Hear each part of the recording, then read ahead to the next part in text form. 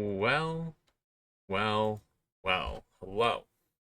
Me, Supernatural Duck, the really normal Ducky, and your host for today's stream. Today is the 26th of November, the day before holiday that people would call Thanksgiving, but obviously this month is Ducksgiving, the more important holiday, obviously.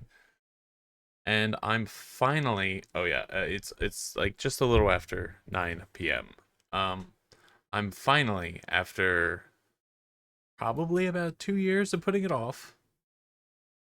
Um, just because I'm terrible at scheduling things. Uh, I guess it would be more accurate to say one of the many things that I put off game wise. Finally getting around to Tell Me Why. An episodic game made by Don't Nod, the same people who made Life is Strange, a game I quite like, haven't played it in a very long time, and who also made um, a vampire. Vampyr,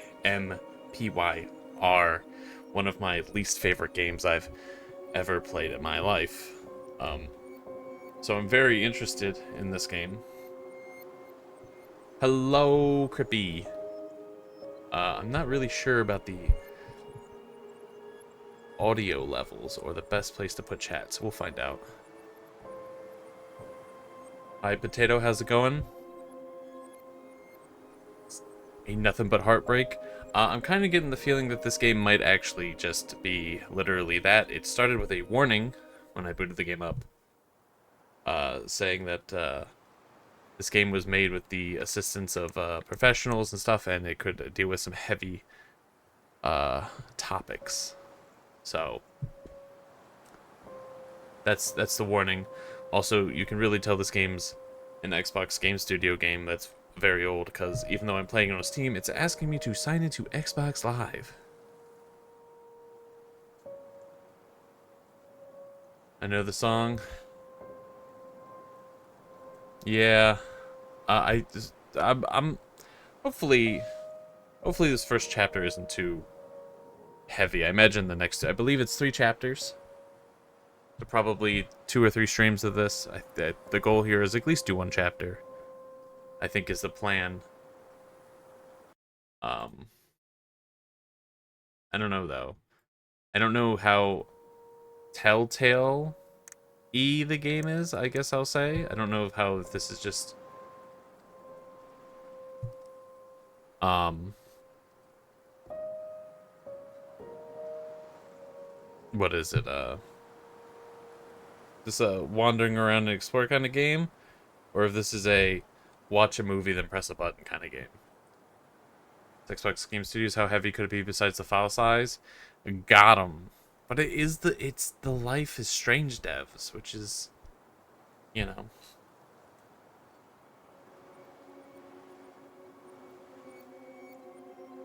it, you know, I'm very interested to find out, and I think we're just gonna get right into it. I checked the settings. I might have to adjust some stuff. Life is Strange devs before they made that banger. That that banger? We're talking about Life is Strange 1 as in the banger? Weirdly, this is after Vampire and Life is Strange, which is, I think it's even after Life is Strange 2, which is like, for real? Yeah, I looked it up on the on Wikipedia for Don't Nod. This is one of their later games. So it's like, this is like the most mixed bag. It could be anything. I believe Don't Nod's release schedule was Remember Me, Life is Strange, something, Vampire. It might just be Vampire. Then Captain Spirit, Life is Strange 2, and then I think Tell Me Why. Which is, Vampire is, it stands out quite a bit there. It's very noticeable. I know apparently some people like that game. Don't like it. Wasn't for me. but let's go ahead and get into it. New game. Tell me why is a story-based game that takes your choices into account to shape your relationships with other characters. Choose wisely. Choose wisely. 2 interesting symbols. One had 2 stars, one had 1.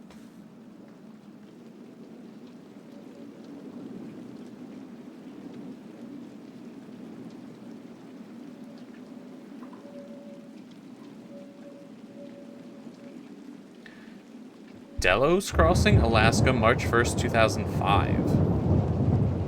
Alright, we're in a police station. This is a little concerning. I might have to turn the volume down a little bit.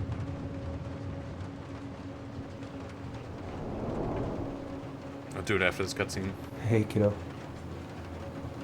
I need to ask you a few questions, okay?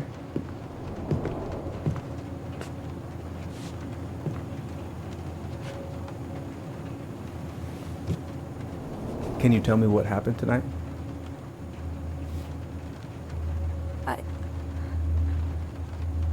I went to show her my haircut. She had a gun. Take your time. She freaked out. It's okay. No, it's not. It's not okay. My mom tried to kill me, so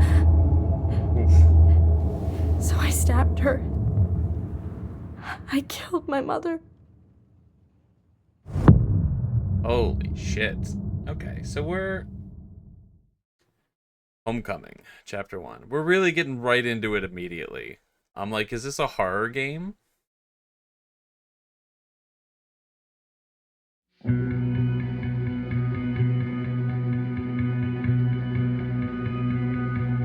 Ten years later, Fireweed Residential Center.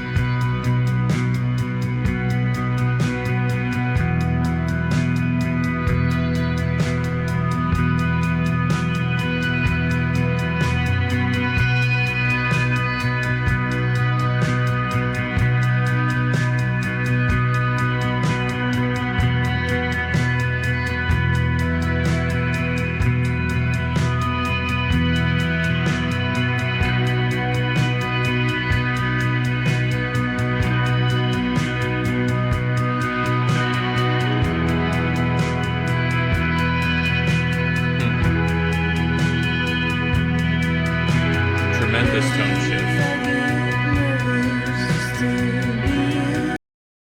Alright, cool, we can pause. Okay, I wasn't sure if it was going to end the cutscene. I knew it was a bit loud. Alright. Alright, we're pausing again. I'm trying to get down a bit more. Okay, we're continuing. I apologize.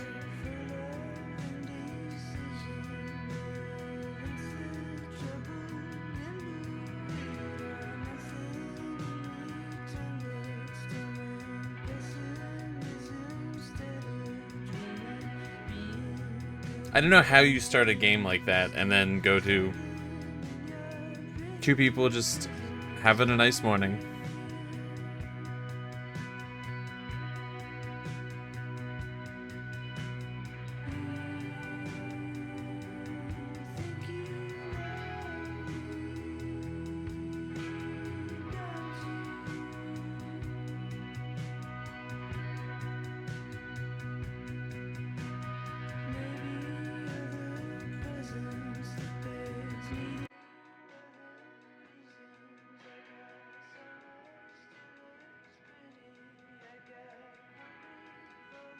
Alright, we're playing. Okay, first, I'm gonna find the keys to the old house. Allison. Then, I'm gonna drive to Fireweed, and I'm not going to freak out.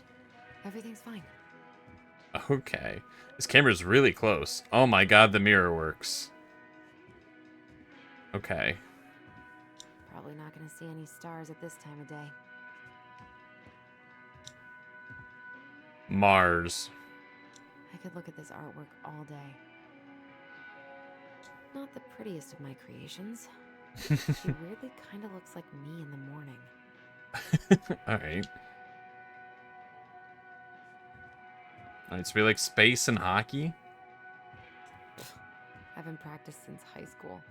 I'm probably super rusty. Why would it be in here? Alright. Lurk making some food? All good. Also, hello, Echo. The grave One is more risen. season. What am I even gonna do with myself when it's over? Get invested in the lives of real people? Your favorite show ends. Is there a way to turn up dialogue a smidge?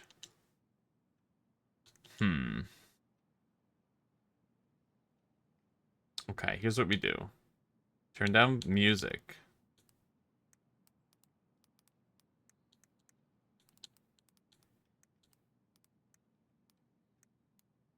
Okay, and then I turn up audio on stream. So that should work. If there's any more audio issues, I will easily adjust them. This is a delicate balancing of audio. Find keys to the old house. Oh. Ooh, I can't wait to force Tyler to watch this with me. He's totally gonna hate it.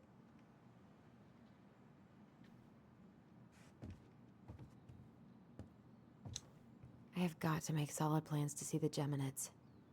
I wonder if Tyler'd want to go. Hey, you want to freeze your ass off watching burning rocks fall through the sky? Yeah, I might need to work on my sales pitch. Night Watch, Alaska, by Arnold Irie? Okay. Not here. So we're thinking our protagonists, I like the lizard. The lizard's pretty cool. Protagonists are Allison and Tyler. I need to bring this with me to Juneau.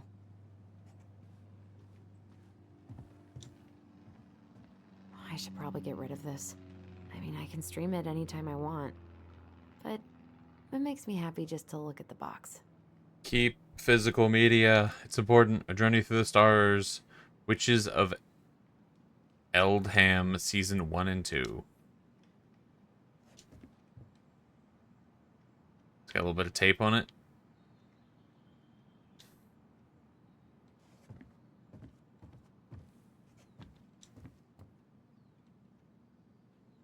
No. In my desk drawer, maybe? Michael and Tyler are so gonna hit it off. Okay. So is this a multi-person trip? How many people? Huh.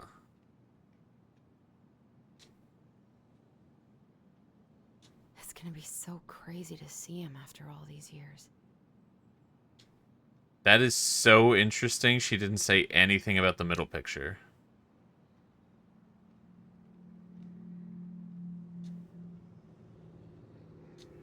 I should probably check my email one more time before I go.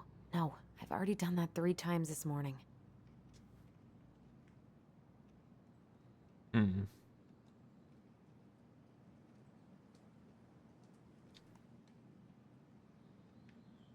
Hello, Action Danger Man. How's the game?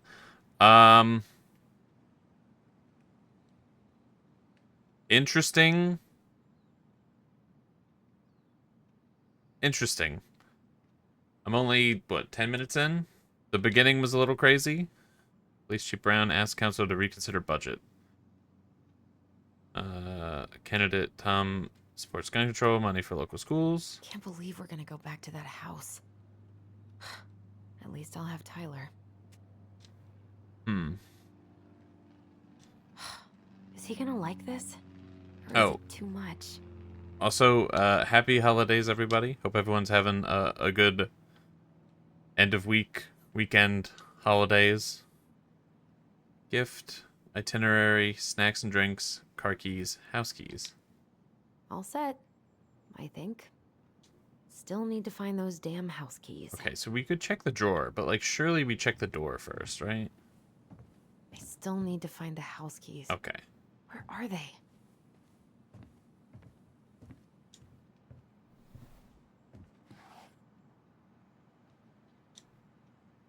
Oh, come on.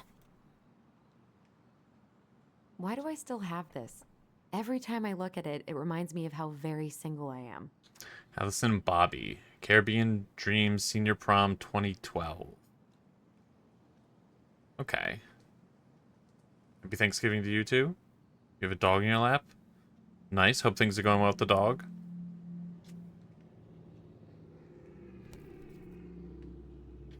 Well, that was the only thing in the drawer. Okay. Hmm.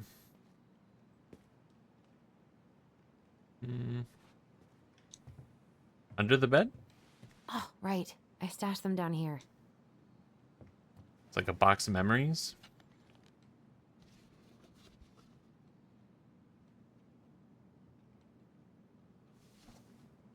It's like a goblin? What's up with So this guy? that's where you've been hiding.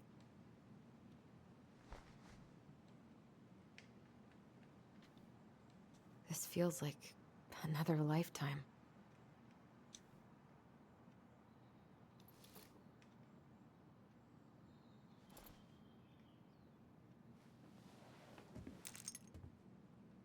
All right. I think I'm ready to go now. Okay. Yeah, Allison doesn't seem to be having a good time. You two often hide your car keys. They're old house It's keys gonna be so awkward. to assumably a house that had some bad stuff. Oh, you can just read the whole letter. Okay. Dear Tyler, I know what you've been thinking. A letter. Why all weird and formal? What's wrong with the email? Well, I figured, hey bro, just wanted to give my twin a shout before reuniting after 10 years of swank juvie is more like, wait a minute. Reuniting after 10 years of swank juvie is more like letter territory. Whatever. You'll thank me when we're 90 and the machines have taken over and still have something to read by candlelight. See? Always thinking ahead. Anyway, can't believe you'll be out for real in a few weeks. What? Amazing. I'm definitely going to be awkward when I see you, so please try not to notice, okay? How's your last month going? Are you sad about leaving your mentees? I bet they're going to miss you. Got my tires replaced, so I'm all good to pick you up, and you can save the snark when you see my ride. She's been through a lot, and we'll all be car guys. Anyway, the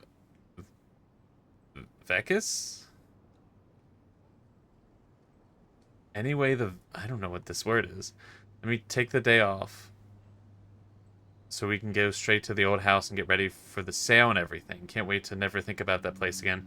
Really can't wait to see you. I don't know if I made it clear. Smiley face. Love you, Allison.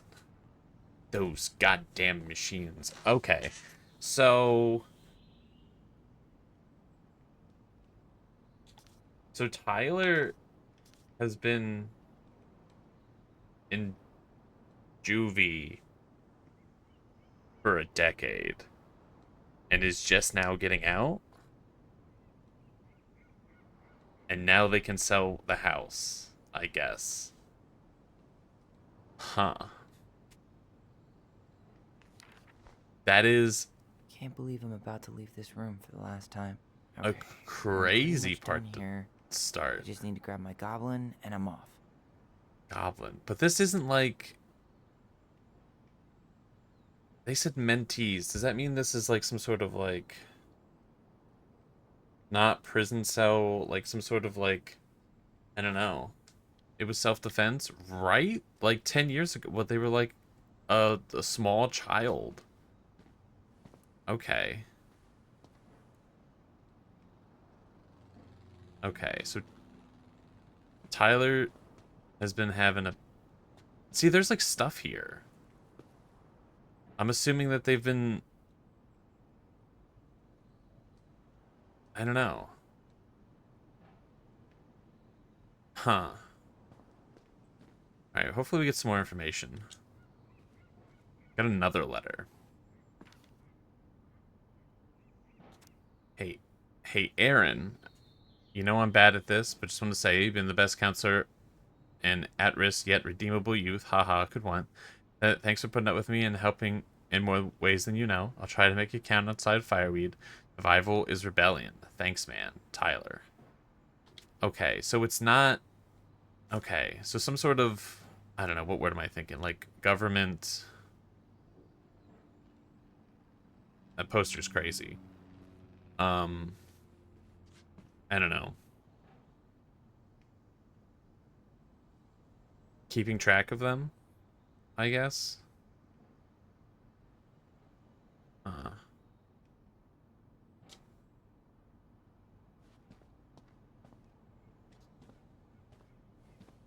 all the stuff.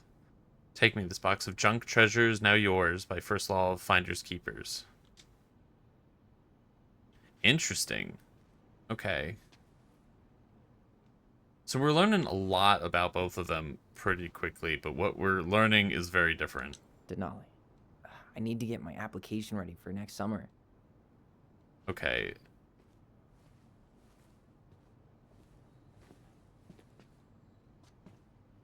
You stay here. Educate the youngsters in classic cinema. Tyler is a lot less...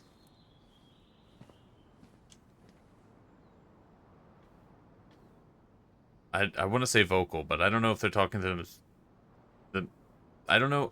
I don't know if they say these things out loud, like the two of them, or if like these are their thoughts, or if they're actually saying it. Bummed I have to leave this behind, but the old house would probably collapse if I blasted this inside.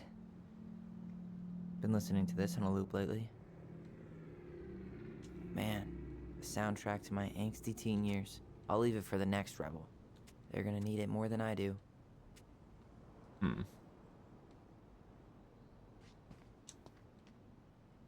And he's going places.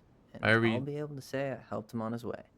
Fireweed Youth Center student art to show at Grindhouse. Tyler Ronan 20 matches young. I think that's an L.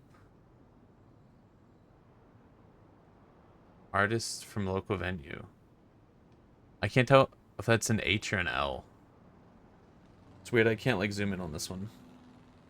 You can see how bad. I can tell. Well, wait a minute. Why can't I read that one? There we go. Okay, it's an L. Still don't know what this word is. Fling it? Apologize for any mispronunciations. Shit I gotta do. Is there any way I can...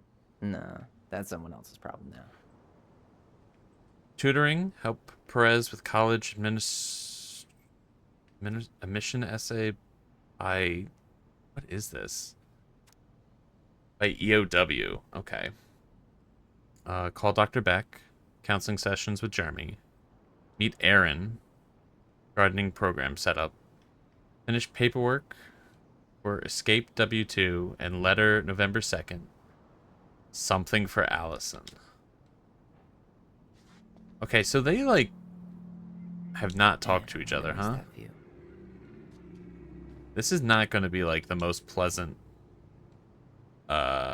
reconciliation. I know most of these by heart at this point. William Blake. Wish I could have finished this before I left, but God, it was a slog. Shelter from the Flood. Of course, there's the middle book. The Transgender Man's Guide to Healthy Masculinity. Interesting that, like, most of the stuff that's like, hey, this character's trans, they don't, like, actually let you, like... There's no, internal monologue about it. I mean, this might. No. Interesting.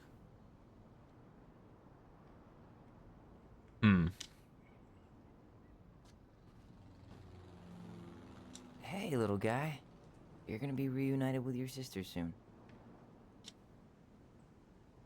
Okay. Bye, Herbert. Plant's name Herbert. Okay, check that. Is there anything else? We just needed the goblin, right? Look at this. Oh, gonna miss these dum-dums. Oh, they're goodbyes. Later, Tyler. Love you, Ty. Best mentor. Will miss you. Good luck. See you soon. You escaped via con Dios.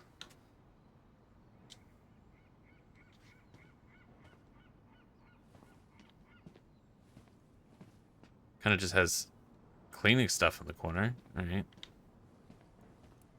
Hey, little guy. You're gonna be reunited with your sister soon.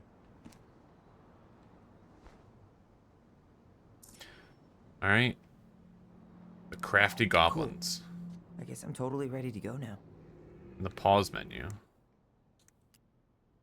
The crafty goblins. Listen?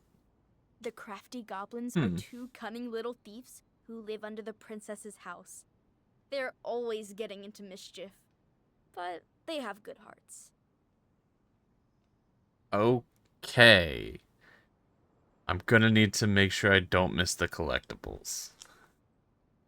Alright, fair enough. So far, they don't seem missable, but please give me water and sun. Thanks. Bye, Herbert.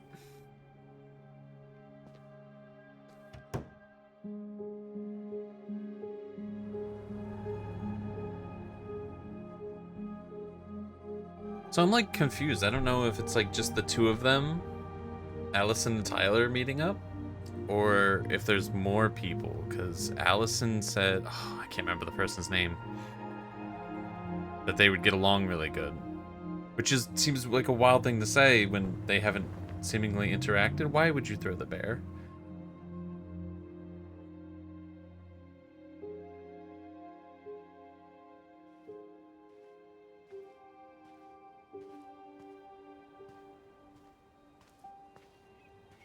Hi, Tyler. Hi. First time we see each other in 10 years, and it's hi, Tyler. Oh, sorry, It's fine, Allison. Hi is a good place to start. God, it's good to see you. So they really haven't seen each other in a Likewise. decade. You have anything else you need to get? Nope, this is it. My last 10 years in a bag. Then we should get going. We just have time to make the morning ferry. You look good in that. Thanks. One of my mentees designed it. It's really good. Yeah, he's so incredibly talented. I got a couple of local coffee shops to hang his art. Tyler Ronan, shaping the leaders of tomorrow. Yep, we're screwed. So, are you gonna miss anything about this place?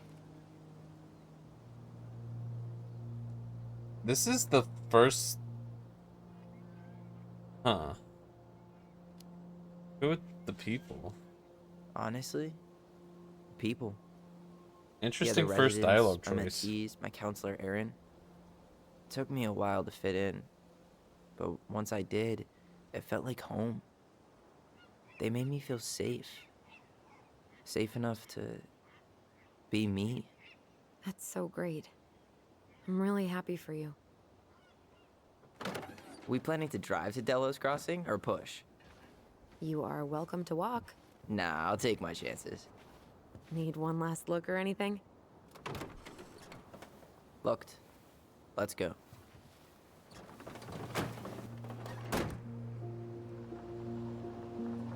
I feel like you can really tell that Allison is like far more uncomfortable than Tyler is.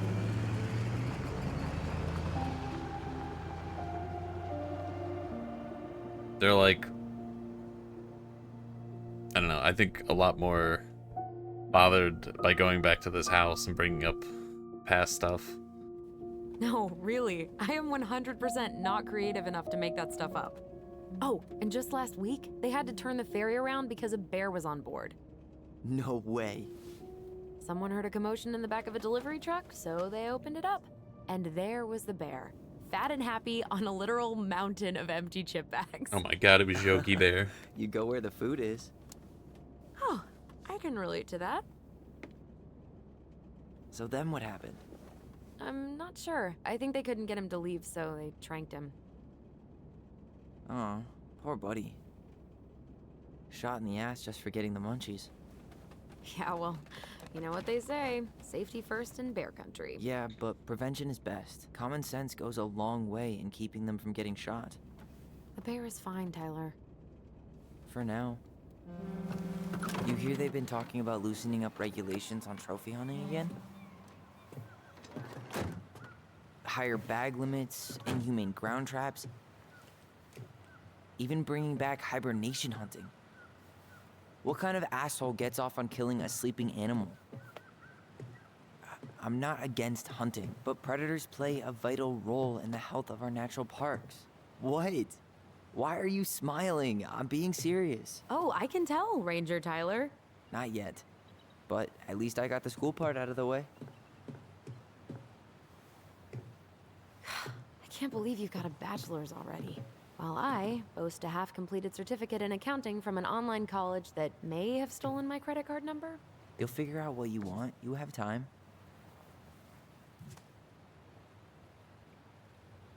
How are you feeling? Like I'm about to drive straight into a whiteout and my fog lights are dead.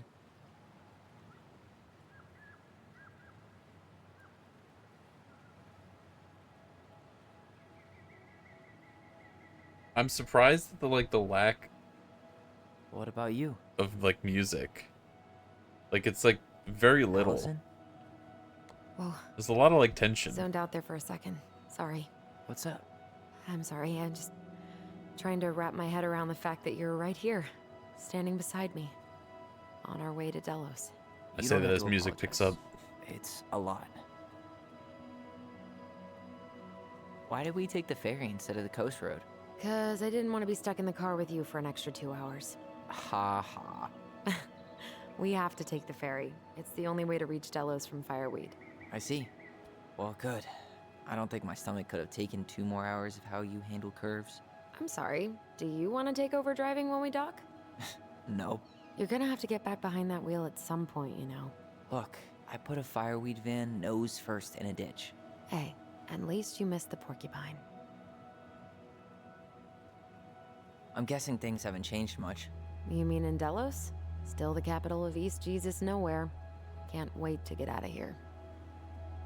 Hold to reply.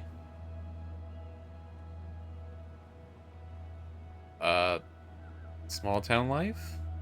Guess that normal life you wanted didn't live up to your expectations. Oh. Huh? I mean, having cable and full-time electricity was definitely a plus. I didn't know who I was playing there for No a one second. ever forgets anything in a small town.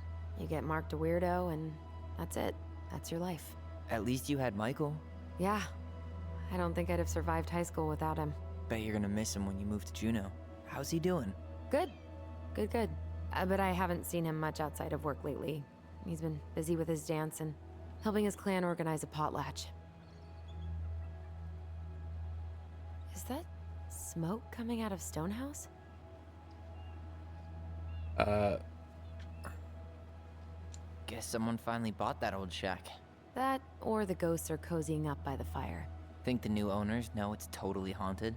I'm sure Tina did her best to keep them from figuring it out. At least until the paperwork was signed. Ugh. That house always This gives me the creeps. Camera is throwing Those me windows off. are like huge gawking eyes. You think people talk about our house this way? Probably. I feel like the camera's centered on Allison, but I'm playing Tyler right now. So the game is crazy. I think the first 2 minutes of the game were pretty wild. So, we're really going back there, huh? To Stonehouse? I mean, we're going home. Yeah.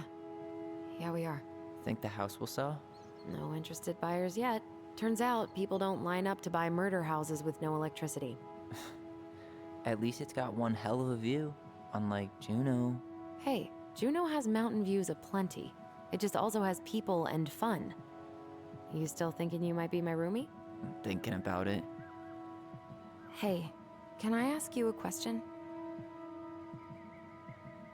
Sure. Shoot. I was told... I mean, after you, graduated, I guess, and became a mentor 3 years ago, you still basically spent all your time at Fireweed. Uh-huh. Pretty much. There were a few times I tried to go to these meetups for trans people in Juneau, but something always came up. I probably should have put myself out there more, but it was better to be around in case the residents needed me. So you were free to come and go as you pleased? Yeah. Why do you ask? Oh, nothing. Just being an overly invested sister. Curious how you spent your time.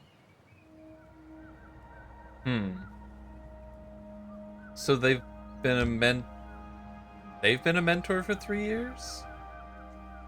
Huh. Okay. I thought Tyler was just getting out. Allison, Yeah? spit it out. Okay, you need to promise not to freak out. What is it?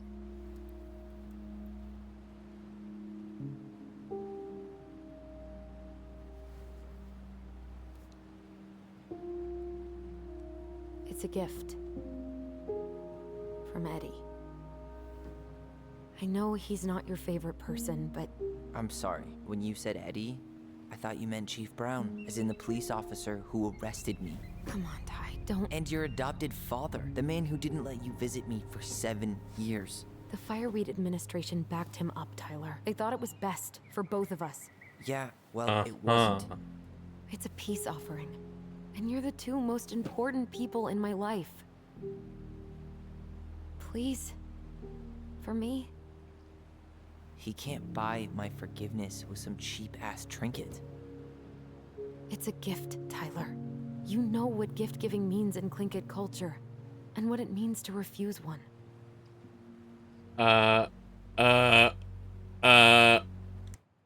Okay. Oof. Okay. We'll deal with that in a second. That was a lot of information, and then it immediately puts me on a timer.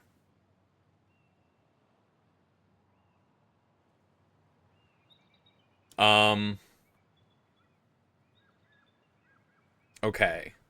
How this game started, is...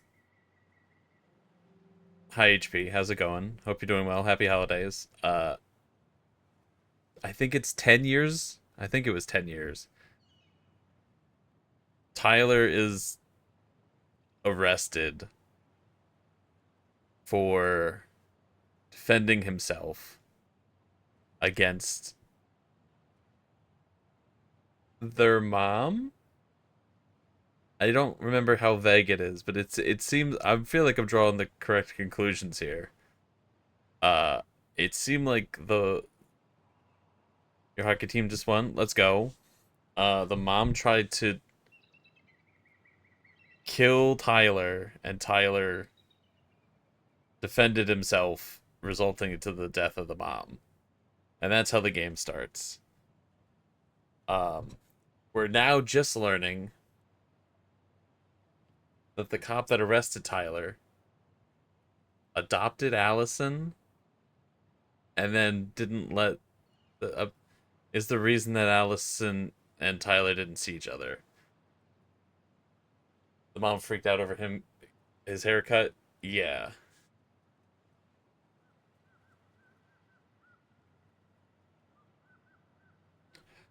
Danger Man, I'm pretty sure the implied thing here is I'm assuming that the mom was like,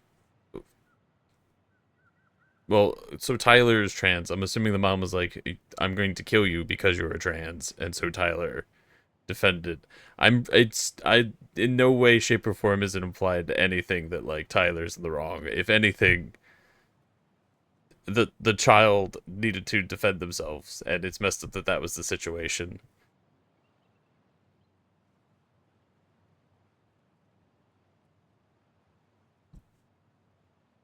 Yeah, that is the information we've been given so far. Yeah, no implications of Tyler having done anything incorrect. Simply, it seems like the story is pretty clearly saying the mom was transphobic and tried to kill her kid. So the game starts pretty crazy. Um, Came home excited to show off new haircut. Yeah. Um, okay, so apparently the word that I couldn't pronounce earlier, man, is, I think she said it was, I apologize if I mispronounced this. My bad. But I only heard her say it, Allison say it one time. But, Clinket, but it's spelled THL? And apparently, gifts are pretty important. So there's more things added to this ring. But, like, I'm gonna be honest. I don't think Tyler is in the wrong if he's like, I don't want this shit. I think that's pretty fair, right? I think that's pretty valid. I think I don't know. I'm like, do we check this in the water, or do we say, I don't know. It's like they literally are finally talking to each other after all this time. Is there a give it back to her option? Fine, I can't accept this. I don't care. I think we have to go with I can't accept this. I think that's the option. Right? I think we would be more rude about this. Except I don't think we want to like mess things up with Allison 30 minutes into the game. I think is the strategy. I'm apologizing for pausing, but yeah, there's a timer and things that you know, there's only so much I could do.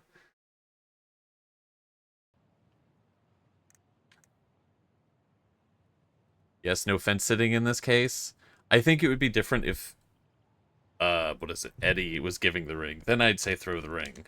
I think that makes more sense to me. I also don't know if any of these explicitly say throw it. I think I can't accept this is like, we need to make the definitive stance of we're not having the ring. I think that's what we're going with. I can't accept this. I can't accept this. I'm just not there yet. All right. Not the game music playing. That was an important choice, surely. You gonna mope about that for the rest of the day, or what? I just hoped you might make an effort. That's all. That's An effort? crazy. It's an effort not to punch something whenever you say his name. Can't you just cut him a break? He was doing the best he could with a truly shitty situation. Oof. Allison kind of sucks right now. That's... Oh, man. At the beginning of the game, there's got to be some... Oof. Did you hear that?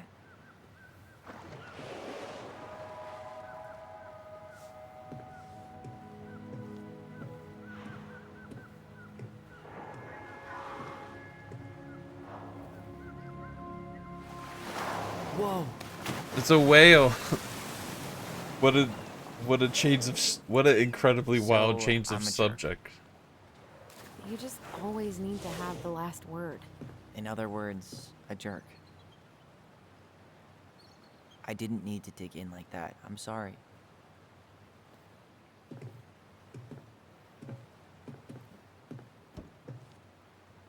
I'm sorry too.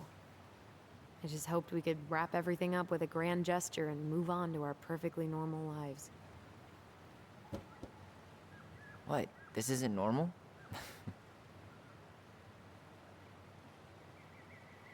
Still your brother? Still your sister.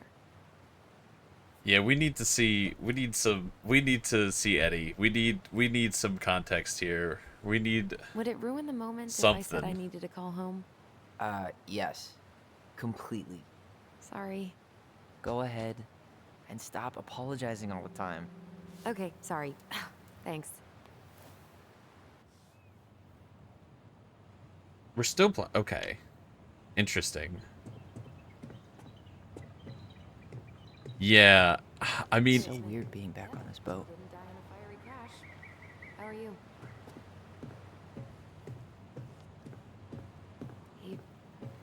He wasn't ready to take it. I'm sorry, Uncle. Yeah, the drive took longer than I thought it would. We're on the ferry right now. Uh-huh, I know. Yeah, Yeah? I've been driving in this stuff for 5 years. I'll be fine. That's not going to happen. We kind of just went over here Okay, this whole see you conversation. soon.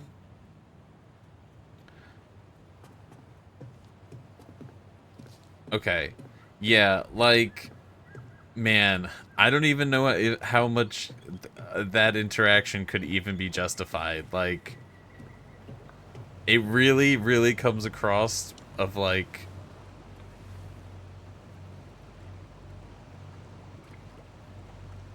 is this a gun? Hmm. Hmm. Impressive, ain't she?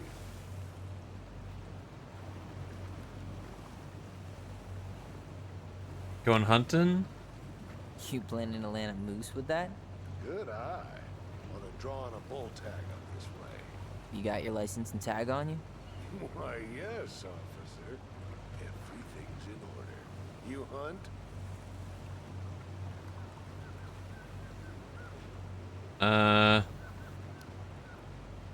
Never had the chance. Huh. No. Too bad. Ain't nothing I don't like laying this down guy. a hammer on a big damn animal to make you feel alive. Where you headed? Delos Crossing? Same here. You from around here? Just visiting. Just in town for a few days. I see. Any relatives in the area? Just passing through. Like I said, just passing through. Well, however short it may be, sure you'll appreciate your time. It's a beautiful place.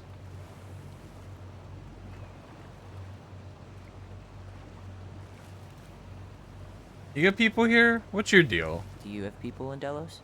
My folks, a younger brother, and a lot of friends. Most people I know never moved on. I'm Alex, by the way. Alex Gershwin. No relation. Huh? To George Gershwin. Gershwin, the pianist.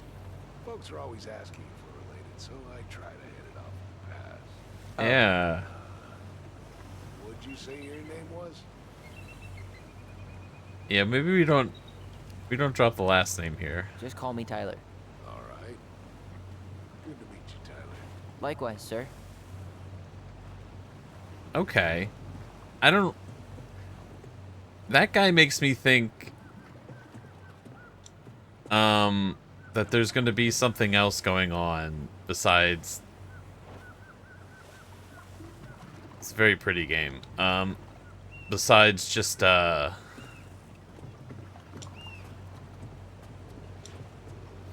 main vehicle, ferries docking.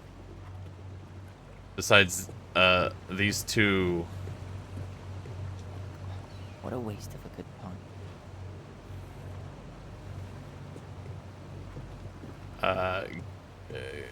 Getting along as siblings. I'll see you around town. Hey, Allison. Can we take the scenic route instead of the highway? Yeah, okay. Allison? Don't think she can hear you. Whoops. I didn't really. Okay, well, fuck.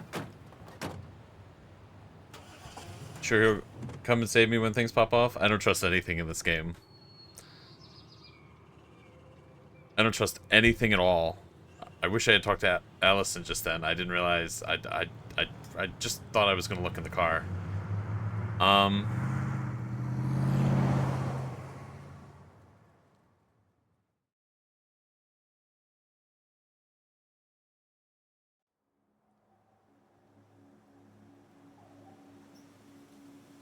We're so early in this game, and it's so tense. I'm like, nah, I don't trust nothing.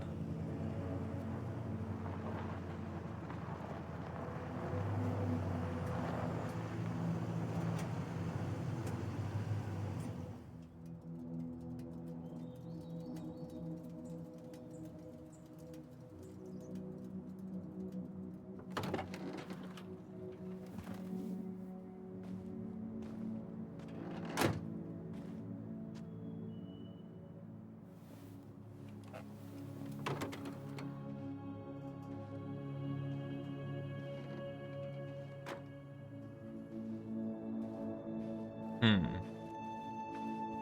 Is it condemned?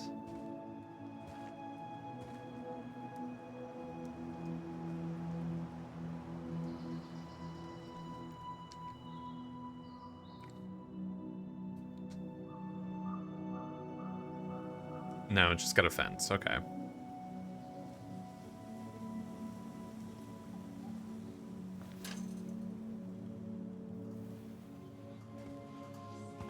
Tyler's just chilling. He's like, yeah, I'm glad to be home. Let's get some closure. I'm all about this. Allison's like, this is a nightmare.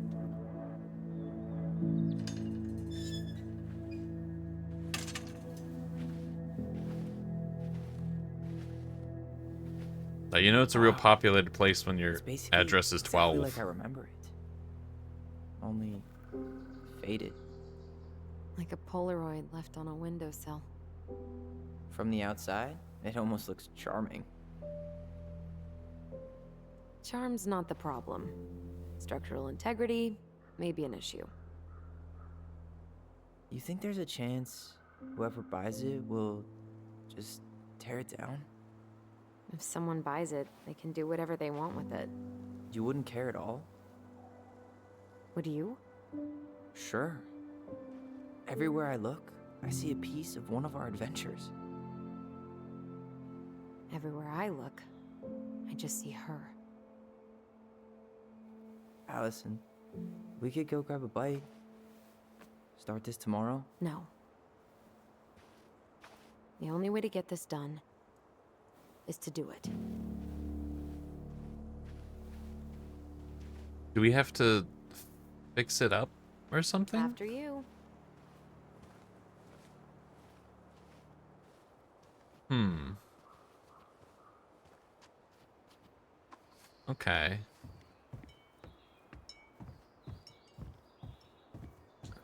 Did you smoke something before you left Fireweed? The door's right there. All right. I mean, like, but if I can explore, though.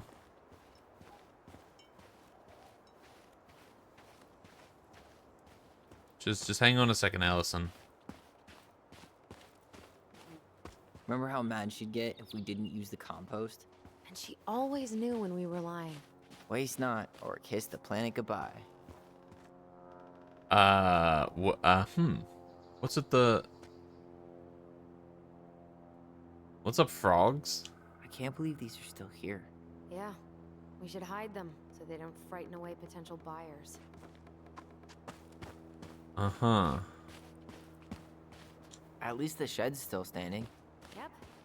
I don't want to think about what might be living inside it, though. I can't believe... Well, better alive than dead. Ugh, I- yes. Let's deal with that later. I can run in Something this else to do game? first. Which is wild. I feel like It's locked you always alright. have to slowly walk in these sorts of games. And this is just default. I'm not like pressing a button to run. What was she doing out here that night? Come on, man. Stop thinking about that. Oh?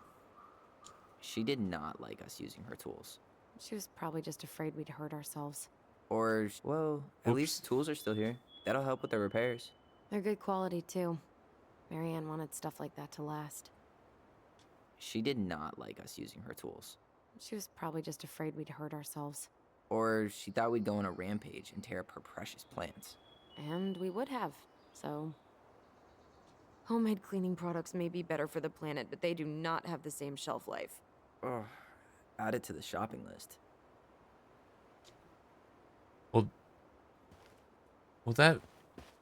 Well, this makes it feel like there's some sort of... I want to know what's going on in the shed. How did she get around on these roads with this thing? She'd rather have broken her neck than spend money on a new one.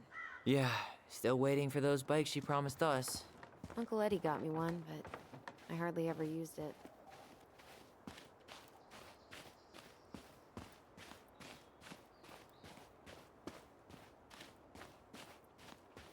Hey, you remember that? Come on, Tyler. It's freezing out here. Bike flex. You're right. Sorry. Let's head inside. Or like unicycle flex at this point.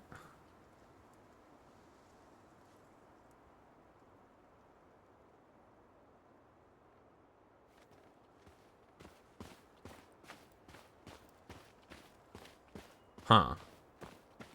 Doesn't seem like the greenest source of energy. Not like she had the money for solar panels. At least we don't have any use for this right now. Luckily. Remember the snowstorm in 2004? Marianne had us digging for hours.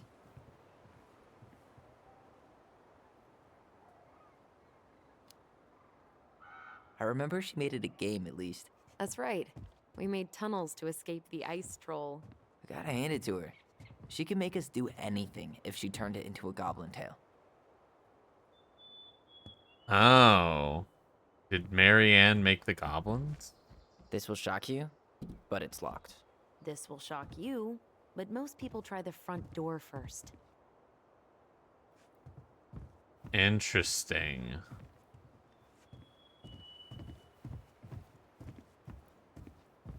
Because they're wood carvings too, just like the frogs. How far?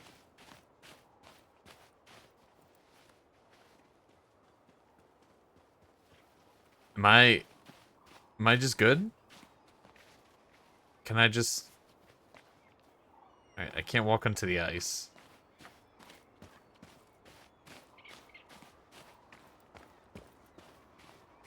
I wonder if there are still fish in the lake. Uncle Eddie taught us to fish here.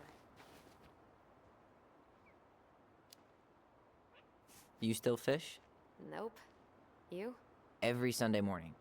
Once I could leave fireweed, of course. Alone? Totally. At first, it kind of made me crazy. And then I started to really like it. It was relaxing. Really? Yeah, you know, the lake, the water, the sky, me, just a speck in the middle of it all. A speck with a spliff? Always. Oh my god. Using of drugs.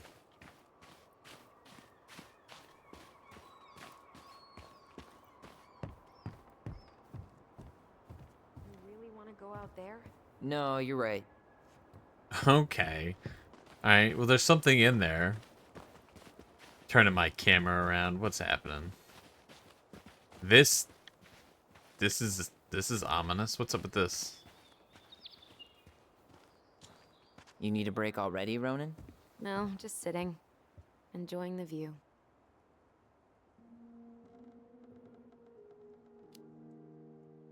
Seriously, how are you feeling?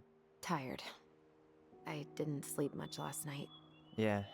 I can't believe how we used to run around for hours without stopping. Yeah. Always a troll to run away from. Or a treasure to find. We definitely never lacked imagination. Marianne didn't either. It was the one thing that brought us all together. Even in the end. She told a new story, didn't she? That night? It was... weird.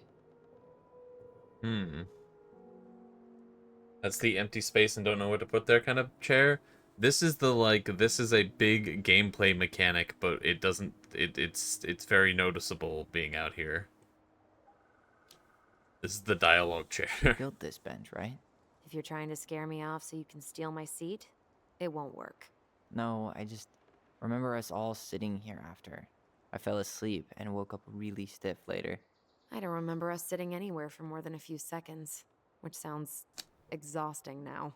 Guess we're just old. At least we've got a few more years before we're... As old as her. Hmm. Come on, that's enough rest for us. Let's get inside. All right. Okay.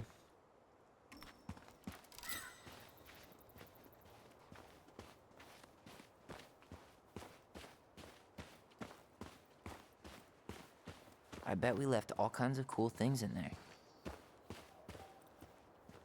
Bet you this door doesn't work either. No way. I can't believe it's still there. Ugh, it's locked. Seriously? Why haven't you checked the front door? Because true adventurers never walk a straight line. What'd you find? Our hidden treasure? Seriously? How do we think to stash it there? Goblin secrets are always well kept. What'd you find? Our hidden treasure? Seriously? How do we think to stash it there? Goblin secrets are always well kept. The secrets of the goblins. I'm like, man, I want to explore this place. I want to know what's up. There's some secrets going on with this family. Locked. Well, it's a good thing I remembered this. You sure that's the right key? Yes. Someone Maybe changed the someone lock? changed the lock. Who would change the lock on us? I don't know. We're screwed. You got a plan B? Yeah, we find another way in. I never knew a locked door that could keep the crafty goblins out. Yeah, we had a million ways in and out of this old house. At least one of them's gotta work. Okay, well, I've checked like 4 other ways. I wonder if like suddenly they magically work now. I could break a window. You know civilized people don't do that, right? Oh, so we're civilized now? Well, maybe not. But we are trying to sell this place, and Squatters' broken windows rights? aren't exact. The crafty goblins. I haven't thought about them in forever. Or should I say, us? We almost spent more time as goblins than we did as kids. Oh, do you remember all the other characters? The Moon Hag, the Ice King, the Old Bear? Most of them, I think. But the details are fuzzy. Hey, do you know what happened to the book with all the stories? No, no idea. But I'm sure it'll turn up when we clean this place out. I don't think this is a squatter's right situation. I think something mysterious is going on. I don't know what it was.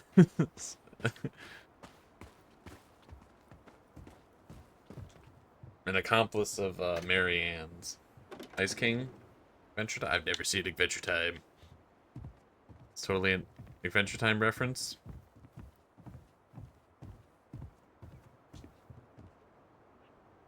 Surely not. Eddie changed the locks?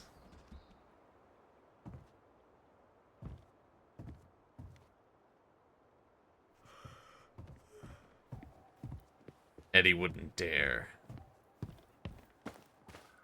So how the fuck do I get into this place? Is that a hint for me to go to the goblin treasure pile? At least we don't. So, any idea how we're gonna get in?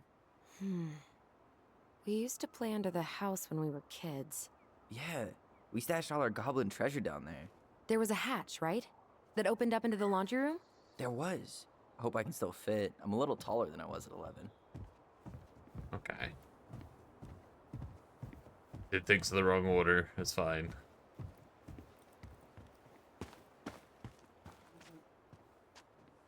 Is it not here? Do I need... Allison.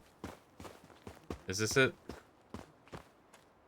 Oh, no. Can I now open this? You need a hand with that? Now I can No, open it this. should be Okay. fine. I forgot I'm Okay. playing a video game. If Yes. we just get this board out of the way, I could probably squeeze through. So we need something to pry it off. The shovel? It's screwed in pretty good. We need a screwdriver. A I think I saw screwdriver? one back in the shed. Let's go check.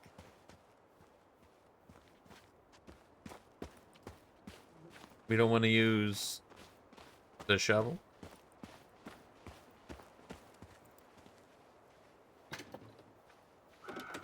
Hey, it's locked all right. Allison, move. Please. Okay. Requesting. Should be something in here that'll work. I guess Marianne left us something useful, huh? Yeah. We still have to find a way to get inside, though. You need And 50 please, things to get in no this broken house? windows. We'll Yeah. see ya. What's happening? Do you feel that? Hold to focus your bond. Remember. And don't leave this room until everything looks as clean as a whistle. Ugh. This is the millionth time I've gotten in trouble because of you. You and your big mouth. Hey, you were thinking the same thing. You just weren't brave enough to tell her. What good would it do? It's not like she ever listens to us anyway. Well, I'd rather scream it right in her stupid face than be a quiet little mouse. Oh, we forgot the key. We need to put it back. Maybe we could hide it somewhere. You know, for fun. Goblins are supposed to help the princess, not play mean tricks. Whatever, you're not fun. I'm only trying not to make her even worse. Oh, are they both actually Whoa. seeing this? Did that just happen? I don't know, Okay. but I saw it too. It felt like it did when we used to share thoughts with our voice. It did. But that was a memory of us 10 years ago, right? I vaguely remember it happening. I think so. Okay. And, that's new, right? Yeah. We could share thoughts and feelings, but we never replayed memories like that. Why would it happen? And why that memory? Okay, know. they have It's pretty eerie. supernatural powers. It's weird, but our voice was always a good thing. This could be too. They're too calm for what just happened. They really were I'm like, feeling something again. hey, we had powers when we were Near the kids. barn. Yeah. Oh, me too. hey, we still have them. Which makes me think that, like, they use their powers a ton. That this is so not new news for them. Okay, this is, so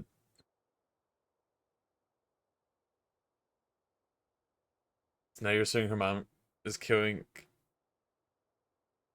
kids for different reasons? I don't know. Did Tyler, did he find out something, but he doesn't know what it was? Are they pulling the bait and switch? Did he happen to see something?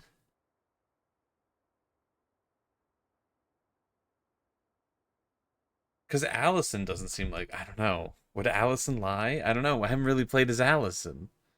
Maybe she, I don't know. Hmm. I, I, I don't think I can change my thought process. We're just gonna have to see how this unfolds. There's not enough information being given. Them just straight up being like, "Hey, we have powers, by the way. This is regular," is a wild twist. I was expecting there to be like a murderer with the hunter guy, Alex. This is strange. This is a twist.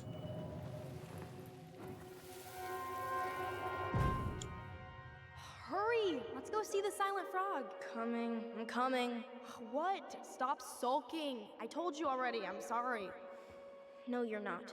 Okay, guess you don't want to see what I put in the treasure room then. What? No, I want to see. You're going with hunted demon Guess we know where children. to search now. We just have to remember which one is the silent frog. So, which one of you is hiding the key? Damn, where's the key? Seriously? Kidding. Oh, come on. Okay, sorry. Your dog likes to stream. job keeping Shout out secret to your private. dog. Okay, we have the key. It's appreciated. Okay. Well, wait. Would this key not just not work, right? Because these would be old keys. No, these keys get us into the shed, right? Okay.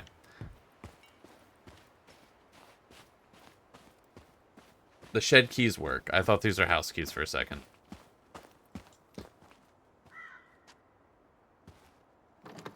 Okay, but I want to go into the main part of the shed. I want to know what's up.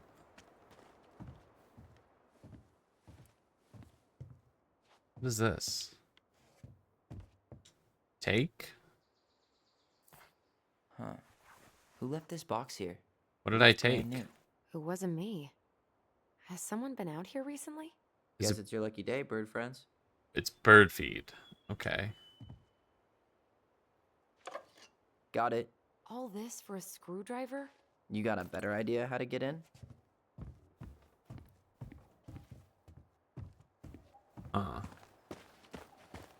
Alright, there's birdhouses on some tree, and I don't know which tree, but I know I saw birdhouses. There we go.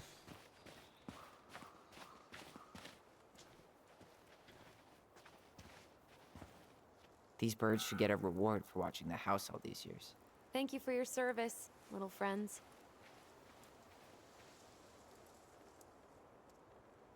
Hmm. Marianne always spoiled the birds. She liked animals way more than people. I can relate to that.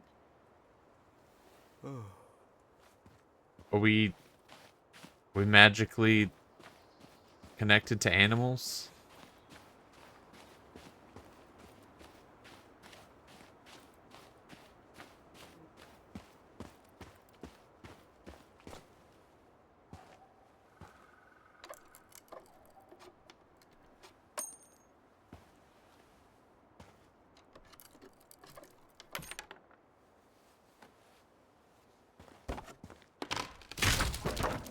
Could have just unscrewed the rest of them. I mean, that. Just saying. You sure you want to go in there? This was our very first den, remember? Who knows what lives down there now?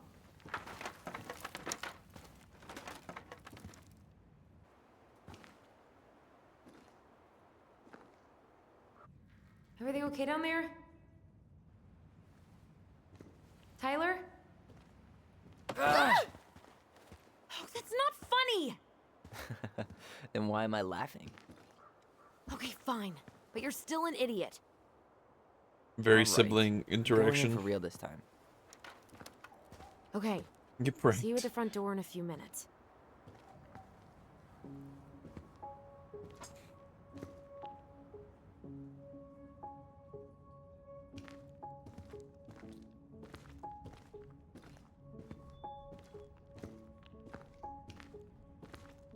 It's kind of a, as far as crawl spaces go, kind of huge. Ouch! Are you okay? What happened? I just hit my head like an idiot. Wait. What? Where are you? Ty, I'm outside. But I can hear you in my head. Our voice. It's back. Holy shit. I, don't suppose you remember how to get to the hatch. I Dragons, straight ahead. need to go left, I think. You were right. Nothing here. Of course I was. Huh. Okay.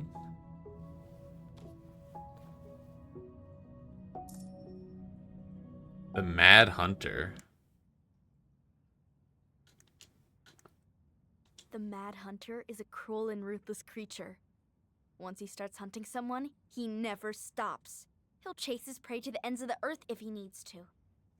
No one can escape his piercing eye. Okay. So, like, is this gonna be like... Is this representative of Tyler and Allison, and this representative of Alex the Hunter? I would have taken the gold. Not even in your dreams.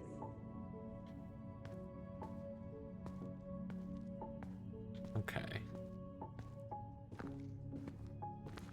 Huh.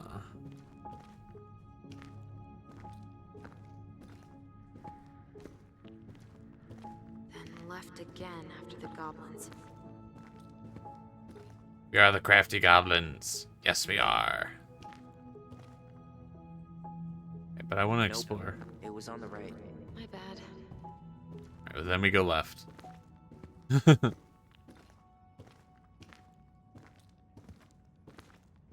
Wow. Can't say I ever expected to see you again. It's been a long time, buddy.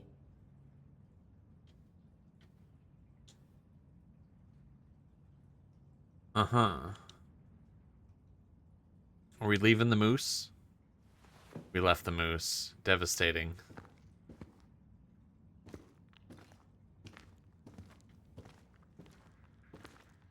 It's a little messed up. Goblin Den treasure room. You were right, sis. Of course. A goblin never forgets where she stashed her treasure. Not even. Marianne grilled us about all these missing dishes, but a goblin never gives up their treasure. I gotta stop skipping dialogue. I didn't mean to. Pink. It always had to be pink. found her old kite. I think its wings have been clipped, though. Rest in peace, brave bird.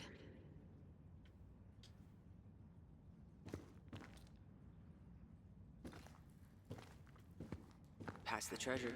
Straight ahead. You know, I almost convinced myself our voice was just another childhood fantasy. Me too. But we really are connected. Beware the Mad Hunter. The Mad Hunter. Why am I still afraid to say his name? He was Mary Ann's creation. She made all the creepy characters. Okay. The Mad Hunter. Okay. Why am I still afraid to say his name? He was Mary Ann's creation. She made all the creepy characters.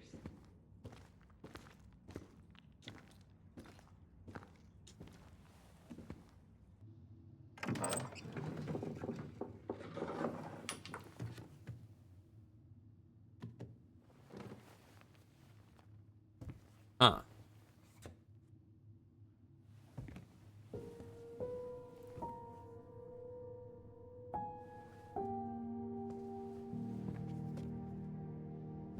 Okay, this house looks like it's in too good of condition. Okay, maybe not. Maybe, I don't know. A decade's a long time. I feel like it would be in worse condition, right?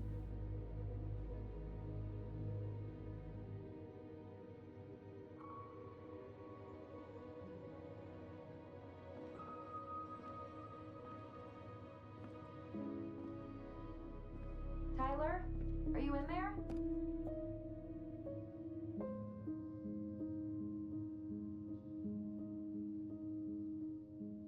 Tyler! Coming!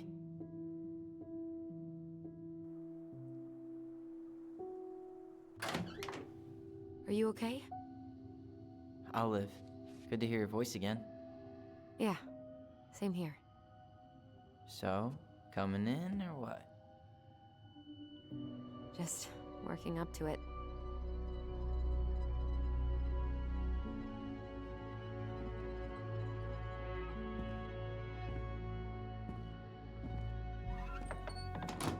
Well, we're here. Here we are. So, how do we get started?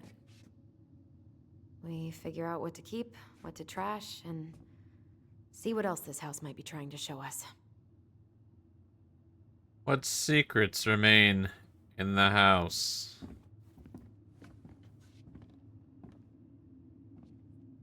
Wow. It doesn't seem real.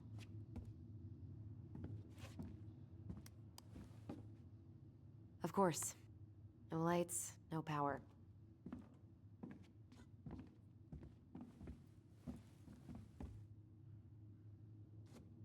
Something about Allison just like walking in and like doing stuff felt very, it reminded me of like Resident Evil, where there's like lots of NPCs that are just like, well, later Resident Evils, they'll just do stuff. And I feel like a lot of games just have characters immediately like pick an idle animation by a wall. Ooh, this place needs some serious cleaning. Or an exorcist. I would have still been hung up on the magic powers things, but I could just be obsessive. I want some explanations for it, but I'm like, they're just gonna roll past it. I feel like it's gonna come up a bunch, but they really were just like magic powers, guys, and then moved on. Machine repair. Sam K. Roberts, Texas for winter. Brooks too expensive. Tessa. All right, let's see. Broken shelf, broken jar, and the washing machine. Broken. The dryer never worked to begin with. Marianne thought dryers were straight up evil. Energy hogs. I hated hanging drippy laundry. I refused to change for a few weeks once, so I wouldn't have to do it.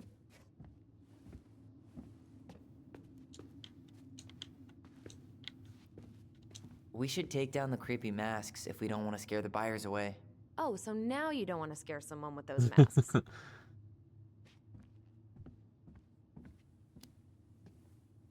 Are these authentic Tlingit?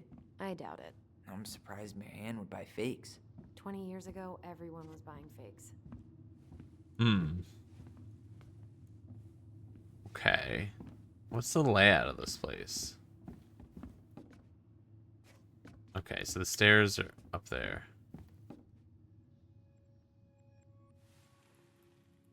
Oh, we got a memory? Mom? About me joining the hockey team? Mom! Sorry, what? Not now. Maybe next year. But you promised! Keep whining, and my next year will become never. Can you cut my hair? Your hair is fine. But I want to cut it short. Really short. What? Look, I'm tired, and I'm busy. Let's talk about this later. You always say that. Marianne said no to everything. Made me so pissed. She was always on edge those last few months. Yeah, and completely deaf to everything I was telling her I needed. She pretty much always said no to me, too. True, but it felt personal with me.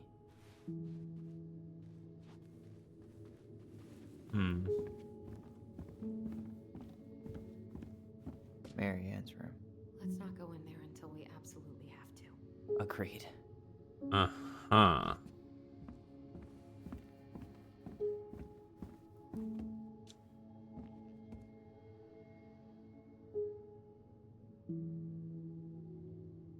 Marianne trying to figure out why her kids have powers. I'm convinced Marianne had something power related going on. I don't know. And I think it must be, I don't know.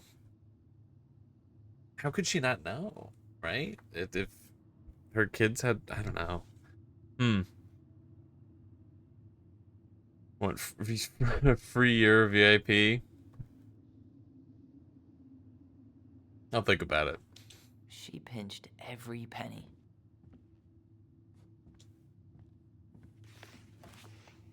What is this?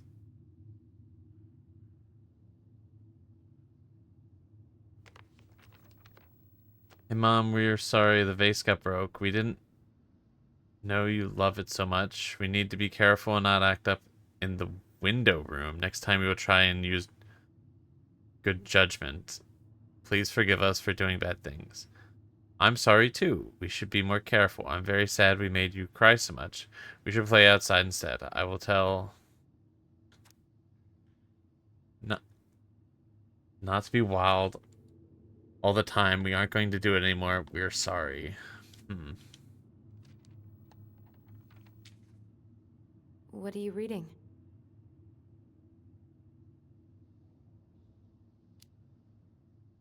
A letter we wrote her.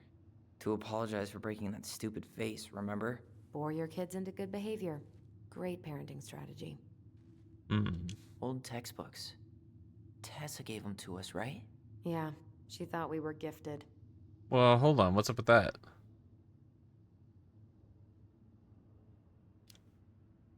Oh, man, I meant to press Y. When she came over, she brought food and toys. You might not be quite so excited to see her now. Why do you say that? Her worldview is narrow, even by Delos Crossing standards. I wonder how Tessa's gonna react when she sees me. She's got the whole Catholic thing going on, but it's me. She's gonna be cool, right? Oof. Yeah, I didn't mean to press that dialogue, but I mean, I guess that's important information to have. I meant to press the we were gifted thing, because I wanted to know a bit more about the powers. I don't remember these. It's probably one of Marianne's unfinished masterpieces. There's 2 of them. Maybe they were us. In some weird way that only made sense to Marianne.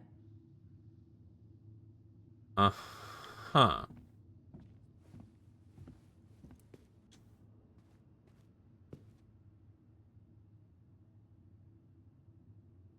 She took so many pictures. Yeah. Like she had to document every second of our lives.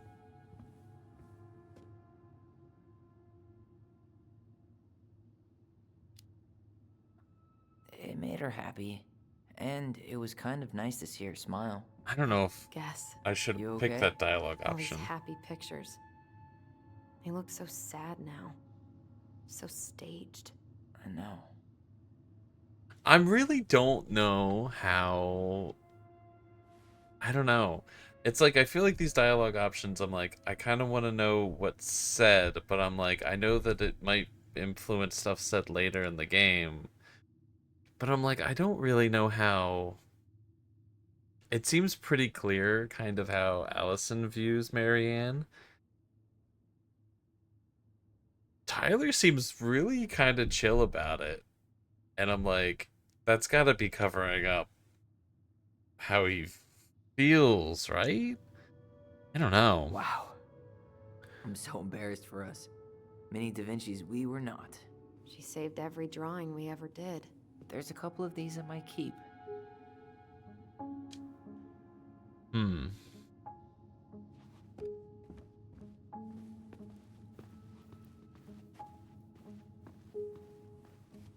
I don't know. This game's She was stressing me trying out. to save the planet way before Al Gore made it cool.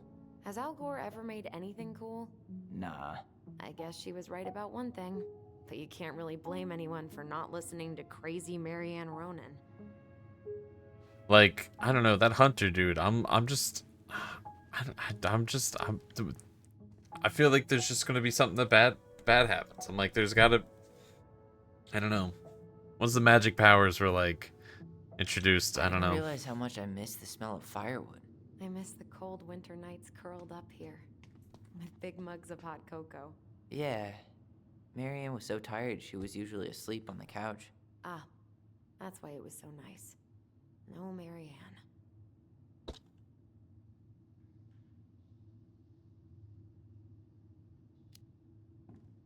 That was the one time we were ever quiet. We knew she needed to sleep. We all needed her to sleep. Hmm. Here's so Tyler just did a lot of therapy work, or he's just suppressing it all. I'm wondering if like Tyler, if he's like a lot more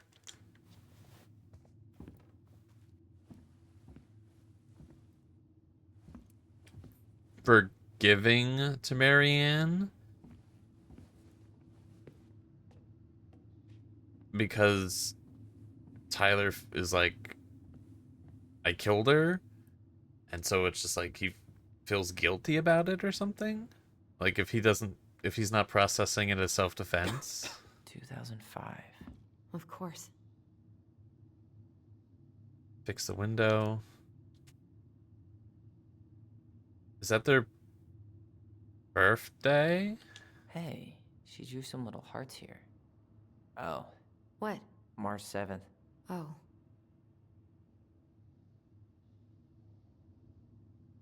Some fucking hearts?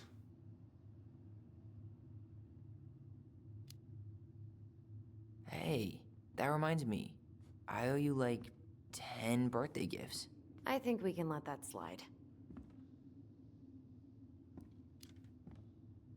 I mean it. Hey, you being back is the only gift I need. Well, that's really nice.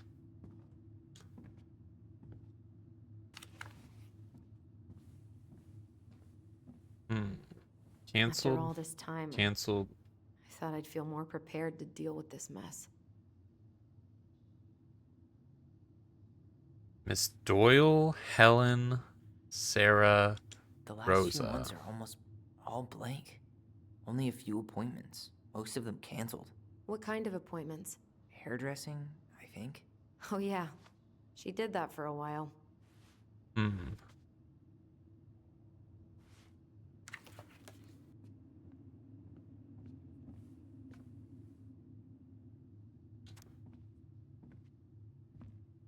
We love you, Mom. Me too, but don't write here. Oh, okay.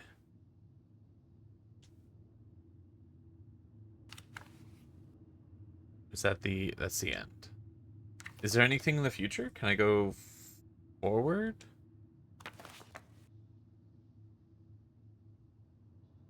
Can't look at April. Okay.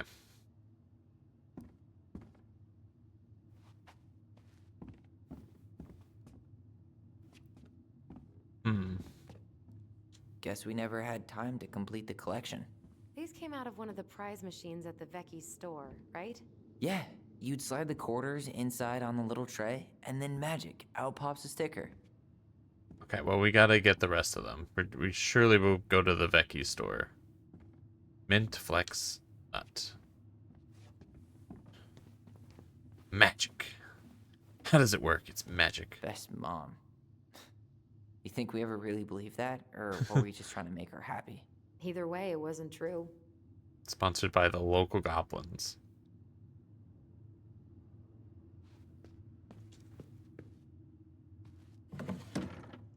String, glue, duct tape. The holy trinity of house repair. Marianne loved having something to fix.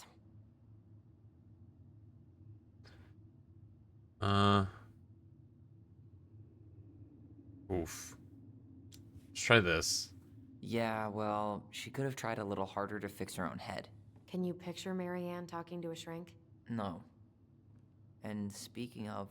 Therapy's expensive, and I'm fine. Uh-huh. Okay. Man.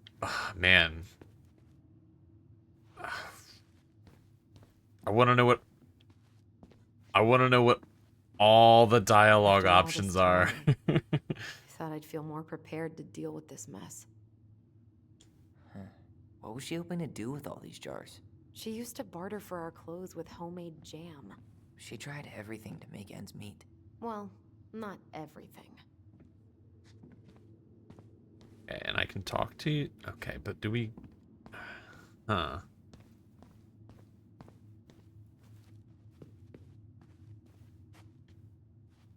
Huh. This bathroom still smells like Marianne. Good scrub, and we'll be rid of that too. Uncle Eddie didn't have the money for therapy for the small child he adopted? Right? Like... What is, like, clearly...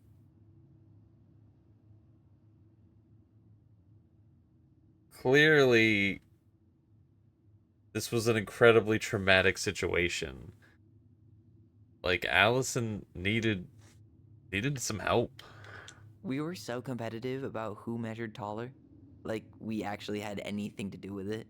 And after all that, it ended in a tie. I mean, they both needed Yeah, help. None of but that crazy stretching I did made any difference. it seems like Tyler required a lot more help. Although, seemingly not in the best way. I tried to bury this dress in the backyard, but Marianne caught me. It was a pretty dress. Yeah, well, we both know pretty was never my thing.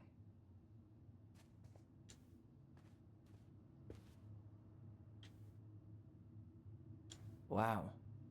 I forgot all about her weird concoctions. And how she was always testing them on us. Like we were lab rats. That's... What are we gonna do with all her jewelry? Well, I'm certainly not gonna wear it. Donation pile it is, then. Not a total disaster, Ronan. I'm like, how crazy is this? I want to know what Marianne knew. Was this some sort of magic potion stuff, or is this just messed up at home stuff? I mean, either way, it's messed up, but I want to know, like, the context here. Handmade soap. Still here after 10 years. Impressive. You could say that about the entire house. I am so interested for the game to switch back control over to Allison. I would really like to see what her dialogue options are.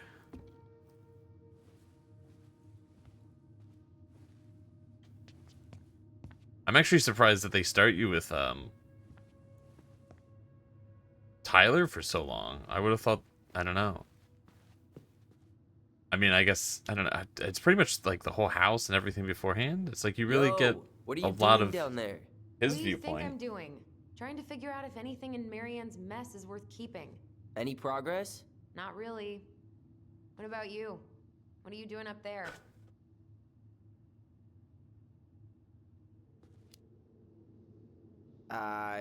Just plotting world domination. Ah, it's a big responsibility. Not sure if you can hack it, Ronan. Oh, ye of little faith. I guess it is about time to check our bedroom. I'll be up in a second. Very interesting. They like use their last name as like a nickname for each other. Where'd you come from? A tale of two swords. Hmm.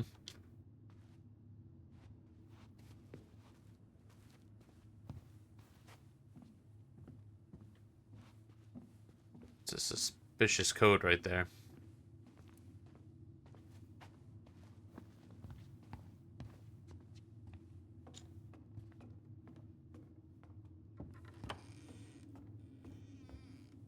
This feels like there's gonna be a memory in Now here. this? So empty. This feels like home. Well, in the center. You know, if there's one thing you gotta give Marianne, it's that she let us explore our artistic side. You should have seen Eddie's face when I tried to repaint his car. Yeah, I bet Uncle Eddie didn't appreciate your artistic touch. I'd rather you called him Chief Brown if you're gonna be an ass about it.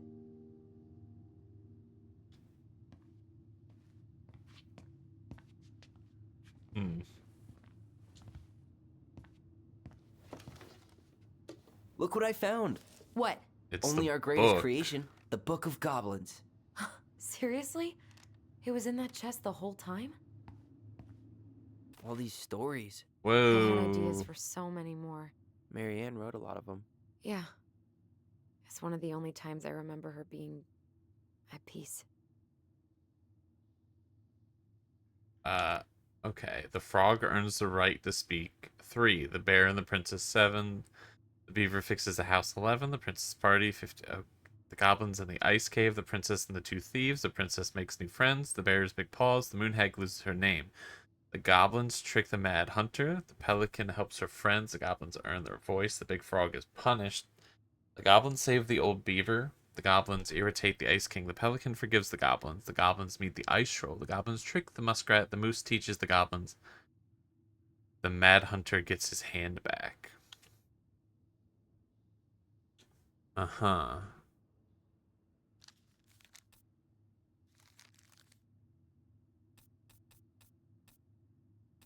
Alright, I guess we're doing story time. Holy shit. I think we might just be reading 79 pages real quick.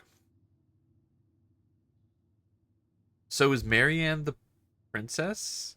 And Tyler and Allison were the goblins? Frog earns the right to speak. Once upon a time, in an ancient deep forest, there lived a big frog in a small pond. She was a peaceful creature who spent most of her time eating, swimming, and sleeping. From the morning to the evening, she did everything the smaller frogs did. Except she did it bigger. She ate more, she jumped further, she was smarter, and she made much more noise. Everybody in the forest could hear her loud croaking, and everybody was happy that they could. You see, it was easy to get lost in the forest, but thanks to the frog's loud noises, you could just as easily find your way back to her pond. Maybe it would not have been the same if the big frog had kept singing during the night, but she was much too lazy an animal to stay active after dark.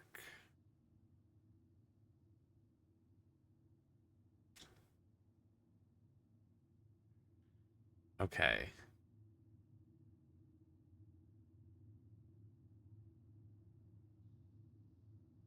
Okay, what's the best way to do this? Should I just, like, go through it this way? Okay, I think that was the first paragraph. One day, an unknown visitor came to the forest for the first time. It was a young woman dressed in a beautiful gown. She was walking fast through the woods as if she was running away, and she never looked back. Many eyes spied the princess pass by, but no one dared to help her, for the mad hunter was on her trail. This is not our business, they said. We had better look away, for the Mad Hunter was an unyielding man who loved nothing but hunting down prey for money and glory. Nothing could escape his piercing eye for long. Okay, we're like 2 paragraphs in, and I'm like, this seems ominous. Holy shit. Oh my god, am I reading all of this now? Jesus Christ. Alright, we'll read a bit. So the princess walked... Let me double check. Okay, so the princess walked alone, without help, until she was hopelessly lost in the big forest. Exhausted, she pressed on, with no idea where she was heading, as the hunter drew even closer, dogged in his pursuit. She continued this way until she heard a heavy croaking, far off to her left, so clear and loud that the princess immediately made for the source of the noise. A few minutes later, she reached the big frog in the small pond. The frog looked at her with a gentle smile. Pages are pretty cute.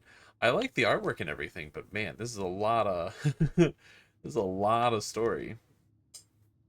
Help me, please, said the princess. I need a place to rest and hide. Ribbit, answered the frog, and the princess frowned. Please stop making noise. The mad hunter's after me. Ribbit, said the frog again, so loud that the princess had to cover her ears. The creature began to jump every which way. What are you doing? Asked the princess. Stop all that noise, or he will find us. But the frog kept croaking and jumping around her, left and right, up and down, ribbit, ribbit, until the princess understood the meaning of all the fuss. Cautiously, the woman climbed onto the back of the big animal, and then with a leap, the frog set off from the pond. The frog jumped so high and so far that even the hunter could not find where the princess had gone. With a few jumps, the princess was out of his piercing eye. A few jumps more, and she had vanished for good. The princess closed her eyes and let her clever mount carry her wherever the creature pleased. Less than an hour later, the big frog had reached the other side of the ancient forest, near the shores of the very deep lake. There she landed without a noise in front of a big wooden house that had been abandoned. Thank you, said the princess, covering the animal's snout with kisses. I only wish you could speak, so I would have understood what you were trying to do sooner. As she pronounced these words, something incredible happened. The big frog suddenly was able to speak. Her first words startled the princess. The mad hunter is always at my heels. Now you're safe, and I've had my revenge. You can stay in this house. It'd been abandoned for a long time, and no one will look for you here. And then, without looking, the big frog jumped back to the pond. And this is how the big frog saved the princess, and how she earned the right to speak. Could Marianne speak to animals?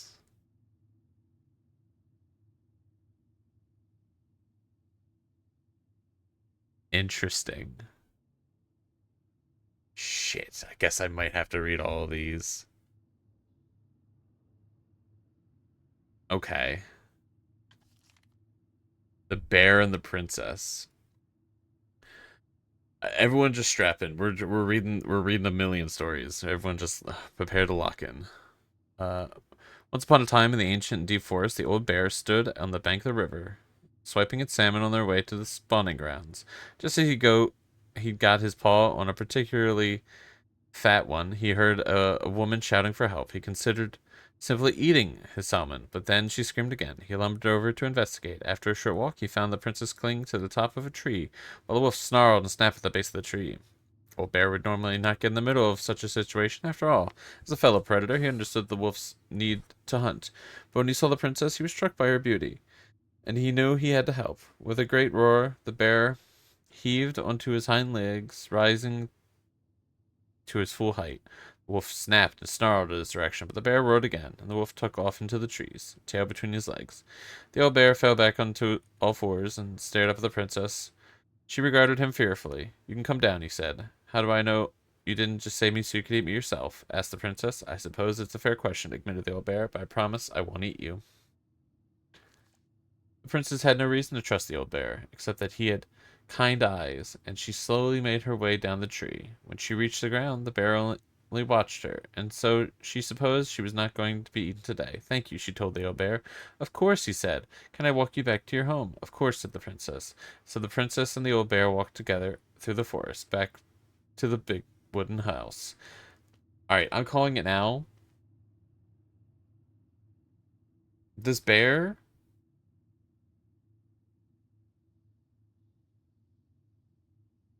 Is this whoever Allison and Tyler's dad is? There's been no mention of any like other parents, but I'm like, if Marianne's the princess, that maybe makes sense. I don't know. We'll read on. Just we're theorizing, between things. After that, the princess would occasionally find gifts from the bear: a fresh caught salmon, a handful of ripe berries, a newly bloomed bluebell. One spring, when a sudden thaw flooded the path out of the princess' home, the old bear was there. She rode his back across the river. The old bear began to think that the princess should be his mate. After all, she had no mate, and she needed one, and he could keep her warm and provide her a much more suitable den, and catch fish for her, and protect her from wolves. She, in turn, would brush out its fur, and pick berries without smushing half of them, and scratch that one part of his back he couldn't reach. And with how she took care of the goblins, she would be an excellent mother for his cubs. Okay, so the goblins, okay, were already around. Okay. One day, the old bear came with a ring of Bruce and asked the princess to be his bride. "I'm sorry," said the princess. "You are a very good friend, and I appreciate all you've done for me. But I cannot marry you. You're a bear. I'm a princess. It would never work." The old bear was crushed. "Can we still be friends?" he asked. "We will always be friends," said the princess, "but I will never marry you." The old bear and the princess carried on their friendship, and after 1 year he tried to ask again to be his bride. But once again she refused him. This happened 1 year later, and 1 year after that. And then finally the princess said, "Oh, old bear, you are my dear friend, and I appreciate all you've done for me, but I would sooner you have left me to the wolves than marry you, and that is how it will always be. I have my hands full with the two goblins who live under my house, and they are all I need." That wounded the old bear deeply, but it was finally enough to stop his proposals. They remained friends, and he continued to give her gifts of fresh salmon, ripe berries, and newly blossomed bluebells, but the old bear never again asked the princess to be his bride as much as he wanted to. And that is how the princess befriended the old bear, and how she refused him. I feel like you probably shouldn't have to. Maybe don't ask that many times. I feel like when somebody says nah, maybe don't do it for like, I don't know, four years, or maybe don't do that. Okay. So who? So somebody in a somebody is the bear. Hmm. We don't have a lot of characters in this story yet, so I'm like, I don't know. I'm like, is it Eddie? I don't know. Uh, is this? Oh man, I can't read. The beaver fixes the house. Beaver fixes the house.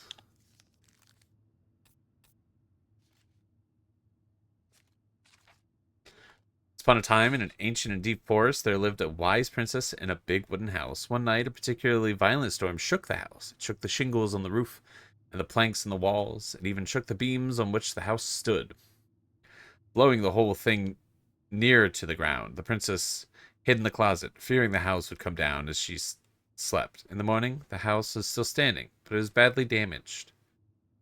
The storm had blown shingles off the roof and planks off the walls, and even bent a post which had the house stood. The first two things she could fix, but the last concerned her. "What will I do?" despaired the wise princess, for though she knew many things, she did not know how to fix the big wooden house. Just then the old bear came by to see if the princess had any trouble in the storm. When he found her nailing planks back in place, he said, "Stop, princess. Let me do that for you." "I'm happy to do it," said the princess. "If you want to help with the roof, you may." When the pair were done with the roof and the walls and examined the bent post, "I could throw my body against it," said the old bear. "I am very large." He stretched up on his hind legs, being sure the princess could appreciate how large he was, and then charged straight at the post. He threw his body against it with an impressive thud. The impact moved the post, but too far, and ended up bent in the other direction.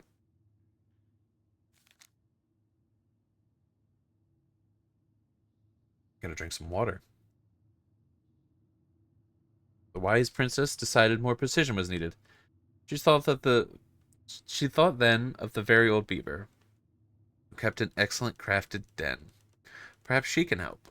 She was looking for the very old beaver and found the industrious animal hard at work slapping down bottom part of her dam that had been blown apart in the storm. Most of the structure was unharmed because the beaver was very good at building things. The princess knew she had come to the right place. Beaver, she said, my house was damaged in the storm. Would you help me fix it? I believe I could do that, yes, said the very old beaver. Then she paused, fixing her own den, followed the princess. Welcome back, Echo. You made a fettuccine alfredo. Sounds delicious. Hopefully you have enough to share with everyone. We're reading. This is story time for like I don't know the next 8 hours. I guess there's like 40 of them. The fairy old beaver examined the big wooden house and nodded. It will be an easy fix, she said. She set about writing the post with loud slaps of her tail, and when she was done, the wise princess stroked the beaver's head. Thank you, beaver, she said. The wind blew the shingles off the roof and the planks off the walls, and even bent this post. And now, thanks to you, I still have a home. Think nothing of it, said the very old beaver, who returned to work on her very own den again. That winter, the very old beaver grew ill, very ill. She was not able to fix her den, not to gather food. When the princess found out, she set out delivering meals to the beaver. She bought stews of corn and beans and baskets full of bark and twigs of the beaver's favorite aspen. One day, the wise princess noted that the beaver's den had begun to fall apart. She set about fixing it, and though she was not as talented as the very old beaver, the fix kept the creature warm and dry. Thank you, said the very old beaver. Of course, said the princess. You helped me when the storm blew my house near to the ground. Thanks to you, I still have a home, and I'm happy to do the same. The princess continued to nurse the old beaver until the day she came to the dam, and the forest was still. No birds sang, no branches rustled, no things skittered within the underbrush. Oh, said the princess, staring sadly at the dam, for she knew the old beaver had passed on. Goodbye, my friend. And that is how the very old beaver saved the big wooden house, and how the wise princess repaid her kindness. Okay, this is a very sad story. Made far too much the day before Thanksgiving, and then we're making ham tomorrow, so you have leftovers for 2 weeks. Too much food. There's just too much dang food. So it's a good problem to have, as long as it doesn't get wasted. The princess's party. Once upon a time, in a deep and ancient forest, the princess was melancholy because it was the 1 year anniversary of when she had run away from home. Sensing her sadness, her forest friends showed up to the door. They were headed by the pelican, pious and attentive, and organized by the moose, stalwart and farsighted. The old bear was there, and his claws were so sharp, as well as the big frog, prattling away. Even the haughty muskrat, who almost never had time for anyone, had come. The bear invited her to ride on his back, promising no wolf would harry her path, and then the animals led her to a fairy glen, where a fabulous party had been prepared. There was a buffet of seafood that the pelican had served from her never-empty beak, and the air was filled with winking fairy lights the moose had arranged after clouds filled the sky, and the gregarious frog mixed up fizzing drinks. Only the muskrat had done nothing in particular, mooching off of everyone else's work. There's a heck of an abnormally large frog. Yeah, the frog's pretty chill. All of the animals seem... I don't know. I feel like we're straying further and further from the game, and now we're just reading stories. There's so many. It's very odd for the game to give you this many at one time. You think you'd have to collect them. Princess had a very good time in her party. Such a good time that she forgot to say thank you to all of her friends. Noticing this, the fairies devised a bit of mischief. When the princess went to open her gift, she found 3 identical boxes at the edge of the glen. Puzzled, she turned back and gasped. The entire party had vanished because you had taken your friends for granted, called the naughty fairies. We had hidden them from you, but we like games. Guess who's given you each of the presents, and we'll give you your friends back. The princess opened the first box. Inside there was a torch, which, when lit, revealed the truth. Said the princess. Someone wants to make sure I don't get lost in the woods when it's dark, and that I'll always see right from wrong. Which of my friends would give me a gift like that? She opened the second box. Inside there was a magic sword, which would leap right out of the bearer's hands to defend them. Said the princess. Someone wants to make sure I'm protected if I'm ever under threat. Which of my friends would give me a gift like that? She opened the third box. Inside there was a bag of coins that always provided money if there was something the bear truly needed. Said the princess. Someone wants to make sure I have money to buy food when I'm hungry and clothes when I'm cold. Which of my friends would give me a gift like that? The princess thought about her friends and then smiled certainly. Fairy, she said, I might have been thoughtless, but I appreciate that my friends have given me, and all that I have done for and they have done for me. She gave me her answers. She gave her answers, and the vexed fairies were forced to restore the party in a flash of colorful light. One by one, she gave the animals a hug and thanked them for the presence of the party and all that had been done to help since she'd moved to the forest. And that is how the princess celebrated her anniversary in the woods. The goblins in the ice cave. Once upon a time, in a deep and ancient forest, the crafty goblins were playing near the glacier. They discovered a hole in the ice. They crept through the gradually widening passage and found themselves inside a spacious cave. Light slipped down the undulate. What is this word? Where is it at? Undulate? I don't know. This doesn't feel like the word that I'm saying. An infinite coin bag? That's a crazy gift. Oops, infinite money. It's pretty sick gift. Everyone should get everyone that gift. Ruin the economy. Everyone have infinite money. Blue white walls in a way that made them look like electric waterfalls, and a column made up of hundreds of icicles stood at the center. There was a time before the goblins had settled beneath the old wooden house, and they had nowhere to live. This was a time before the goblins had settled beneath the old wooden house, and they had nowhere to live. Perhaps we could live here, they said excitedly. Moments later, the sound of the stomping feet interrupted their play, and they realized that perhaps somebody already lived here. They hid behind a boulder to wait to see who was coming. The old bear sauntered into a cave, shaking powdery snow from his coat, and let out a giant yawn laid into the corner of the pile of tree bows? Listen, I'm not very good at reading. I apologize if I'm making mistakes here. Snoring within seconds. When they were sure he was deep asleep, the goblins conspired to claim the cave for themselves. They chipped away at the glacier until they had filled a basket full of ice. They hid once more behind their boulder, started tossing chunks of it on the sleeping bear. Now, Old Bear was not the smartest creature in the forest, so when he woke up covered in ice, he roared, "My cave is collapsing!" Then he lumbered to his feet and ran outside before the whole thing could come down on top of him. The goblins crept out after him and did a loop before coming back to find him sitting inside. "What happened?" they asked. "My cave, it's collapsing," bemoaned by the old bear, "and it's time for me to hibernate. Where will I stay for the winter?" It had not occurred to the goblins that the old bear had settled in for the winter. They felt a little bad, but they did not want the old bear to know what they had done, so instead they offered to help him find a new den. Together they searched. They inspected cavernous stones and hollow trees and deeply pocketed knolls. Nothing they found was as beautiful as the ice cave. The old bear settled on a packed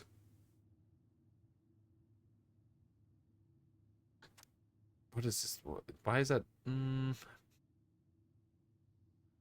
Settled on a packed earthen hollow. Not see that as an E. They would keep him warm and dry for a long sleep. "Good night," he yawned, and the goblins gleefully returned to their new home. In the spring, the old bear woke up and went to a nice long walk to stretch his legs. His pack took him right up to the old cave, where he had heard the curious sound of laughter. Making his way inside, he was surprised to find the cave was intact. The goblins were inside playing a game.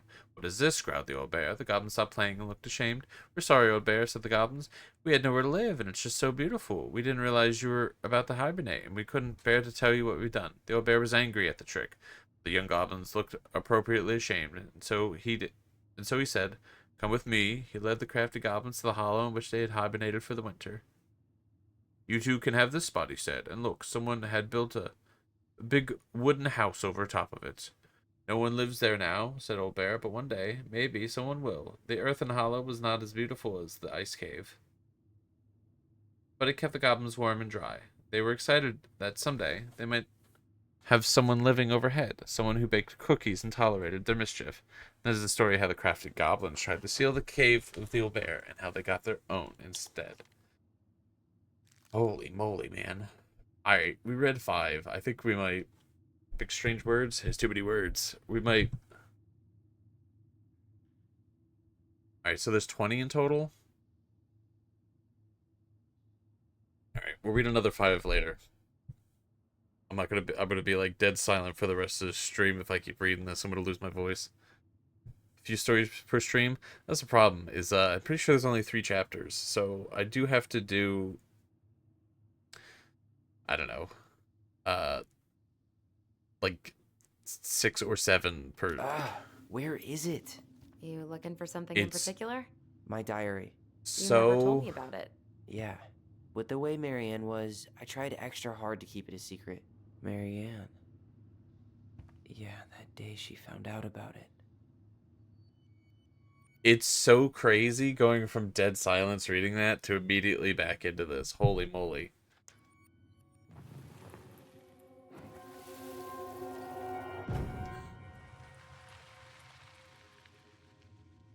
Mom? Mom!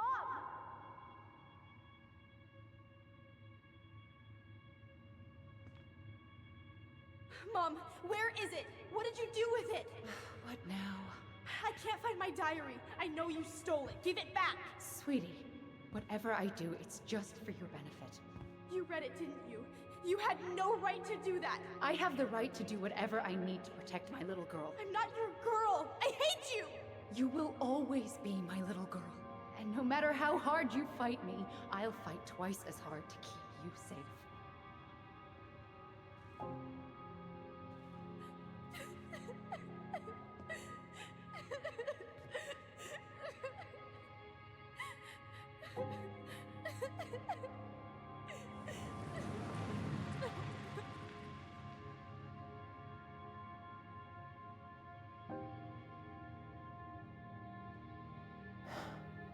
I don't know how I never saw it coming.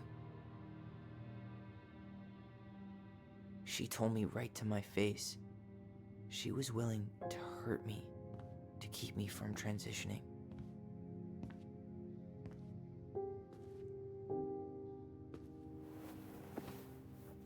Tyler, there is no way you could have known she'd go that far.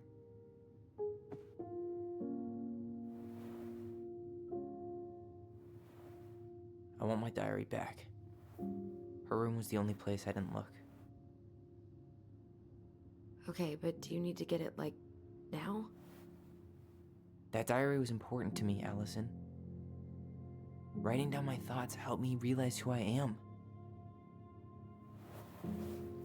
Well, then let's go find it.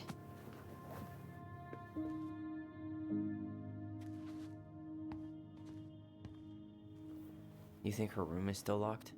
It always was. I'm not looking forward to going in there. I know, but we'll have to eventually, and I need it back. Gonna ask what the heck's going on with the story right now. You had heard something about magic powers. The magic powers immediately happened. Allison and Tyler have magical powers. They call the voice, where they can share thoughts and feelings with each other and can communicate telepathically.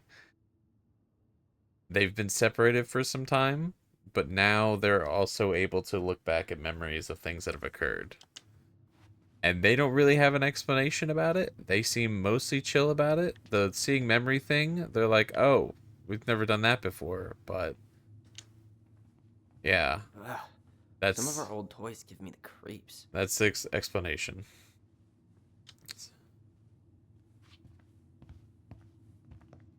I'm not gonna lie. I feel like I either shouldn't have read those stories, or I should have read all of them.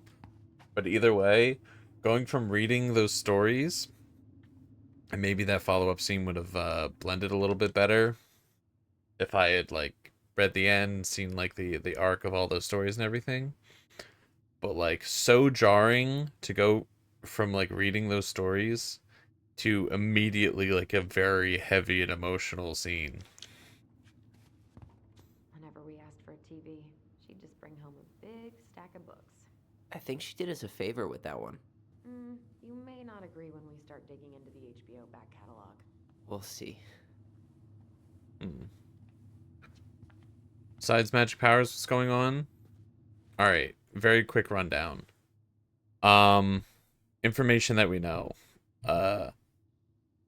Marianne, their mother, tried to kill Tyler. Tyler killed Marianne in self-defense. Tyler went to juvie. They've been apart for a long time and have lived very separate lives. They're regrouping now to sell the old house, and they're going through the old house.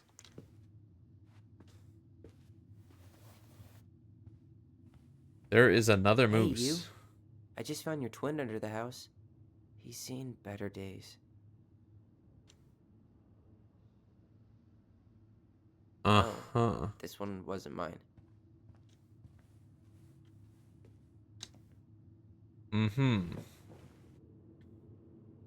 Look, it's the game we made, Lucian Tramway. That game never made any sense. Didn't stop us from playing all day. Dude, we were kids. All we needed were rocks and bird feathers. Hmm.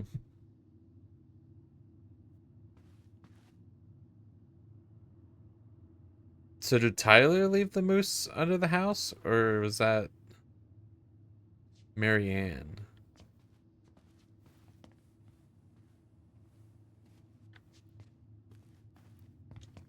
Hey, the postcard we sent ourselves from Juneau. Forever alone. What? We barely had any friends. We even had to be our own pen pals. Marianne's the mother, you assume? Yeah. Hello, Allison. We're writing from the past. What is it like in the future? Anyway, Juneau is super cool. We took the tramway all the way up. I'm just gonna say Tyler instead of, like, it's their dead name, so I'm just gonna say Tyler. We're just gonna replace it like that.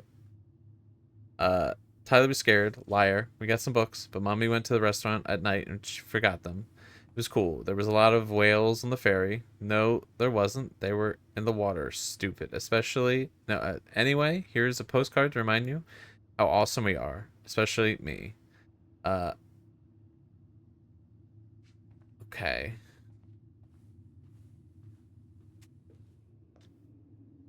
They send themselves postcards. Okay, you see now? Yeah. He's probably in Marianne's room. I should go check. So, I don't know what the magic element of the story changes, but from what we're aware, Marianne, the mom, tried to kill Tyler because they're trans. It seems like is the How did the you plot. convince me to let you put this up? It was my favorite movie. Back then. And Tyler seems a lot more chill. Well, until this the brought up of the diary thing about all these mooses are different. That's crazy. Chill about all this stuff. Then they keep yawning, both of them. Then Allison So much seems for to be my having a dream of bad being time. A hockey star. Marianne thought sports were too aggressive, too competitive, and too groupthinky. Hmm.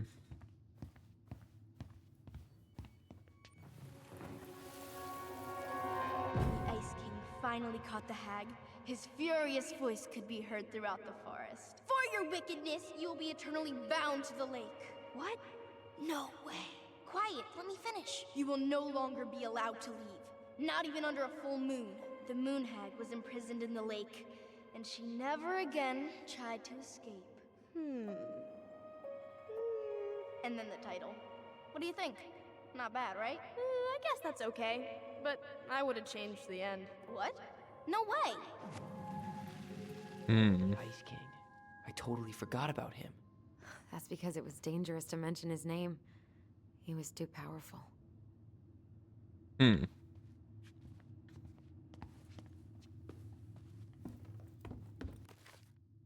Okay, so this button just actually brings up the story. It's actually so crazy. It brings up the last. It brings up the last story I was reading. That's actually like a crazy cool feature.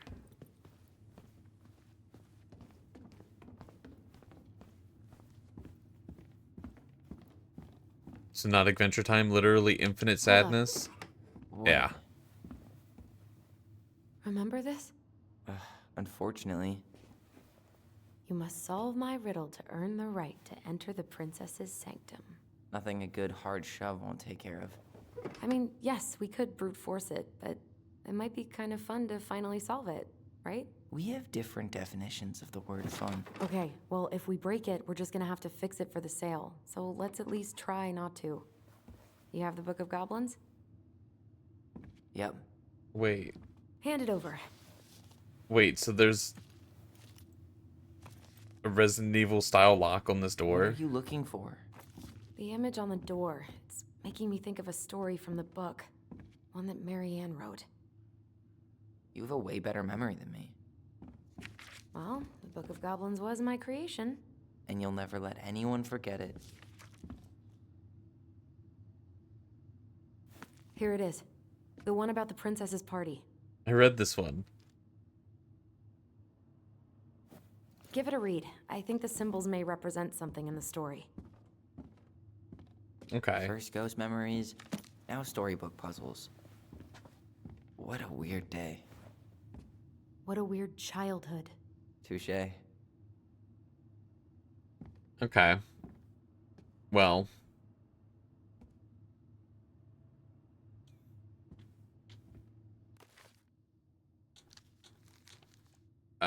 Okay. So what were the princess opened the first inside was a torch and let it reveal the truth. Princess said someone wants to make sure I don't get lost in the woods when it's dark. Protected from threats. Okay, so the middle one's the bear, right? The door, they were headed by the pelican, pious and attentive, and organized by the moose, stored and farsighted. The old bear was there, with his claws so sharp, as well as the big frog prattling away. Even the haughty muskrat, who was almost never had time for anyone, had come. The bear invited her to ride on his back, promising no wolf would harry their path, and then the animals led the fairy to Glen. They were a fabulous party, been prepared, buffet, seafood, the pelican had served them with a never-ending beak. The air was filled with the winking fairy lights the moose had arranged after clouds filled the sky, and the gregarious flower mixing up fizzily drink only the muskrat had done nothing particular, mooching off everyone else.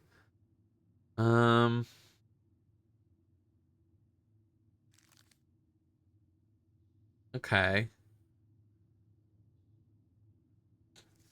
So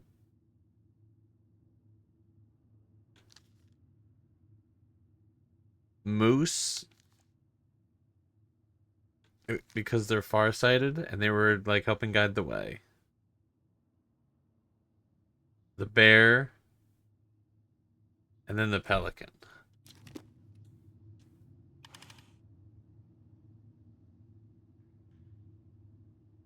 Okay.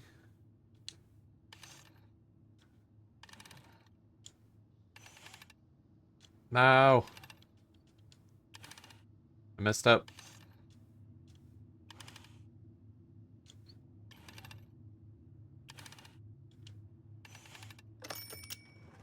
Easy. Okay, so it's not just extra lore stuff. It's part of puzzles, And boom. which I'm so We're good in. at.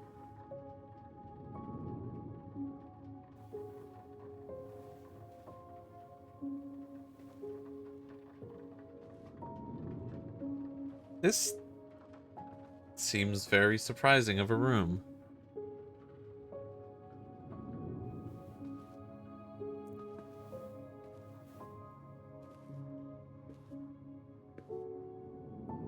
How is that light on? After The so many electricity years, isn't I on. expected this to feel more, you know, like a win. Speak for yourself. I'm the one who solved the riddle. Why do I feel like you're not gonna let me forget that? Uh-huh. Where do you think we should start looking? I don't know. Where in this mess would she stash someone else's personal thoughts? Huh. We got memories here? Might have been battery powered? get through. Whatever's going on, they won't let me in.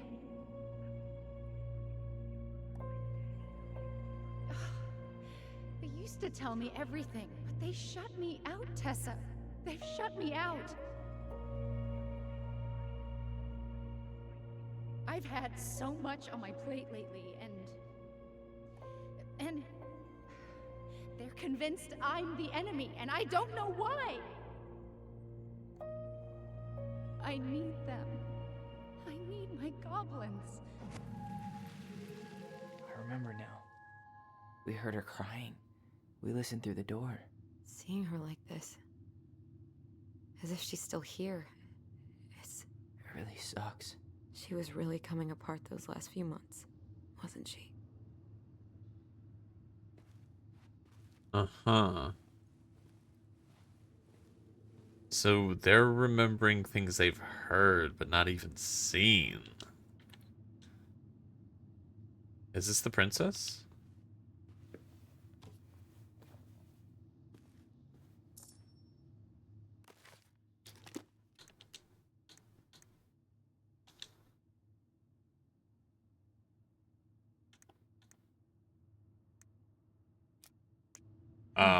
So she was standing here, spying through the window, drawing us while we played.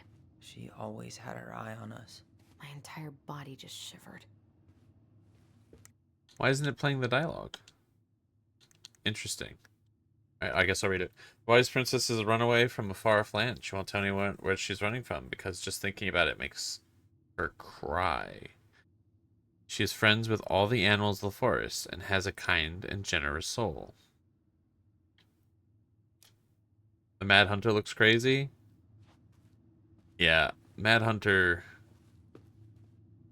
We don't have good vibes about the Mad Hunter. She always had to have a picture of us close by. Why this picture, though? I mean, do you see the expression on our faces? Oh, this explains a lot. They're mostly full. She was too stubborn to take medication.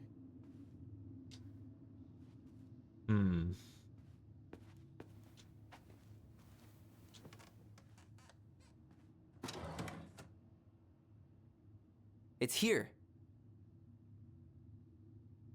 I knew it. I fucking knew it. Do you think she read it? Of course.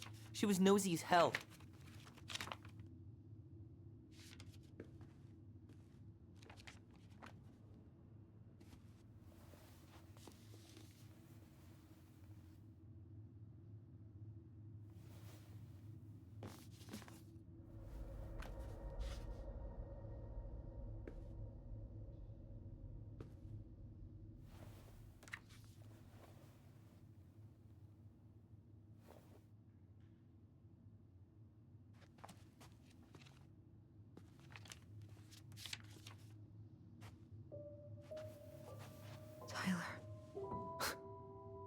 Tyler, What? look.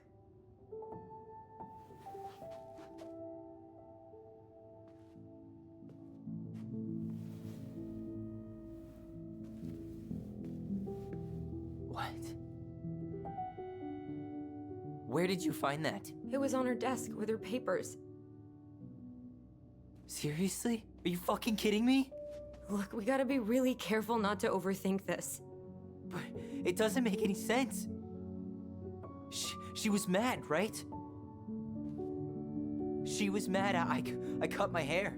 She attacked me because I cut my hair. She was mad and she attacked you. We both saw it. Then what is this shit? I don't know. I don't know. Tyler, come here. She can't do this to me. Not now. When I've finally made sense of a few things.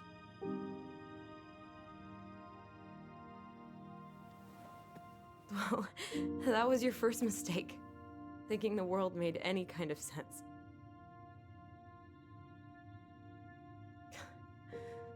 10 years in the grave, and she's still finding new ways to piss us off.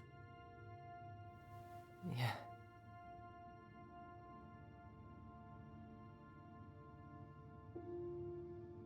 I think I need some air.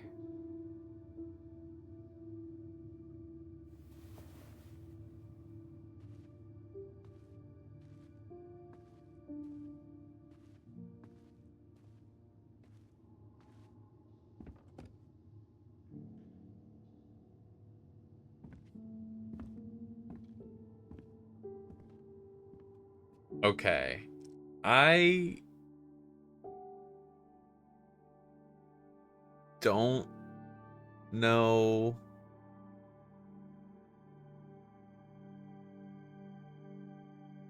what is happening with this plot. I'm like, damn, we're loading screen and everything. I guess I don't get to read everything else in that room. That's unfortunate. Are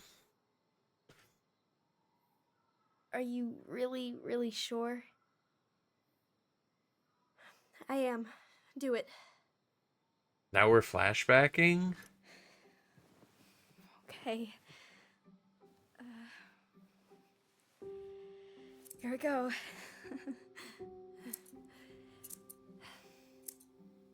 Wait, is this the night it happened? Whoa. Is it all gone? Yeah. It looks amazing. Really? Yeah. I can't wait to show Mom. She's been so sad lately. More than sad. She's been scary. Yeah, but not tonight, though. It was almost like a party. Thank you, Allison. You don't have to thank me. You're my sister. I feel more like your brother. Brother, sister, we look out for each other. But I'm pretty sure I just gave you a really bad haircut.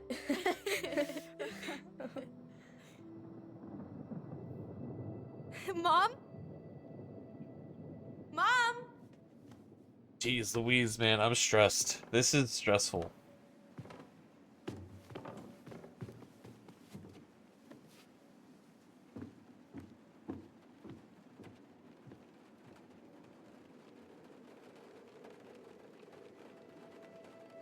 That's the shed.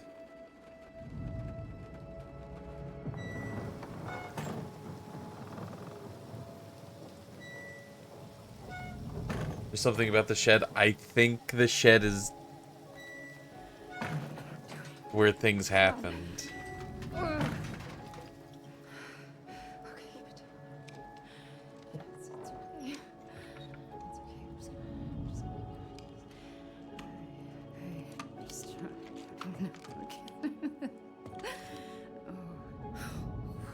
Mom? Oh no. No, no, no, no, no, no. This is wrong. This is all wrong. Wait! Stop!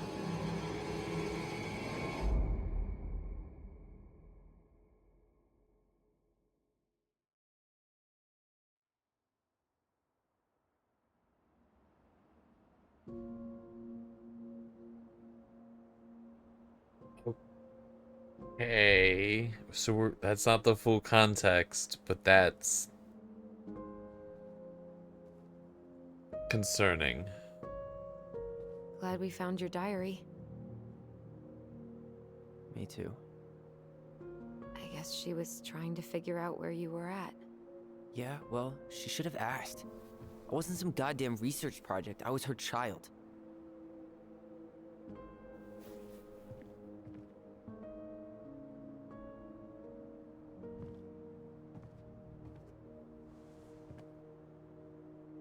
About the book. Raising your transgender child? Do you even know how rare these books were in 2005? Was she trying to figure out how to support me? Maybe. Which, she wasn't trying. She never... It doesn't make sense. I know. You cutting your hair was what set her off, right? Allison, she read my diary. She already knew. It wasn't my hair. And if we were wrong about that... You think she read it. It's possible she never even opened the diary, and that things are exactly like we always thought they were. But if she did and they aren't... God, Tyler. Sure. I mean, we could have been wrong. But what good does it do to ask the question now? You mean other than not having to live with the thought that my mom tried to kill me for being me? Tyler, I know you want there to be something to find. Something that'll make it all make sense. But she was unhinged. So that's it then. She was crazy. Nothing else to say. I think we'd be better off if we tried to move on. Why don't we talk to a few people who knew her? See if that book makes any sense to them. People don't want to talk about Marianne. They pretend like that night never happened.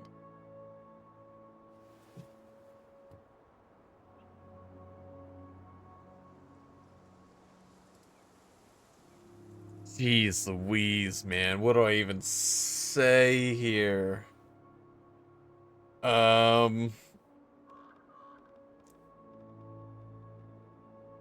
I guess I'm gonna go with the... Maybe Tessa has answers.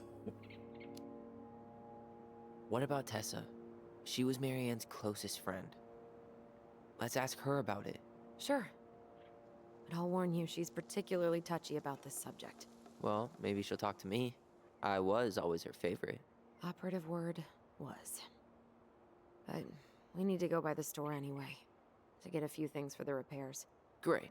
2 seagulls, 1 stale hunk of bread. I'm not sure I like that analogy. Listen, I know you don't want to keep talking about this. But you're obviously not going to be satisfied until we do. So let's talk. I'm like, does Allison just not want to know what's up? Is it like easier for her to deal with things with the information at hand, or does she know something? It's like, I feel like I can't ignore the fact that it's like we've only played Allison for like 2 minutes. You've had to leave me on red for like 50 stories. What'd you miss? Oh my god, a lot. So many things have happened. So much is happening. I didn't finish all the stories. There's been evidence that potentially the mother wasn't trying to kill Tyler for for I don't know. Who knows? Everything's come into question. I feel like Allison might know something, right? I don't know. You're stressed out. This game's a little stressed out. It's a little stressful. Something wrong? I'm gonna say something wrong. You've been on edge all day. Is there something more going on with you?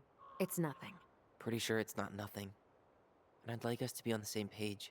I thought we were on the same page. Sell this place as quick as possible and move on.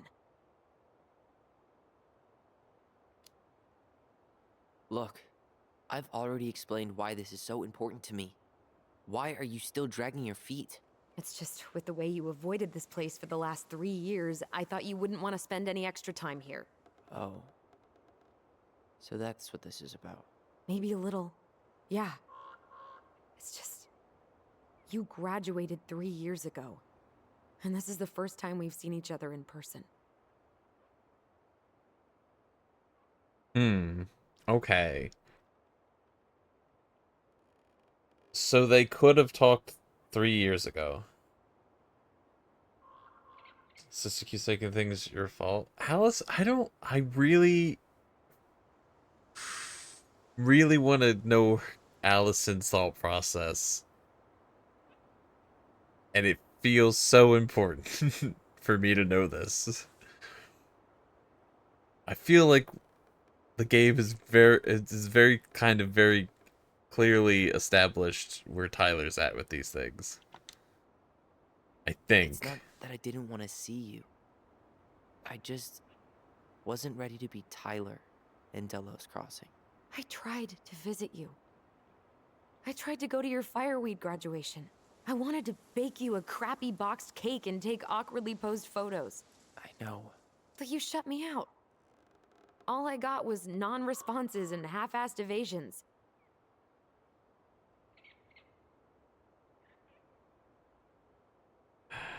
Hurt by Tyler's distance.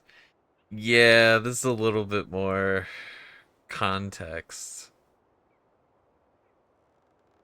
Stop making it about. I mean, but like that part, the distance is. It's kind of on Tyler, right? Look, I didn't want to see anyone. What does that I icon just mean? started testosterone. And, oh god, I had the worst acne. My emotions were all over the place, and the smells. Allison, the smells. Men smell bad. I know. I've dated a few. Look, I needed some time to figure my shit out before I asked anyone else to try. Does that make sense? Yeah. Yeah, it does. Oh, and we went back to this dialogue.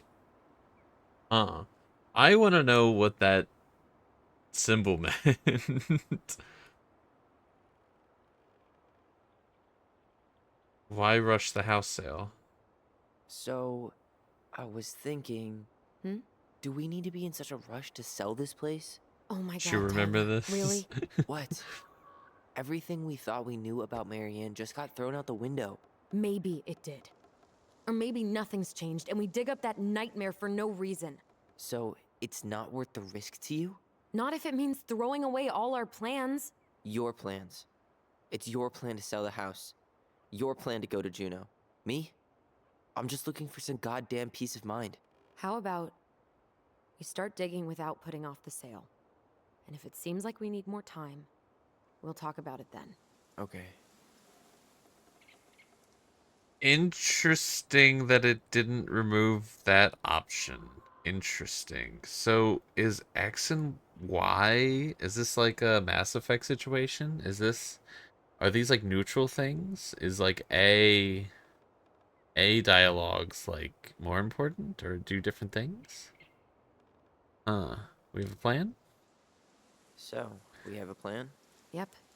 We ask around about Marianne, but we also stick to our repair schedule. Sounds good to me. Okay. Ollie's diary. It's been a long time since I heard that name. Was I the only one who ever called you that? Actually, no. I used it at Fireweed for a while, until I settled on Tyler. Most people were pretty chill about the switch. Not everyone, though. What do you mean? I had a mentee who refused to call me Tyler. He didn't want my help. He didn't want anyone's help. I'm sorry. I like the name Tyler, by the way. Thanks.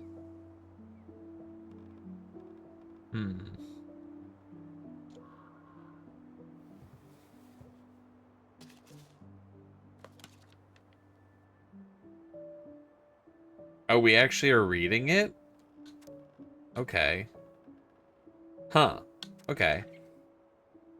Mom and Allison argued again. At least I'm not the only one Mom is screaming at now. Mom almost seemed jealous we didn't tell her that we were planning to do what we were planning to do in the forest. Allie thinks we should tell her about our voice. I think she knows already.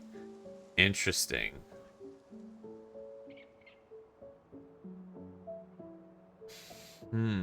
Mom seemed really upset when I asked to join the hockey team.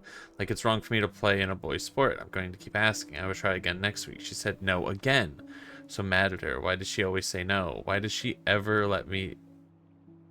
Why doesn't she ever let me do what I want? Allison and I started writing a story. Well, Allison did. She didn't like it when I tried to change anything. Why can't one of the goblins be a boy goblin? Huh.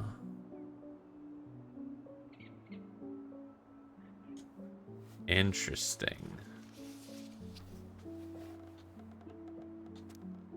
Saw Star Wars yesterday at Bobby's place. Luke was so great, but Mom found out we watched it and got so mad. She said it was gloried war. Zoom? Oh, because it's the lightsaber noises. Got it. Saturday, 5th February 2005. Would Mom be happier if I could do what she wanted me to do? When she looks at me, she doesn't see me. I wish she could I could show her. I wish I could make her understand. I think she doesn't want to. Allison told me again that it's my fault. Mom got angry at us. She is such a suck up. Mom barely said anything to us in a few days. Allie said she saw her throwing away pages from the Book of Goblins again.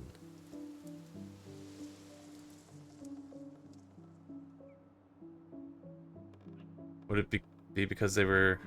It'd be...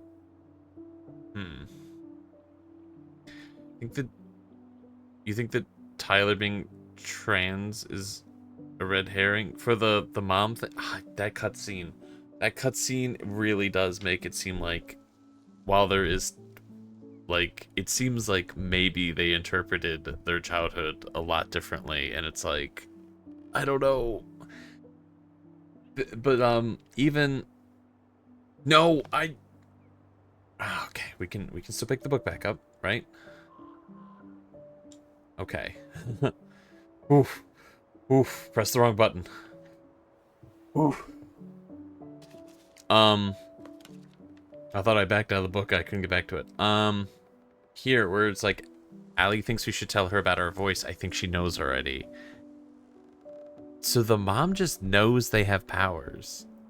And it's like, is that what, like, did the hunter, whoever the hunter is, come looking for Marianne? Like, was it? I don't know. It's everything. Every theory is in play currently, but it's also just like there's. I don't know. I don't know. Do this, do that. I'm sick of her voice. I'm so sick of that dumb name too. I'm Ollie the Goblin. Wait.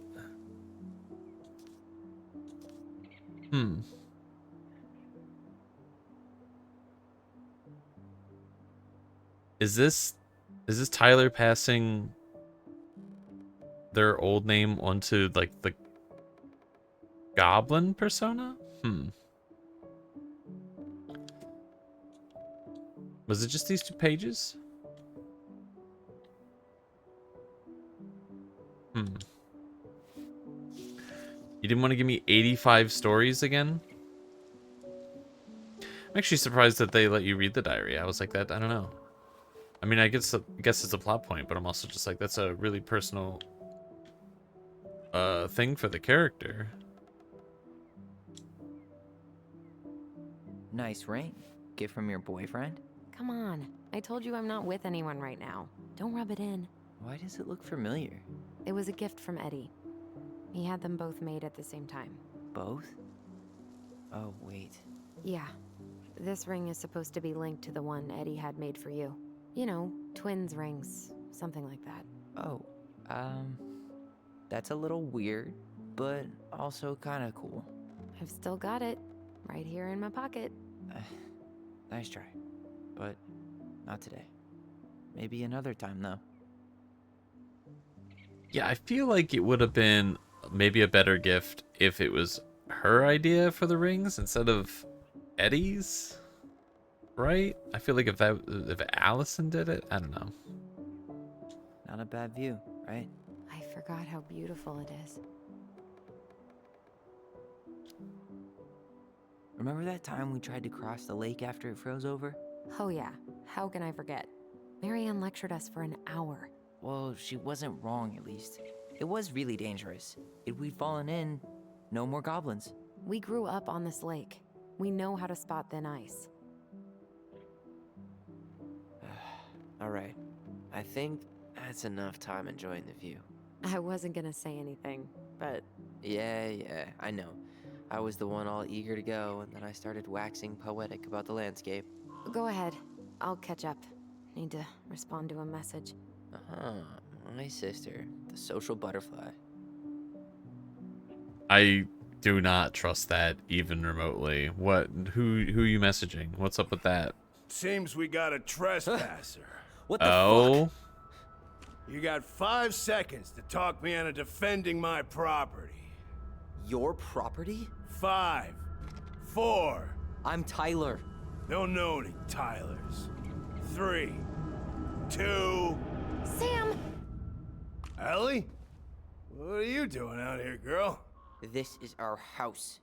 Was I talking to you? Sam, put the gun down. This is Tyler. My brother.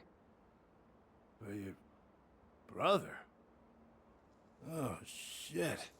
Huh. I guess I heard about all that, but I never... Why are you in this house? Damn, you look like a real man. So do you, Sam. You know what I mean. I just didn't know they could make a woman look so much like a man.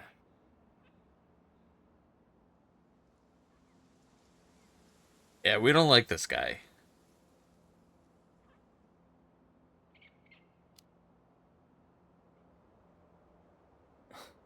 Not a woman who looks like a man, Sam.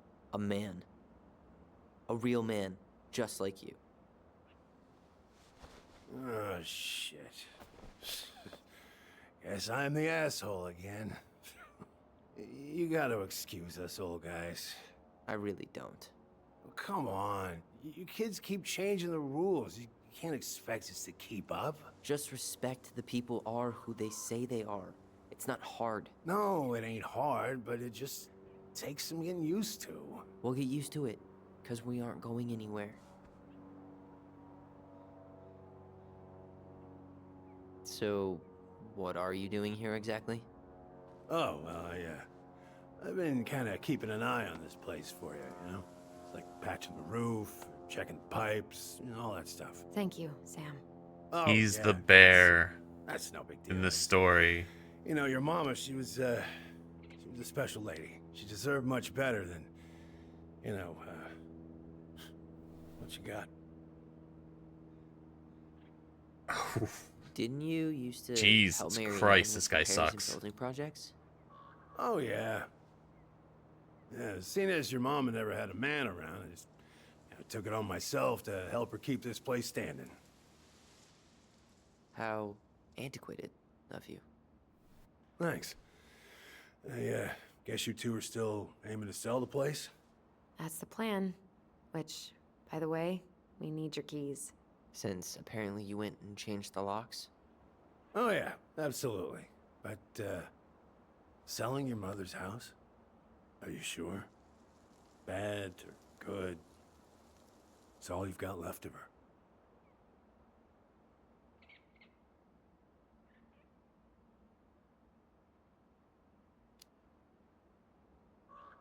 Funny.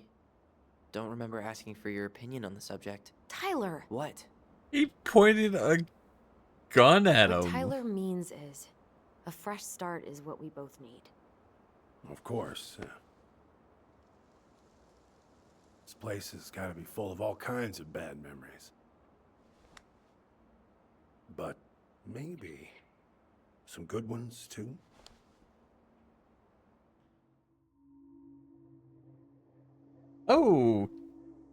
Okay.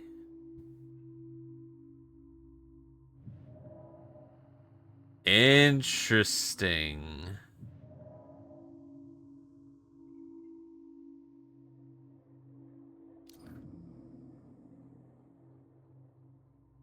Allie, can you hear me? Ty, we can't do this when we're in the middle of talking to someone.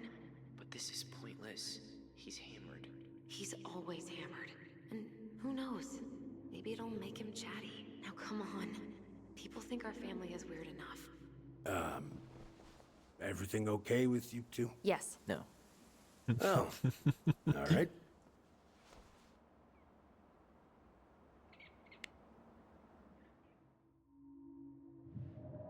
Okay.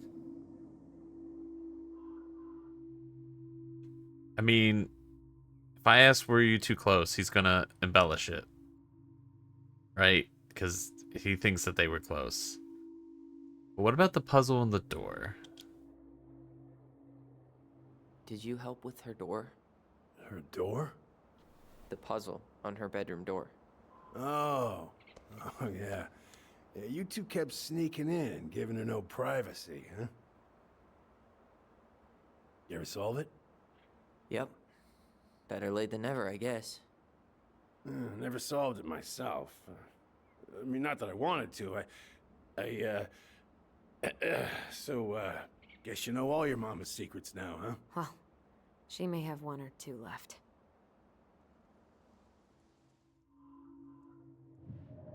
Hmm. I mean, I guess I'll ask the other question, right? How well did you know her? Not as well as I thought. When I heard what happened that night, well, I figured people were bullshitting me. It really surprised you, didn't it? Much as anything ever has. Other folks say they saw it coming. Not me.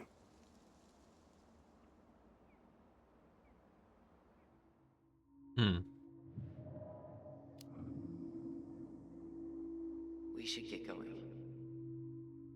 That's all you think we'll get out of him?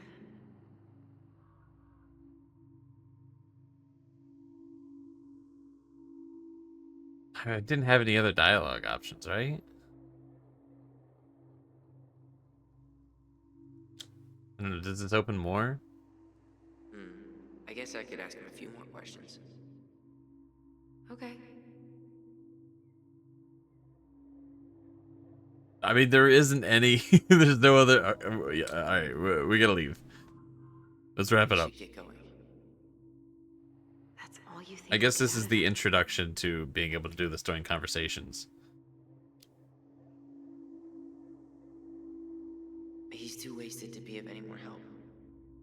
I'll tell him to get a move on then. And you know, Well, they just We've got a stare. supply run to make, and Uncle Eddie's expecting a visit. So, Right. Yeah, of course. Get going, you two. Sam? We all gotta get going. Oh. Of course. Of course, yeah, I got lots to do myself. Lots of to-dos on old Sam's list. And you don't want to keep Brown waiting, you know? Thanks for looking out for this place. Happy to do it.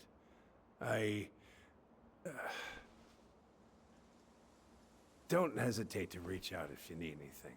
Anything at all. You hear?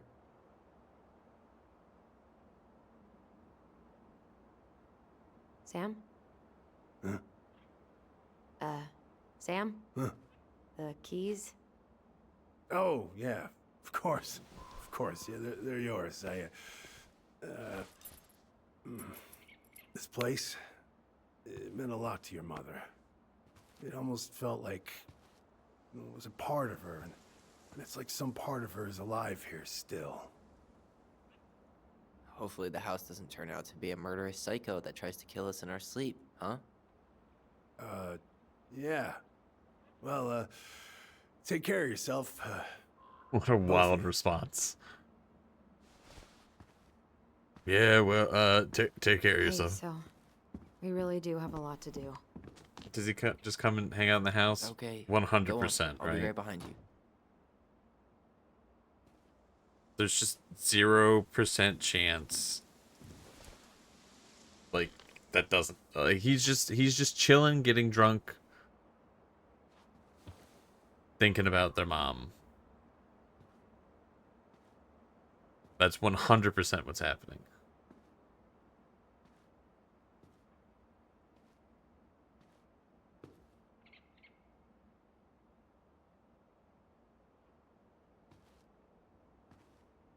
Really annoyed that I missed some stuff in that one room, but I guess it's fine.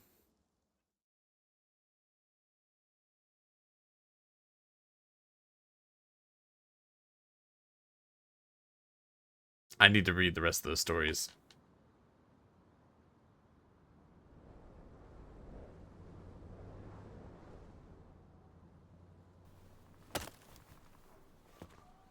Oh, I don't remember this guy's name.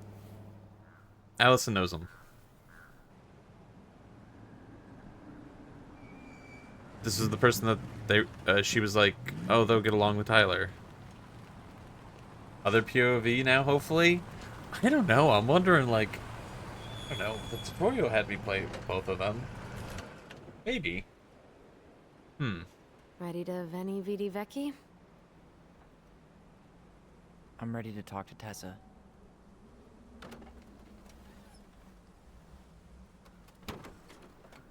Just try to keep in mind that your memory of her is 10 years out of date.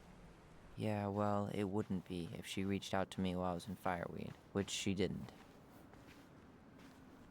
So I'm Oh. guessing this is Michael? We switched point of views, and we're stuck on this half of the road. That's fine. Okay. Yeah, but we're out of the house. Are we gonna get, like, I don't know, somebody... I'm like... Allison's thought at the house would have been Hey, you. the point of view I would Hey. know. Isn't it your day off?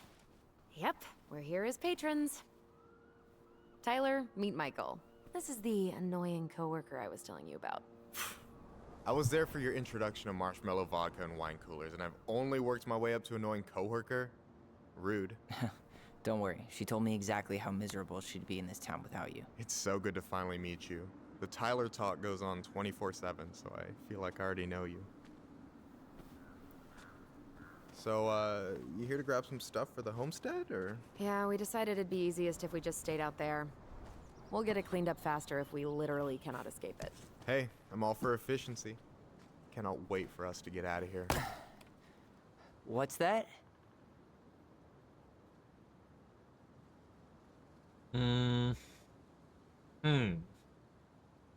Yeah, Tyler doesn't have much of a place to talk about. Like, clearly people were not good to reaching out across the board. Alright. I want to go with maybe gonna be roommates, because I really want to know... I want to know the whole story here. Michael is moving to Juneau too. We were thinking of being roommates. Oh, okay. Thinking about it? You better not be backing out on me.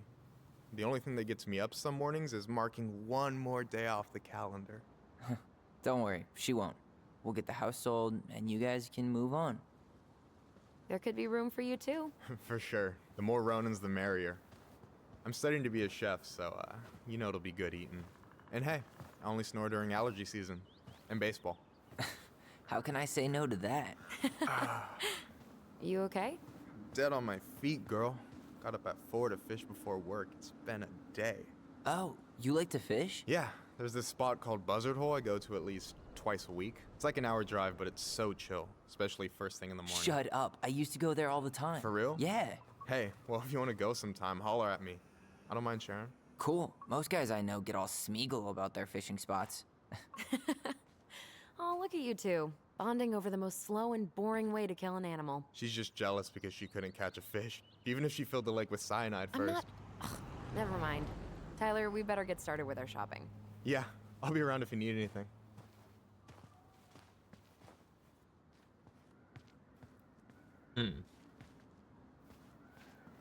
The future mayor of Delos Crossing. Tom Vecchi? Yep. Is it really that big of a shock? He owns the only store in Delos Crossing, and he's chummy with the Old Boys Club. I guess. He never really struck me as having ideas. And he's not exactly charismatic.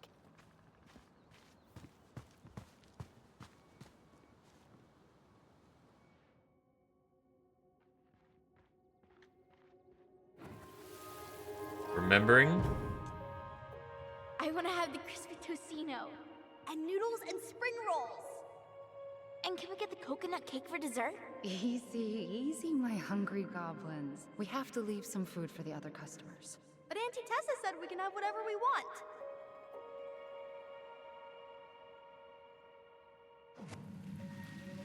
Man, I miss Tessa's cooking. She still make those, what are they called? Fried banana rolls? Tehran? Right. No, I'm pretty sure she made them special for us. They turned that fan into a billboard. Yeah, Tessa didn't want to get rid of her old food truck. Too many memories. Great marketing though, right? You can't miss it. It's a snowman. What's a snowman?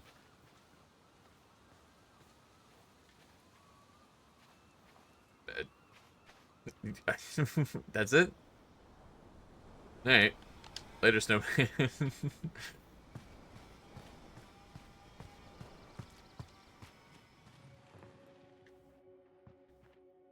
Where is it? Remember. Hey, Ollie! Look! That's Ted. I'm the ruler of this kingdom! Kingdom. Get it? 'Cause it's a dome? You're gonna fall, stupid. That was funny. I can't believe you didn't laugh. That was hilarious. Not as funny as you getting all pouty when I didn't laugh at your jokes. I loved baiting you. It was my favorite thing. What happens if I go up here? Alright, can't go through here. That's fair. It was a pretty good joke.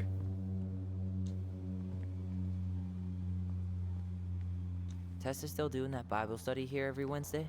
Mm-hmm. Wednesday nights are always packed. She cooks tons of bibinka and the Hail Marys start flowing. There's gonna be a lot of leftovers after the rapture. More for us. I really hope they get enough signatures on this. On what? They want to build a fancy hunting lodge up the river. It's gonna totally screw up salmon migration. Crazy that they haven't caught him yet. Mail theft. Residents reported letters and packages stolen from mailboxes, particularly in the East Point Almeda sections. Encourage all residents to increase awareness. Interesting.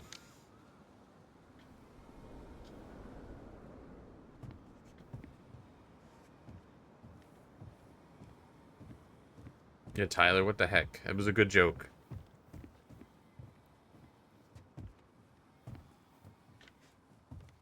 We gotta keep an eye out for that sticker machine.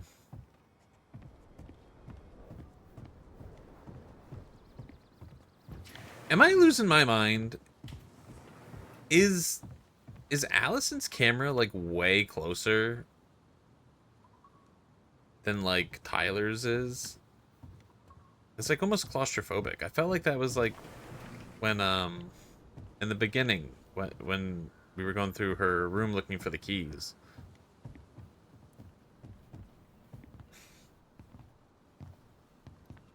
Well, hello, Miss Ronan. Did you forget something in the office? No, just doing some shopping. You remember my brother, Tyler? Your brother? Oh, right, Tyler. What a pleasant surprise. Didn't Allison tell you I'd be by today? Yes, I think she did. I just didn't expect to see such a dapper young man. Well, I did shower this morning. Did you just get back into town, or? More or less. We've been working out at the old house, but surprise, surprise, after 10 years of sitting empty, it was missing a few things. Hence the supply run. Ah, right. Well, we'll get you set right up. It must be nice to be home. I'm not sure nice is the word for it. Oh, of course. I assume being there feels complicated. That's one way to describe it. Well, don't let me keep you any longer. I'll be here if you need anything. Oh, hey, is Tessa around today? The wife's not in at the moment. I'm sure she'll be around later, though. Okay, so we need candles and an all-purpose cleaner. Plus snacks and drinks. I'm starving. Okay. Can you take a picture of this? Look, all the good fishing spots are marked. Okay. Oh, there's more dialogue. Later. We've got some shopping to do. No way. The Trout King is still here. He seems alright. He seems alright. Okay. Two things. One, I'm like, I kind of want to read more of the stories because I'm like, who is this guy? But secondly, that dialogue was very interesting because you can either say, I'll take a picture later, or I forgot my phone. And it's like, we know she has her phone. What's up with that? Aren't you running for more gun control? My platform calls for sensible regulations, but folks around here need guns for safety. And as you know, we run extensive background checks before each and every sale. Mm-hmm. That says a lot, I think. Uh-huh. Hey, Tom. There's something I can help you with? Interesting. How's it going, Tom? Great. The campaign's prospects have got me completely energized.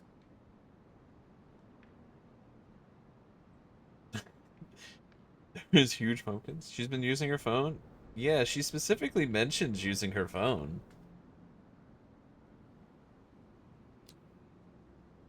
The pumpkins get bigger every year. Well, you know, our produce vendor has won several ribbons at the Alaska State Fair. I heard she spent $1,000 on her starter seeds. Can you imagine? So, how's the day off going? Well, Ty's here, so hard to complain. Good for you. Family's important. Mm-hmm. How's business? Oh, a little light on customers, but that's given us time to finish up the inventory. I think we might close early. Maybe catch the final of Survival on Ice live. Don't tell Tessa, but I'm rooting for Butch. She thinks he's too cutthroat. I say that's the game. You tried that new chocolate bar we got in last week? Oh, no, not yet. I didn't think I'd like it. Habanero and chocolate. But it's not bad. What'll they think up next, huh?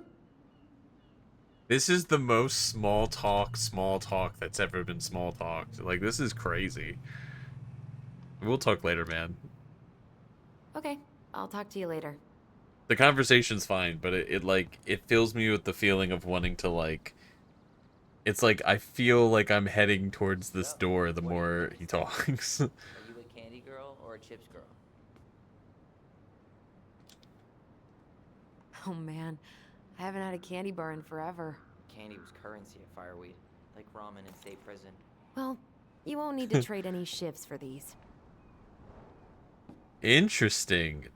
Tyler's picking up items. What kind of lure would you use for a steelhead? Well, it's Huh. hard to beat little Cleo's, but depends on conditions. You hate to be in this Is this a conversation. pop quiz? Hey, I had to be sure. What? You think I'm like catfishing you? Well, can you blame me for being skeptical of an outdoorsy Ronin? No. No, I cannot. Can you believe Tessa and Tom were ever young? I heard that. I may have a little less going on in the hair department, but you should see the rest of Delos High, class of '81. Fair enough. Hmm.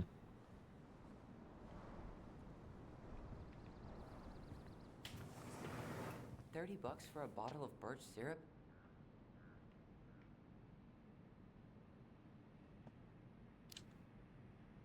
Yep, it's a total ripoff, but tourists love it. Holy shit, that's a big pumpkin. Michael, you want me to pick up some birch syrup for you? That's some roundabout way of asking me to make you two my world famous pancakes. Ooh, busted. It's a total ripoff. Hey, you want some? Let's see. Fresh cut peonies, triple layer chocolate chip cake, toasted marshmallow. Are you doing a dramatic reading of a fancy ass cookbook? Nope, just browsing these fancy ass candles.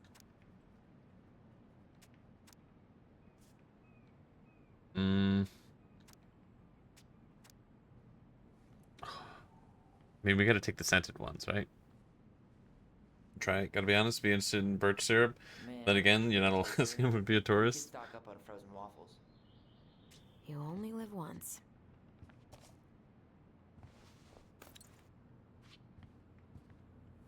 I mean, like, if you're gonna be somewhere you've never been, you gotta try all the stuff, right? I know that they've been here, but, like, holy shit. Some big-ass bread. So, cleaning products. You think we should get the organic one? Or the industrial strength planet killer?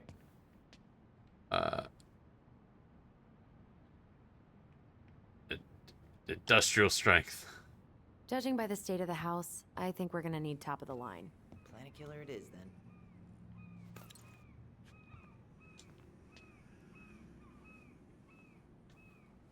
Athletic, graceful, and spirited. Sounds like you. Sorry, I might be movie star handsome, but I can't act for shit. Hmm.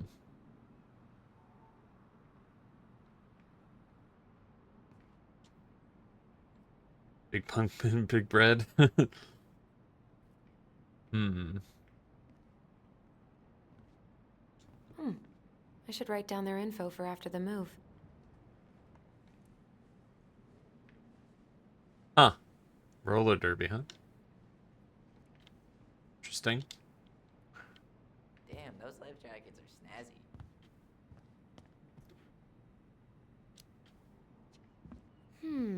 Which one says Tyler Ronan, man of the high seas?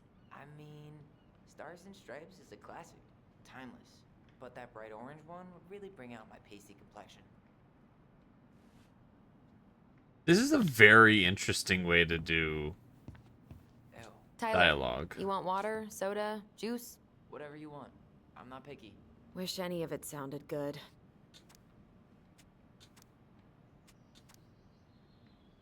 OJ sound good to you?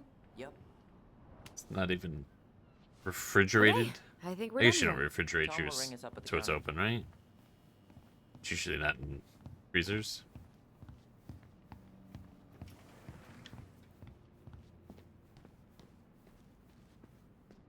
Hey, Tyler, remember the Trout King?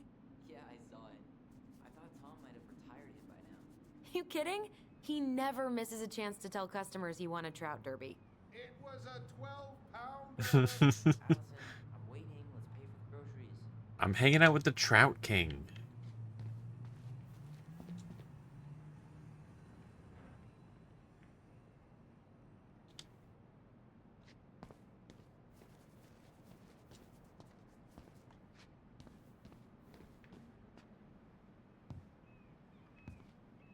Inventory, huh? Yeah. My mind is so numb right now. Anyway, how's the shopping spree going? Finding everything you need?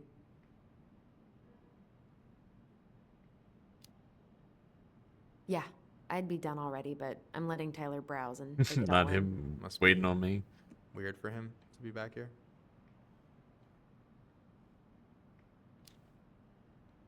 It is, and it doesn't help that everyone around here keeps making it weirder, but he's doing okay, all things considered. I feel like there's a story there. Come on, spill. Hmm.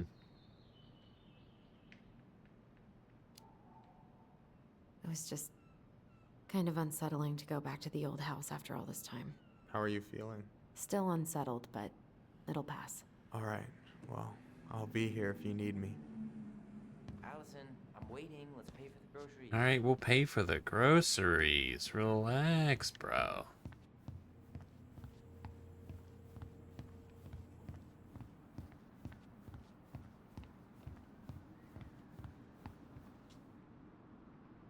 Will that be all? Yes. Thank you, Tom. Oh, hi, Tessa. We were just meaning to come talk to you. Hi, Tessa. Long time no see. My god, you look like a completely different person. It's me. Plus beard. Yes. So we were out at the old house today. Heavens, why would you go there? Surprised it's even still standing. This is a very We found some uncomfortable stuff in Mary Ann's conversation. room that took us by surprise. Oh, really?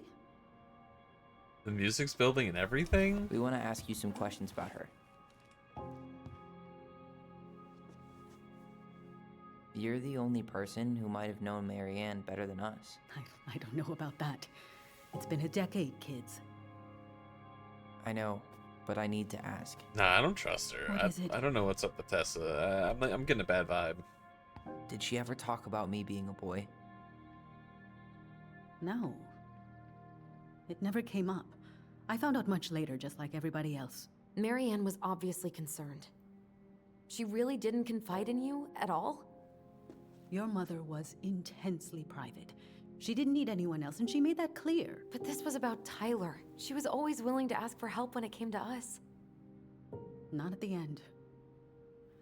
Look, I have a lot on my plate today. I'm sorry. My advice to you would be to try to move on. It's not that easy. What happened that night? You can't understand something like that, but it was God's plan. That's all we can know. I need to go now. Best of luck to you, truly. What the hell was that? I told you she wouldn't talk. It's like she's got CIA training. Something's weird here.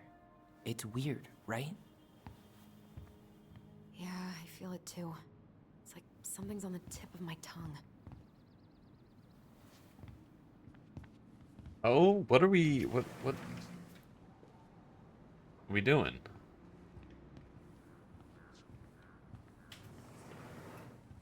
Are we snooping? Are we gonna snoop? Break into here? Where is it? Where is it?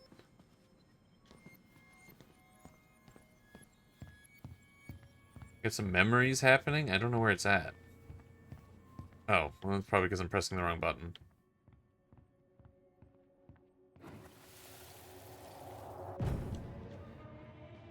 Hey guys, you all done yet? Yeah, Mom. Can we go outside while you and Tessa play cards? I'm afraid there's no time for games today, sweetie. Now let's go. Marianne, can you come here?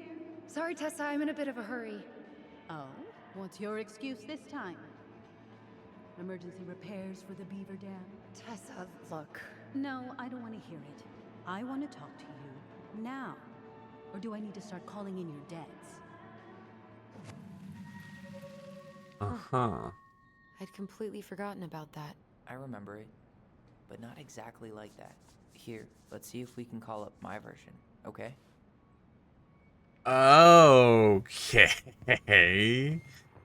They remember things differently? And it's a gameplay mechanic?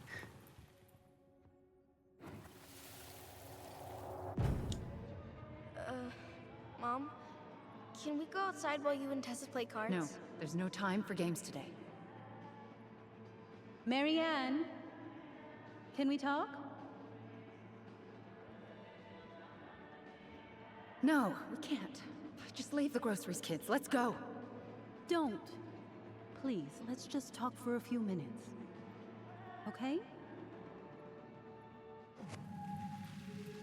Okay, we remember that slightly differently. I guess that makes sense. Rashomon, you know? But whatever happened, after that they walked to the counter, and then Marianne lashed out at Tessa, right? No. Marianne defended us because Tessa got all preachy. Which is it going to be?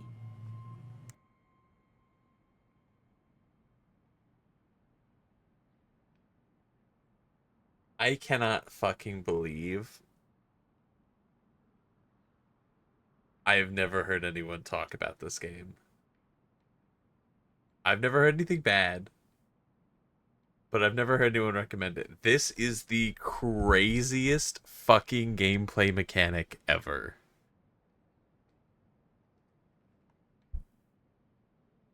I don't even... What the fuck do I even do here? I'm like, is Tessa meant to be the beaver? But that doesn't make any sense because the beaver dies in the story. But she references it. And so now I'm like more inclined to believe Tyler's version because he remembers like, more in line with the beaver. But I'm like, I don't know. I don't even know how to... Okay, man, I do not know what to do here. Please don't... Can I just see both? Please, let's just talk for a few minutes. Okay? Dude, what do I even do?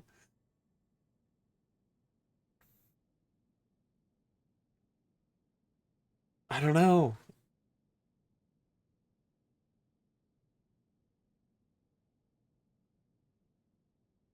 I don't even know what this impacts.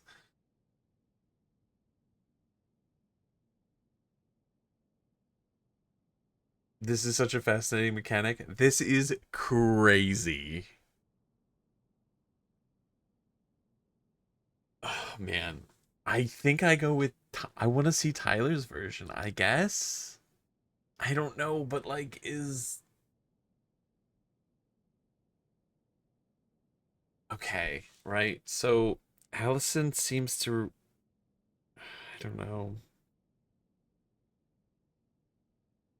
Allison tends to have remembered things generally more negatively than Tyler has. And it's like I don't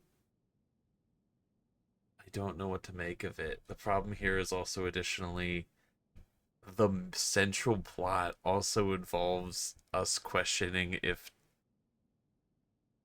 Tyler remembers things correctly because the most important plot point so far has been called into question. Literally, just before the scene, it was like, oh, it shows a situation that happened exactly, so it leaves no room for question. And then it pulls this 10 seconds later. It. I cannot believe. I don't know that I have no way of knowing if this how this could possibly be changing the plot. Also, I'm like, if I miss a collectible, I'm gonna lose my mind. Um, Maybe I should have opened up a guide, but I don't want spoilers. But this is so crazy, man. I don't know. I don't know. I don't know what to do. I think I go with Tyler's. I don't know. I don't know.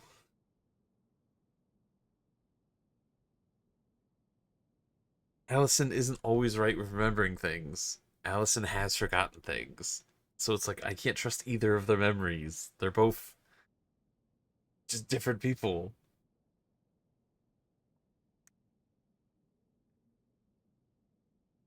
All right, we're running with it. We just gotta go. We just gotta go. I can't stay.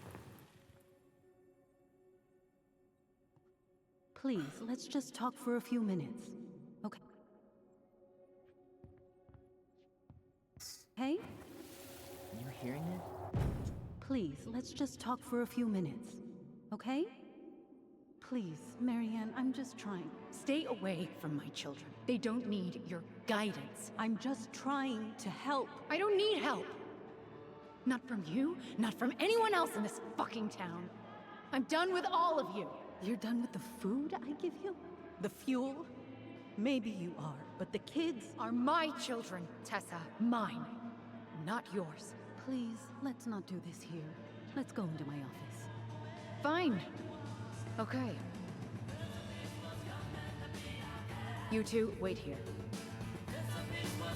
What's the music? What's wrong with you?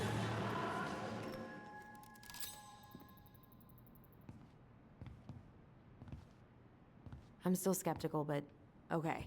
For now, let's say Marianne was being Marianne. But once they got into the office, they both went at it. Hard. What do you think they were arguing about? Me? Don't know. It was impossible to hear anything after she cranked up the music. But hey, now that we know she was lying to our faces, let's ask her. What is this? What did that impact? What did this change? Tell me what's happening, game.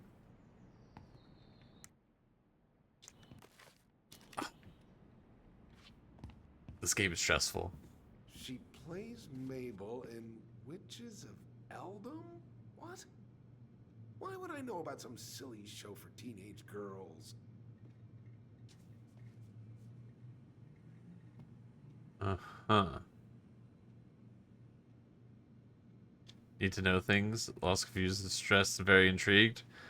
Right? That's like that's all of the emotions right there. Allison? Oh, no thanks. I'm good. I'm just looking for something that I forgot. Interesting. What's this doing here?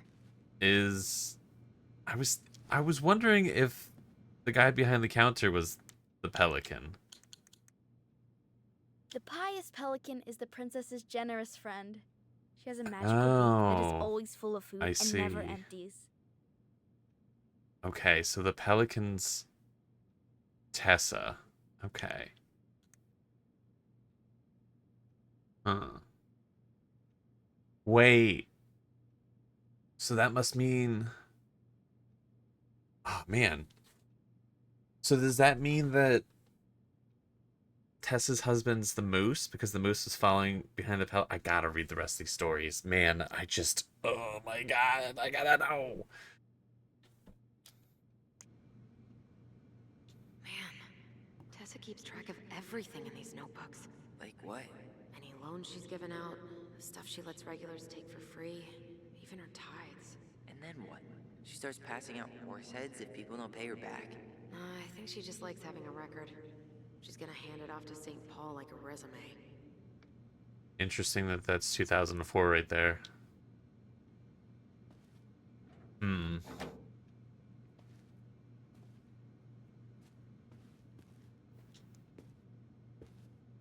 Is there something I can do for you? Oof. What are you up to? Tell me. What are you doing?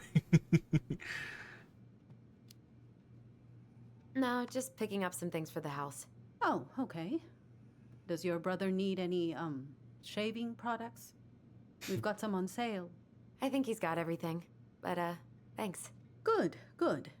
Well, you let me know if we're running low on anything you need.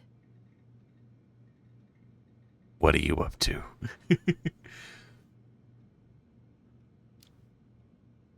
So what are you doing there? Oh, just inventory. Guess I'm lucky I had the day off, huh? Yes, what a lucky coincidence. Tell me the truth.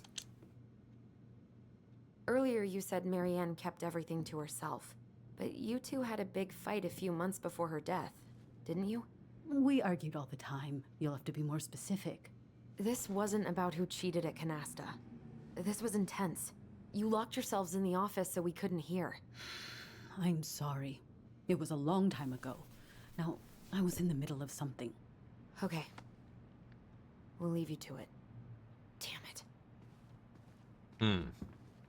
I think she knows more than she's letting on. Duh. But there's no way to nail her down when we don't even know what we mean. If we could pinpoint what it was about, she'd be out of excuses. Sure, but how do we do that? The music was too loud to make out what they were saying. Marianne and Tessa were obsessed with that song. It was on all the time. What are you thinking? We've been getting these visions whenever we see or hear something really emotional. Maybe listening to it will trigger something. You may be onto something here, Ronan. We can't go back to her with anything half-assed. We should go talk to Tom. Make sure we build as strong of a case as possible. Okay. Let's see if we can figure out what song it was. I feel like she did say that weird. What a lucky coincidence, right?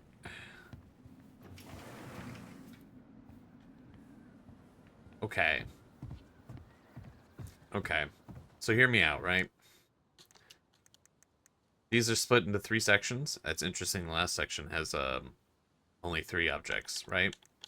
Here's the problem, right? I'm not 100%. This game's split into chapters, even though it's one game. I don't know if I'm going to be able to keep everything between the chapters. By which I'm saying it's not these collectibles. I don't know if I need to finish this fucking book before the chapter ends. And I really don't. I really don't want to blast through 15 fucking short stories. But I think I gotta read it now. I think it makes sense to do it now, right?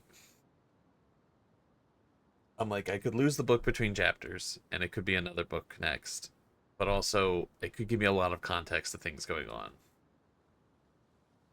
Storytime with Duck. Oh, man. Alright, well, we're already 5 through. We just got a quick 15 stories. I apologize, it's going to take me a minute.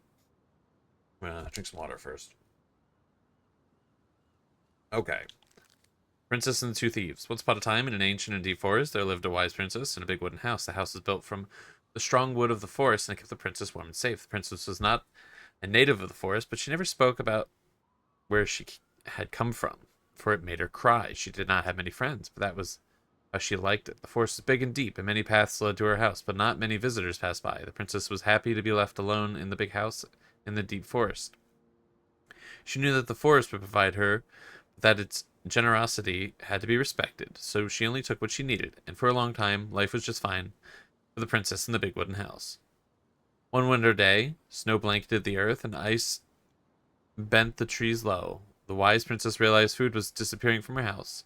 It was not much at first, but only a few fruits and nuts and eggs vanishing during the night. Maybe it's the birds, she said, or the mice. and for a time the princess was okay with losing some food, for the winter was long and little creatures needed to eat too. But then small items started to disappear as well, spoons and plates and forks and knives and blankets. It was as if every time she was in one part of the house, something disappeared in another room. That can't be birds or mice, said the princess. I think I have a thief. She went outside to look for traces in the snow and noises in the wind, but there was nothing to be found, nor to be heard. That's strange, she said. The princess, maybe the thief is hiding inside my house. For many days she hunted, looking behind the curtains and under the bed and in the attic and in the chimney, behind the poles and under the carpets, but she found nothing. And as she searched, food kept on disappearing. Night after night, I will make a cake, frowned the princess, a big cake, with every egg and fruit and nut I still have, so that I have only one thing to keep an eye on. She spent the whole day making the cake and using everything she had left.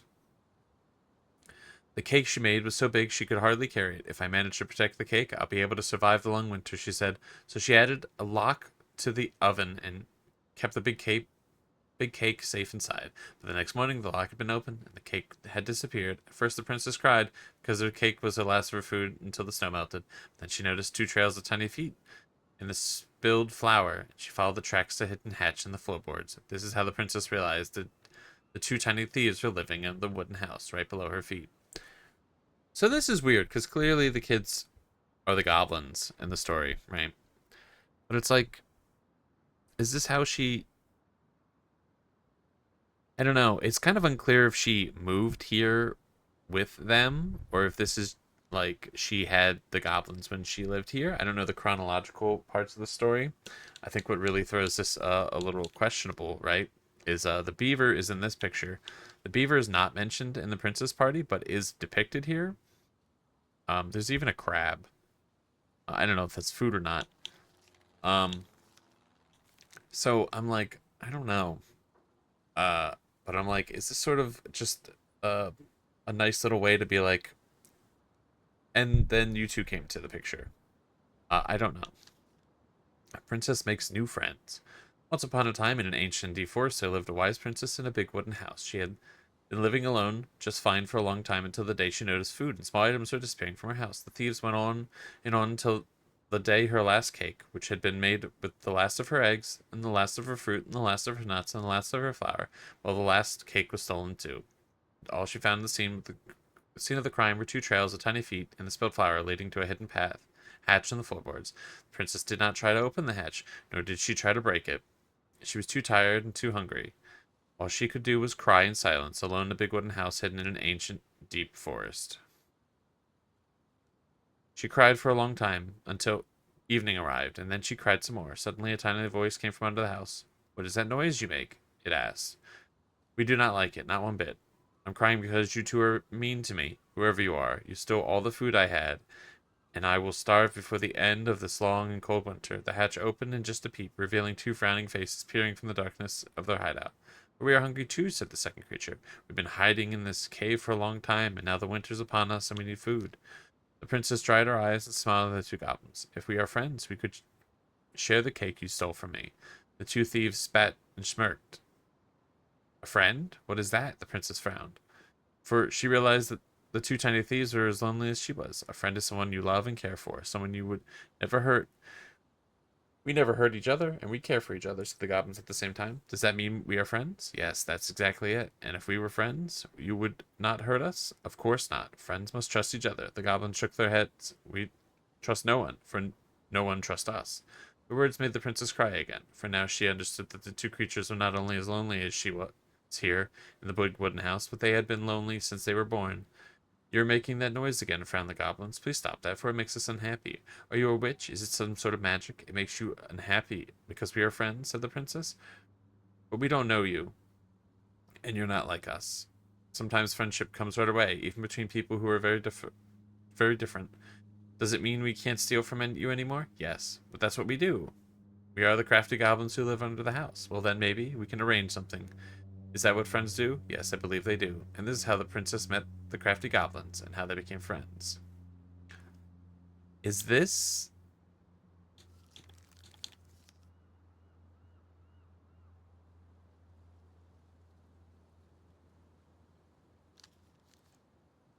I'm going to read on. feel like this is saying a lot. I feel like it's kind of clear what it's saying. If it is saying that, I don't know. Afraid you're not understanding? It's kind of sounding like, I don't know. It's sounding like there was some resentment she had about not being able to, like, there just wasn't enough food to go around. And, like, she was trying to, like, get along with her children, and her children not really understanding. And then, sort of through these books, they sort of, like, kind of came into her understanding. It seemed like she just was raising them in the woods, and that she didn't have a lot of money for food, and, like, feeding the kids, she sort of became, like, resentful, being like, you're stealing everything. But, like, I don't know. I don't know if that's what's trying to be implied here, but the bear thing sort of seemed like pretty one for one a little bit, so I'm assuming that's the case. I think, I don't know.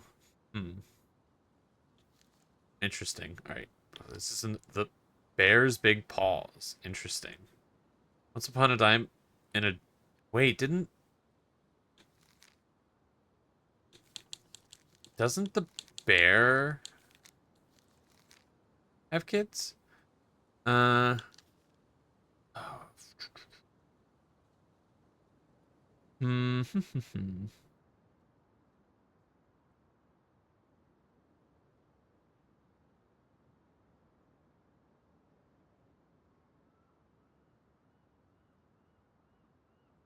And with how she took care of the goblin, she would be an excellent mother for his cubs. Interesting. Okay, I thought that was mentioned. Once upon a time in a deep and ancient forest, the old bear was out looking for a snack when he spied a bee's nest in a hole high up in a tree. The tree was dry and brittle, but the old bear was hungry, and so he made his way to the nest. But when he got there, he found his giant paw couldn't fit in the hole. Determined, he tried to force it inside, but the effort caused the branch below him to snap. The old bear tumbled to the ground and landed a painful oomph. He lay there, stunned from the fall.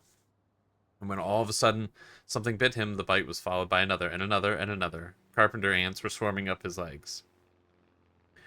You see, they had been nesting in the branch, and they did not appreciate being forced from their home. The old bear howled and jumped to his feet, danced around as he swatted and snapped. But his big paws couldn't do much about the tiny ants. When he finally managed to squish and scare them all off, the old bear heard someone laughing. The crafty goblins had seen the whole thing. Clumsy old bear, they teased. Those big old paws aren't good at anything, are they? Then they sped off, leaving old bear's pride hurting just as bad as his body. He lumbered through the forest, hungry and sad. Maybe I am just clumsy, old bear, he moaned. My big old paws aren't good for anything. At the moment, the old bear heard a sad, sad noise. What's that, he wondered. He followed the sound where a mountain goat stood atop a boulder and up a hillside. Ah, old bear, she cried. Old bear, please help. My kid is stuck. This is interesting. This has been edited. Um, does it say the same thing here?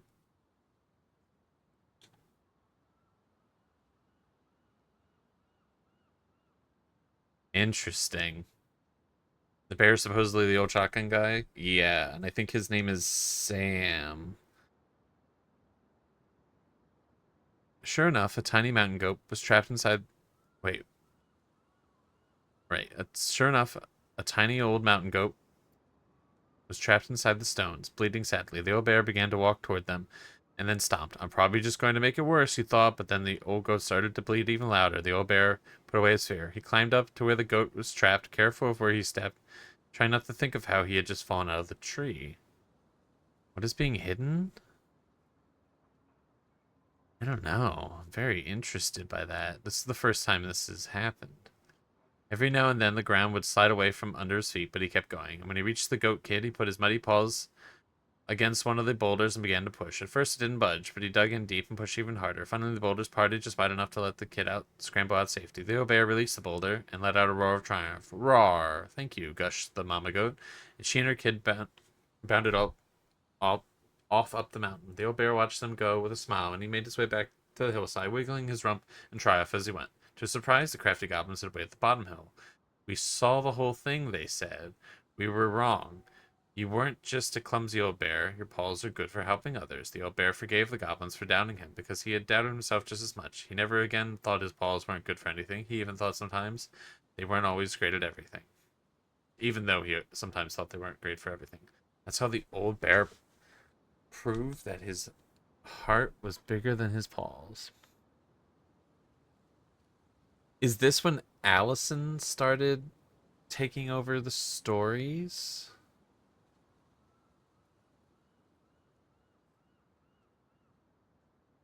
Interesting. The Moon Hag loses her name. Once upon a time, in a deep and cold lake in the ancient forest, there lived an old seal who was a powerful witch in disguise. She was mean and cruel. She liked nothing more than to swim the deepest part of the lake where the light was dim under the ice, admiring the corpses of the many victims she'd tricked into the water over the years. She was so hateful that only the cold water of the lake could keep her cool. Her most prized possession was a tin mirror sold to her by the secret keeper, and she kept it in the chest at the bottom of the lake. It was no ordinary mirror. If you looked in it, you would see a reflection of who you truly desired to be, and for 1 hour the mirror granted you the power to appear as that person. Whenever a boat or unwise traveler approached the edge of the lake, the old witch used the mirror to appear as a beautiful woman she always wished to be. And with the disguise, she lured the unfortunate sailor wander into the deep and cold water. Therefore, the old seal forced the victim to become her servant. And when she was done with them, they joined her collection of corpses in the deepest part of the lake. This is a much darker part of the story. I will point out that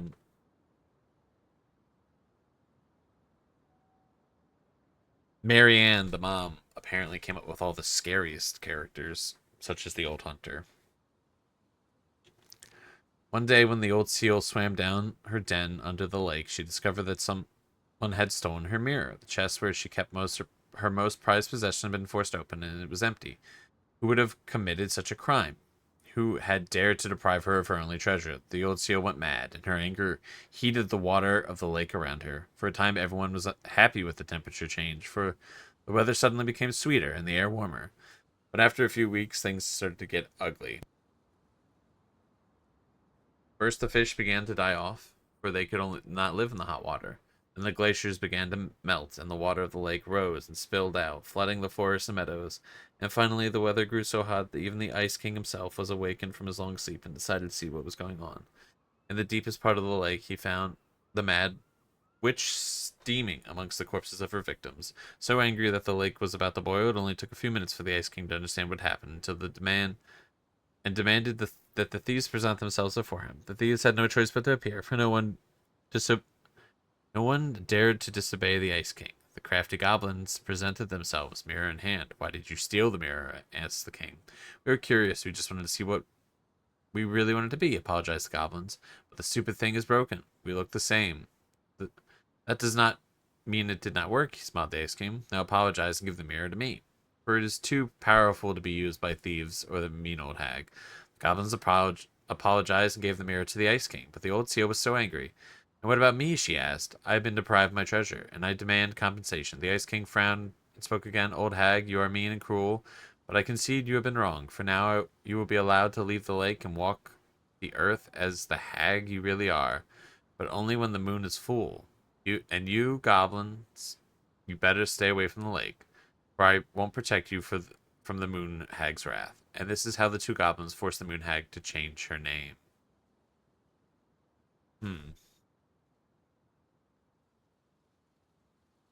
Interesting.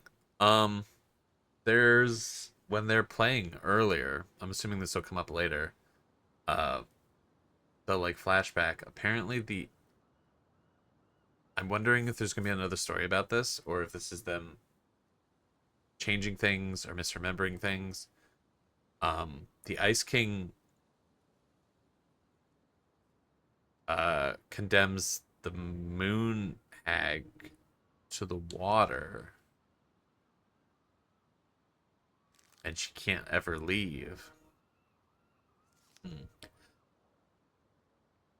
The goblins trick the mad hunter. That is a very ominous picture. Once upon a time, in a castle just beyond the ancient and deep forest, the mad hunter was punished by the gold lady for failing to return with the wise princess. For your failure, said the gold lady, I will take your left hand. You will return to the ancient and deep forest and hunt the wise princess, and if you can bring her back, I will return your hand to you. Fail again, and I will take your right hand. The Mad Hunter could hunt with just his right hand, but if he lost both his hands, he would never be able to hunt again. He'd no longer be a Mad Hunter, but only a Mad Man.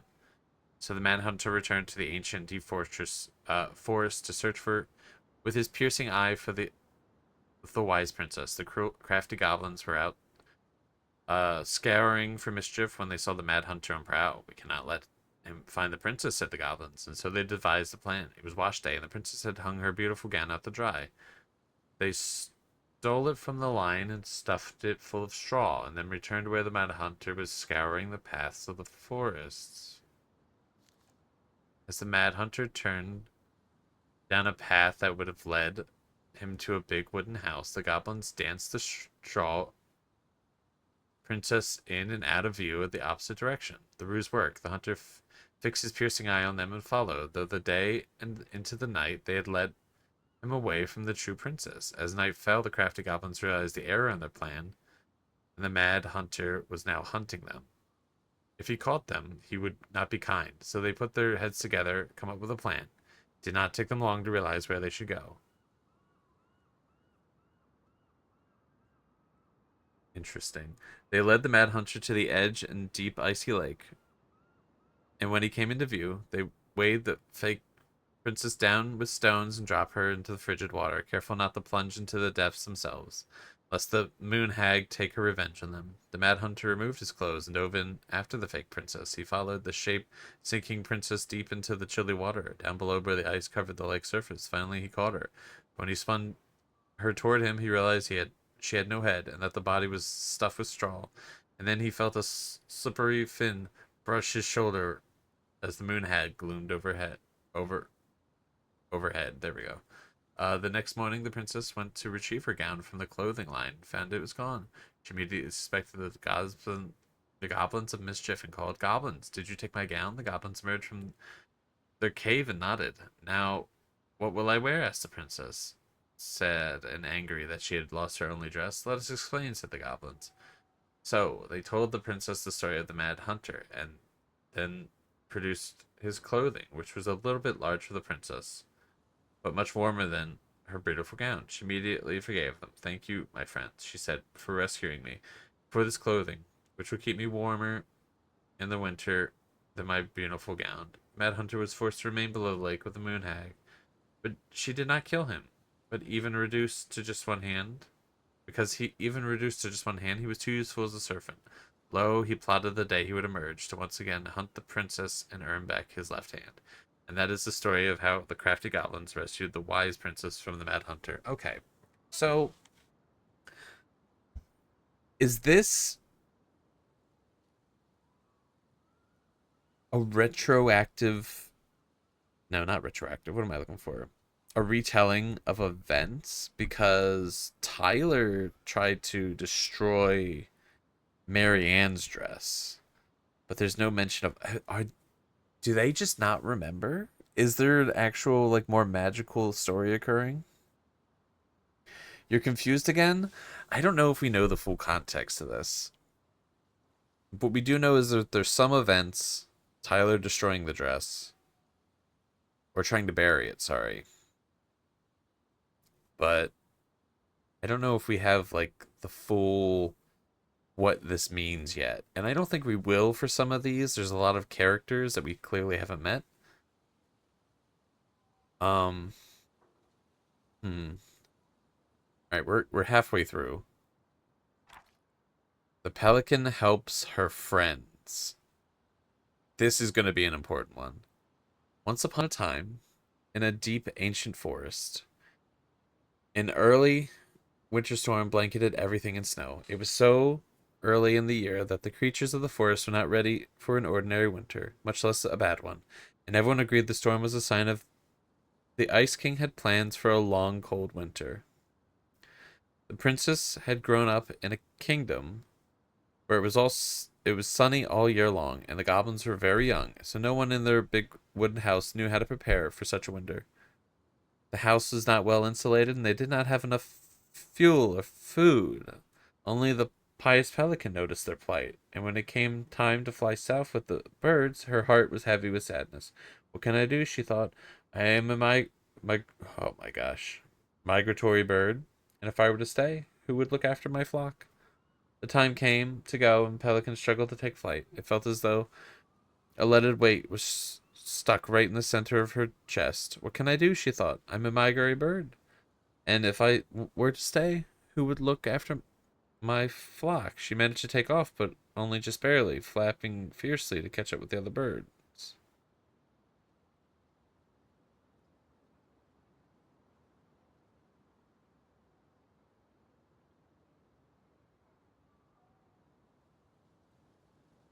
Why does that repeat? As the pious pelican began her journey, the storm picked up, battering her to and fro. She had fallen well behind the flock. She was already growing tired, but for all of her challenges in the air, she could tell things were much worse on the ground. A deep freeze had settled over the forest. The leaded weight in her chest grew heavier as she thought of the princess and the goblins. What can I do? She thought. I'm a migratory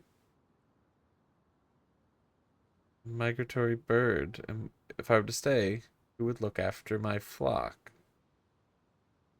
This is interesting.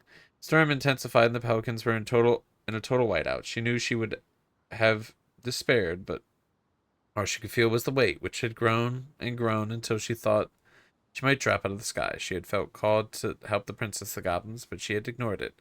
Should have stayed, she thought. It was the right thing to do, and now I'm lost, with no way to make it right. Suddenly, she was plucked from the sky and deposited in the hall of the Ice King. Pelican, he said, you are flying in circles around the mountain. I was lost, she said, weighed down by the weight of the guilt in my heart. The Ice King stared at her sagely. Is guilt, or is it something else? Open your beak. He reached down inside of her, pulling out a glowing stone. The pious pelican was surprised at how it filled her with warmth, chasing away cold and doubt. You know what you must do, said the Ice King. A pious pelican flew straight to the big wooded house. Snow had already blown in through its many cracks, and ice crept across the floorboards. She found the princess and the goblins huddled in front of the quiet hearth, nearly frozen solid. No, she cried, and then she placed the stone in the princess's lap. The warmth of it spread through the whole of the house, melting all that had frozen. The princess threw her arms around the pelican's chest, and the goblins clung to her legs. Thank you, they cried. You're welcome, said the pelican, smiling in deep satisfaction. What is that? Asked the princess, staring at the wonderful stone. At first, said the pelican, I thought it was my guilt. But then the Ice King pulled it out of me, and I realized it was something much more powerful. Just then the storm broke, and the skies cleared. The pelican filled the big wooded house's larder with food from her beak, and then she took to the skies, lightened by the knowledge that through her charity everyone in the big wooded house would be warm and fed until spring. That is the story of how the pious pelican saved the wise princess and the crafty goblins from a long winter. The goblins earned their voice. So, who wrote this one? Because the voice is what the power is called. Once upon a time, in a deep and ancient forest, the crafty goblin spied on the secret keeper as she made her rounds, gathering up secrets that the animals of the forest had for sale. How? Said the first goblin. How does she get people's secrets? You suppose she peels open their heads? Let's find out, said the second, and the goblins watched the secret keeper. They watched her until the stalwart moose came to her, head hanging low. It was my fault. I chose the uneven trail. I can't bear to remember. The secret keeper nodded and gazed into the stalwart moose's eyes. Though the goblins couldn't hear anything, they knew she was speaking to the moose, for the secret keeper spoke in people's minds with a gift of the voice. After a few minutes, the stalwart moose blinked. Feel lighter, said the moose. Do I just give you something? The secret keeper nodded and handing him a coin. Stalwart moose nodded and plodded along down the trail. He spied the goblins hiding in the woods and narrowed his eyes, for he knew the goblins were often up to mischief. The two goblins whistled innocently, and the moose was forced to carry on, because they were not doing anything obviously bad. Okay. I need to know what the secret was, said one of the goblins. Let's go buy it. So the goblins approached the secret keeper before she could stow away the moose's secret. We want to buy Moose's secret. What do you have to trade? Asked the secret keeper, her voice filling their minds. The goblins produced a silver-handled brush they had stolen from the princess, and the secret keeper nodded. And that is how the goblins came to know that Moose's mate had tumbled down a cliffside to her death. The secret keeper moved on. The first of the goblins said, I want to know more, said the goblins, followed the secret keeper, hoping to find where she hid the secrets. They followed her to the peak of the nearby ridge and watched as she stowed the rest of the day's secrets high in the cloud. She had gone, they climbed a high spruce tree that disappeared into the misty sky. They reached out and just managed to dip their hands into the cloud. Their heads filled with memories, and they snatched their hands back down as if they were just thrust them into boiling water. Tears poured down their cheeks. That was how the secret keeper found them, crying in a tree. You stole my secrets, seethed the secret keeper. Give them back. The crafty goblins stopped crying because they saw an opportunity. What will you give us in exchange? They asked. I will give you back the silver-handled brush, offered the secret keeper. For so many secrets? Pshaw! You'll have to offer more than that. What if, said the secret keeper, I share the gift of voice?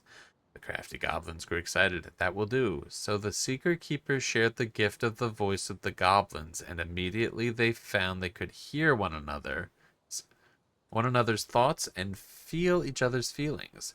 The crafty goblins gave back the secrets they had taken and ran back to the big wooded house. They were found by the princess. There they found the princess preparing food. They tried to peer into her mind, but found it was blank. They tried to speak to her using their own minds, but she could not hear them. It seemed the secret keeper was craftier than the crafty goblins, for she only shared enough of her power to let the goblins use the gift of voice of each other and not the whole forest.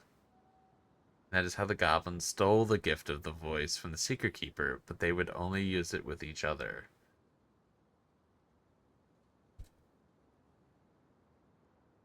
How literal is this? What's going on?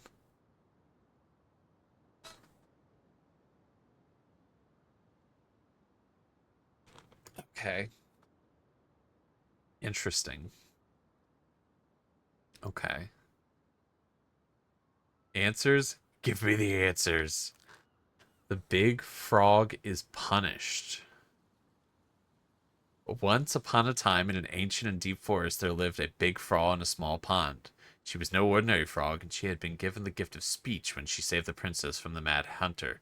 From the morning to the evening, she did everything the other frogs did, except she knew how to speak. Everybody in the forest could hear her loud voice, and everybody was unhappy with that because she never stopped babbling.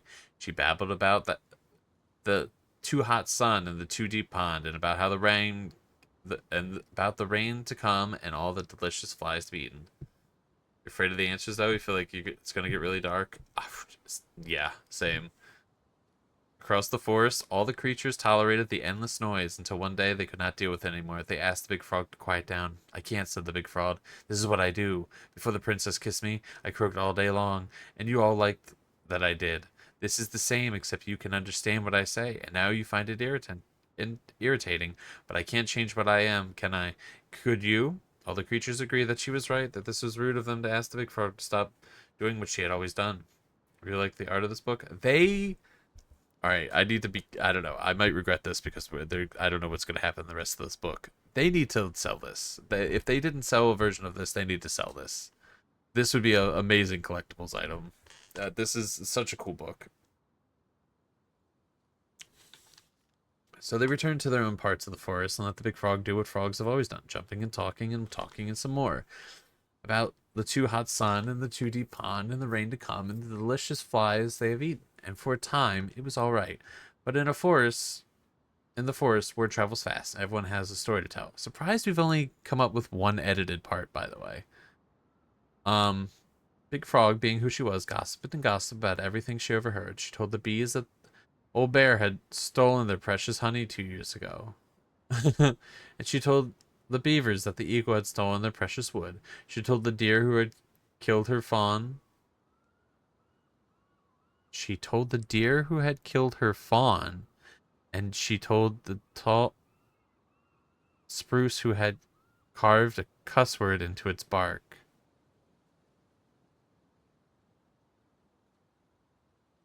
Am I misreading this? She told the deer who had killed her fawn. That's an interesting sentence.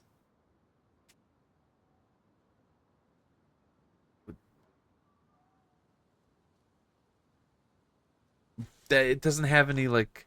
The other sentence is like, old bear had stolen the. She told the bees that the old bear had stolen their honey. Right? Who did what? Who was it relevant to? Told the beavers that the eagle had stolen their precious wood. Eagle stole wood from beavers. She told the deer who had killed her fawn. And she told the tall spruce who had carved a cuff sword into its bark. Once again, everyone in the what is that sentence? What's going on with that? Once again, everyone in the forest asked the big frog to keep quiet. Now everyone had a grudge against everyone else, but once again, the big frog would not listen. When I was just a frog, you never paid attention to me, and nobody helped me when the mad hunter hunted me for sport. This is only right for a wrong, and I won't stop talking. The fuss went on, and the noise was so loud that the Ice King himself awoke and decided to see what was going on. Silence, bellowed the king. Even the big frog stopped babbling. Once the forest was quiet again, the Ice King patiently listened to what each and every animal in the forest had to say, until finally it has made his mind. Big Frog, you have abused the gift of speech, for you only used it to get revenge. Despite knowing that words can be harmful, you threw them around without caution, and you caused too much trouble. The Big Frog opened her mouth to protest, but the Ice King raised his finger before she could say another word. Since you received the gift of speech for a good deed, I would dare not to take it away from you. But so here is your punishment. I will tell you the biggest of my secrets. It is a secret so powerful and so dangerous that it will frighten you. But if you were to ever to reveal it to anybody, Ice King bent down and whispered such potent words in the big frog's ears that the poor creature started to tremble. Now go about your business, all of you, and try to forget what Big Frog has told you, for you are all living in the forest, and you have nowhere else to go. This is how the big frog irritated the Ice King, and how she was punished. Who's the fucking Ice King? What's going on? The goblins saved the old beaver. Once upon a time, in a deep and ancient forest, winter gave way to spring, in a sudden burst of warm air that melted all the snow and all the ice all at once. The river swelled until it could no longer hold all the water in it, and then spilled out to create new rivers in places where no one was expecting them. The whole of the forest was in a panic, looking for shelter from the rising waters. The old beaver had been working on her dam when one of the new rivers came rushing right at her. She screeched and squealed, but whatever direction she ran, more water appeared. She was caught in the flooding, and she thought she had been an excellent swimmer. Age had taken its toll, and so the raging water carried her off at the speed she couldn't control. Help, she called. Crafty goblins had been running back to their cave under the big wooden house when they heard the beaver's cries. We have to help the beaver, one goblin said. You go one way and I'll go the other. They ran, keeping in touch with the gift of the voice. Finally, okay. So them having the gift of the voice right now raises so many questions, because I'm like, everything seems in chronological order except for the thing with the beaver. Maybe? Finally, one of them spotted her, twisting and tumbling in the river. She was on the opposite side of the water, and the goblin could not reach her. Brother, said the sister goblin, called out through the gift of the voice. I see her, but I can't get to her. Maybe you can. I'll try. The goblin guided her brother so that he would hit the river in just the right spot, not to reach the beaver. Right spot to reach the beaver. This is even more interesting because in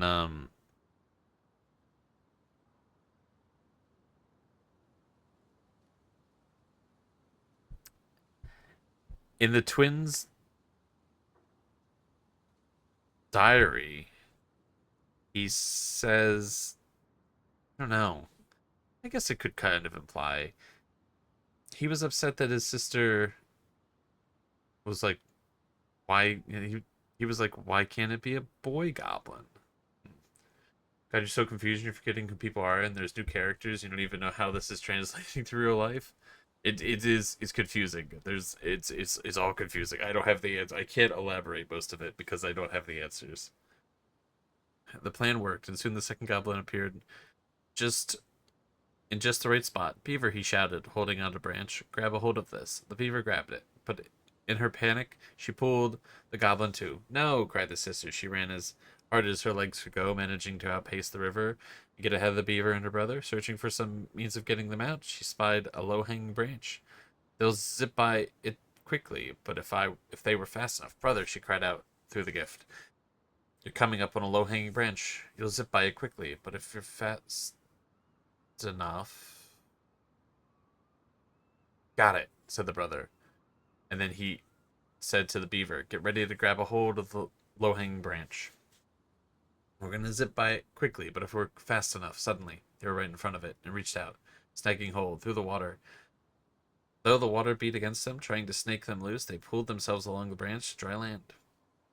When they were all safe, the very old beaver thanked the goblins. But how? She asked. How did you know where just to find me?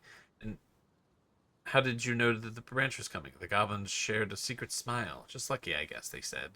That's how the goblins saved the very old beaver from the flooding river, and how she never knew how they did it. The goblins irritate the Ice King. Once upon a time in a deep and ancient wood. Jeez, Louise, there's 6 more. Okay. I gotta pick up the pace here. Once upon a time in a deep and ancient wood, the crafty goblins were getting into all kinds of trouble. They had woken up in a particularly mischievous mood that day, and there was not a single denizen of the ancient forest who did not manage to pull a prank on. They left a mud pie in the princess's kitchen, so that when she dug in, she would get a mouthful of dirt. They used paint to draw silly pictures all over Moose's antlers while he slept. They told the mangy muskrat that his coat had been returned to its former glory, which had made him very sad when he rushed to the water's edge and found it was, in fact, still mangy. They stole branches from the very old beaver's dam in order to have a sword fight, and they filled the old bear's den with burrs. Every time they ran away in a fit of giggles, never stopping to consider their jokes and whether their jokes had done any harm. They were on their way to fill the pious pelican's beak full of bubbles when they were hoisted into the air by their legs. Though they thrashed and shouted, they found themselves staring into the face of the Ice King. All morning, he said, I've been hearing complaints about you two. They're just pranks, said the goblins. No one was really hurt. Oh no, asked the Ice King. He forced them to see each of the victims of their pranks was doing. Princess had a stomachache from swallowing the mud. The moose's antlers itched terribly where the paint had touched them. The muskrat was crying, sad at being reminded what his vanity had cost him. The old beaver's den was flooded, and the old bear was trying to get the burrs out of his fur, but finding most of them hopelessly tangled. For your punishment, said the Ice King, you must help each other undo the harm you've caused. If you do a good enough job of this, there will be no further punishment. If you do not, you will have to give me your noses so that you can no longer stick them in other people's business. Now the goblins liked their noses right where they were in the middle of their faces, so they set out about making things right. They baked a real pie for the princess and brewed her a tea that would settle her stomach. They scrubbed the moose's antlers clean, they covered them in soothing mud. They sat by the river with the muskrat, listening as he talked in great detail about his old coat, and then they did their best to point out all the things that were still handsome about it, like his proud whiskers and sparkling eyes. They let the very old beaver rest while they repaired all the damage they'd done to her den, and finally removed every burr from old bear's fur, even the ones that were hopelessly tangled. In the end, they came before the Ice King to see if they had done enough. The Ice King surveyed the forest and found that everything seemed to be back to normal. What did you learn? Asked the Ice King. That our pranks can make people feel bad, said the goblins. The Ice King smiled and nodded yes. Actions have consequences. In case you forget, I'm going to leave you with a reminder. Whenever one of your pranks is going to hurt somebody, you're going to feel a little pit in your stomach. That will be your punishment and your warning. So every time after the goblins set out to do a prank that was a little too far, they felt a little pit in their stomachs, and they were forced to consider whether it was the right thing to do. That is how the goblins irritated the Ice King, and how they were punished. Alright, they received guilt Pelican forgives the goblins. This one's edited too. Interesting. Once upon a time, in the deep ancient fortress, they lived a pair of crafty goblins in a cave below a big wooden house. They lived with a wise princess who shared as much food with them as she was able, but it was never quite enough, and that left the goblins hungry, very hungry, always hungry. One day, as they were out foraging for food, the pious pelican landed on a rock and dumped a smorgasbord from her beak, which the goblins knew was magic and never emptied. Hmm. Wasn't the other one? Was it the pelican?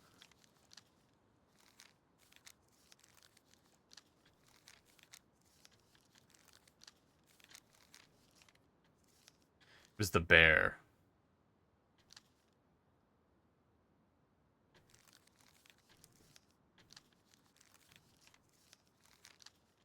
Hmm. Uh, they were king crabs in red, blue, gold, and scarlet, veiny blue shrimp, pink shelled scallops, oblong brown clams, pink spiny urchins, and even one prickly red sea cucumber. Food just kept coming. They watched as the pelican ate one clam and then took a nap. Do you think she'd be mad if we took just a little? Asked one goblin to the other. Her beak never empties, and she wouldn't possibly miss a couple crabs, said the second, licking her lips. They were agreed, and so they crept over, filched some crabs, and ran. The goblins scarfed the crabs, but when they finished, they found that they were still hungry. She wouldn't miss a handful of shrimp, said one goblin to the other. The goblins scarfed the shrimp, but when they were finished, found that they were still hungry. Maybe also a few scallops, said one goblin to the other. The goblins scarfed the scallops, but when they were finished, they found they were still hungry. So they went back for clams, and then urchins, and finally even the sea cucumber. Finally, they were not hungry, but they were also nothing left. Just then the pelican woke up. What happened to my food? She asked. Unable to lie about it, the goblins confessed the crime. Pelican was dismayed, but she was a charitable-hearted bird, and she could tell the crafty goblins were growing little creatures. Goblins, said the pious pelican, I will share my food with you, but you must in return follow my example and be as gracious with others as I am with you. Take that to heart, and I will have considered your debt paid. But we have nothing to give, said the goblins. You have your nimble hands and your crafty brains and your loving hearts, said the pelican. The crafty goblins realized how much they had to give, and for the rest of the day they looked for ways to help other creatures of the forest. They found the start moose struggling with an itchy, hard-to-reach spot on his back, so they climbed up and gave it a good scratching. Next, they helped the old bear who could not get the honey out of a narrow beehive. They climbed up to the top of the tree with the hive and then dropped it, cracking it open. Finally, they found the princess crying over loss she would not speak about. So they wrapped their little arms around her in a great big hug and stayed until she felt better. When they were done, they returned to the pious pelican. Did it feel good being generous as I am? Asked the pelican. It did, said the goblins. I'm glad, said the pelican. We all have problems that we can't solve on our own, but if everyone goes about with generosity in their hearts, then there will always be someone on hand to help. But we all must commit to do so, or there may be no one there to help when you need it. This made sense to the goblins, and they thanked the pious pelican for her food and the lesson. Of course, by that time, they were hungry again, and that remained an ongoing problem until the day the stalwart moose taught them to fish. But that is another story, and that is how the pious pelican forgave the crafty goblins and how she taught them charity. Could the changes be based on memories?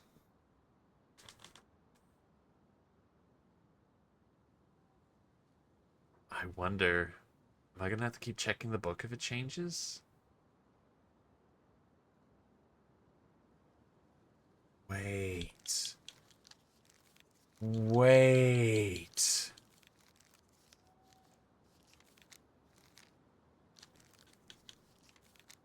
Oh my god, I think you're right.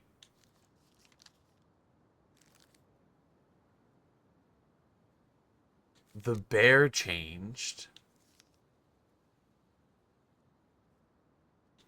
And we know we've met the bear. We met the pelican, and the pelican's changed. Oh, I should have read this. Oh, at the start. I should have read it all. I wouldn't have known to go back, actually. How so? Still lost? Well, we don't know what it said initially. Gameplay memories? Yeah, if we're remembering different things. I don't know if it actually makes sense, but the Pelican part seemed to fall in line with how Allison remembered the stuff with Tess.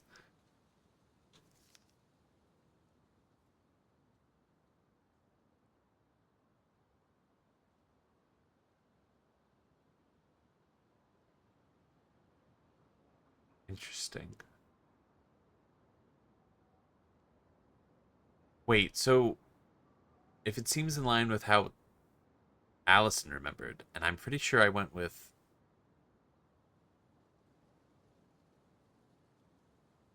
the other one, does that mean that I need to have been making these choices, or are these changed because of my choices?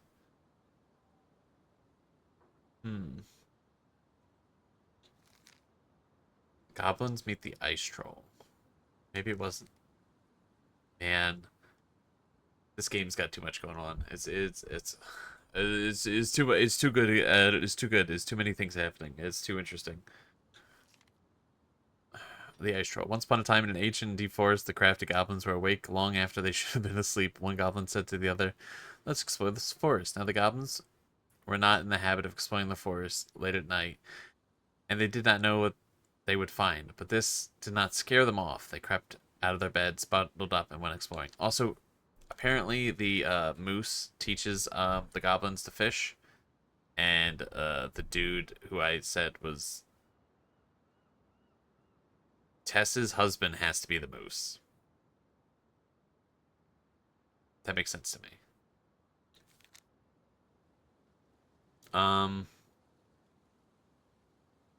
Remember one of them being where the mom would tell her to stop trying to push her beliefs on her kids?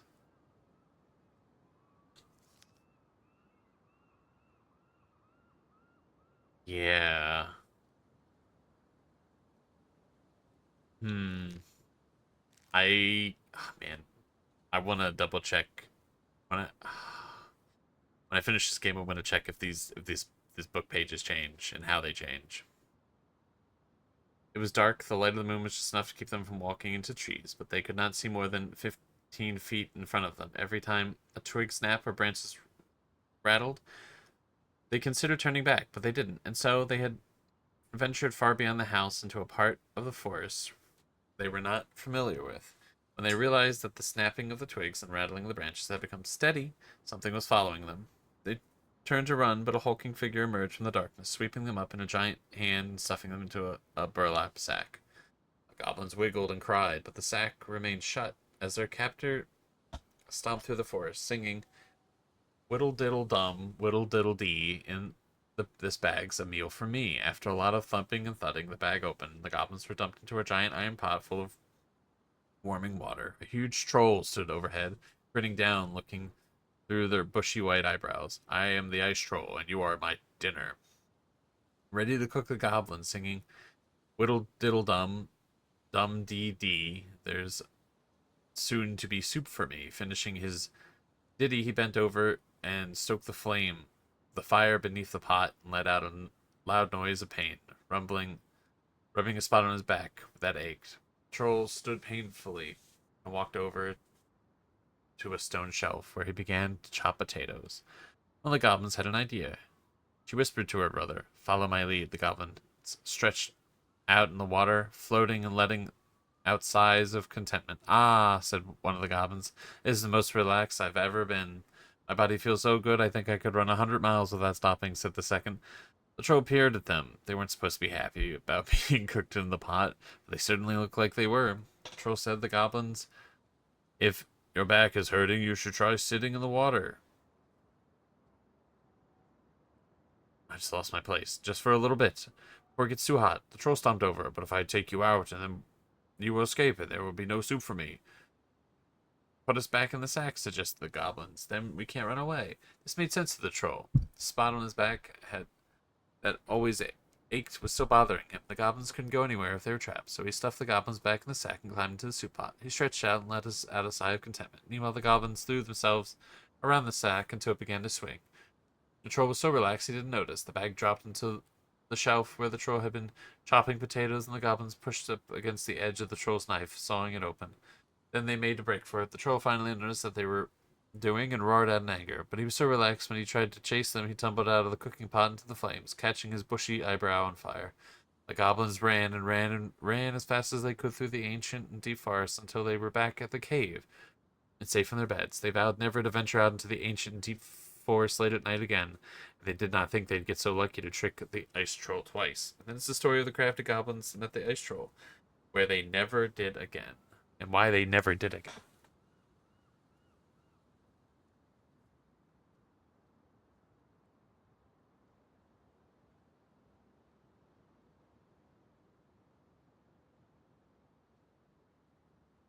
There's so much reading to this where like if not every single part of the story comes up relevant, like if some of this is just for funsies, I'm gonna be a little upset.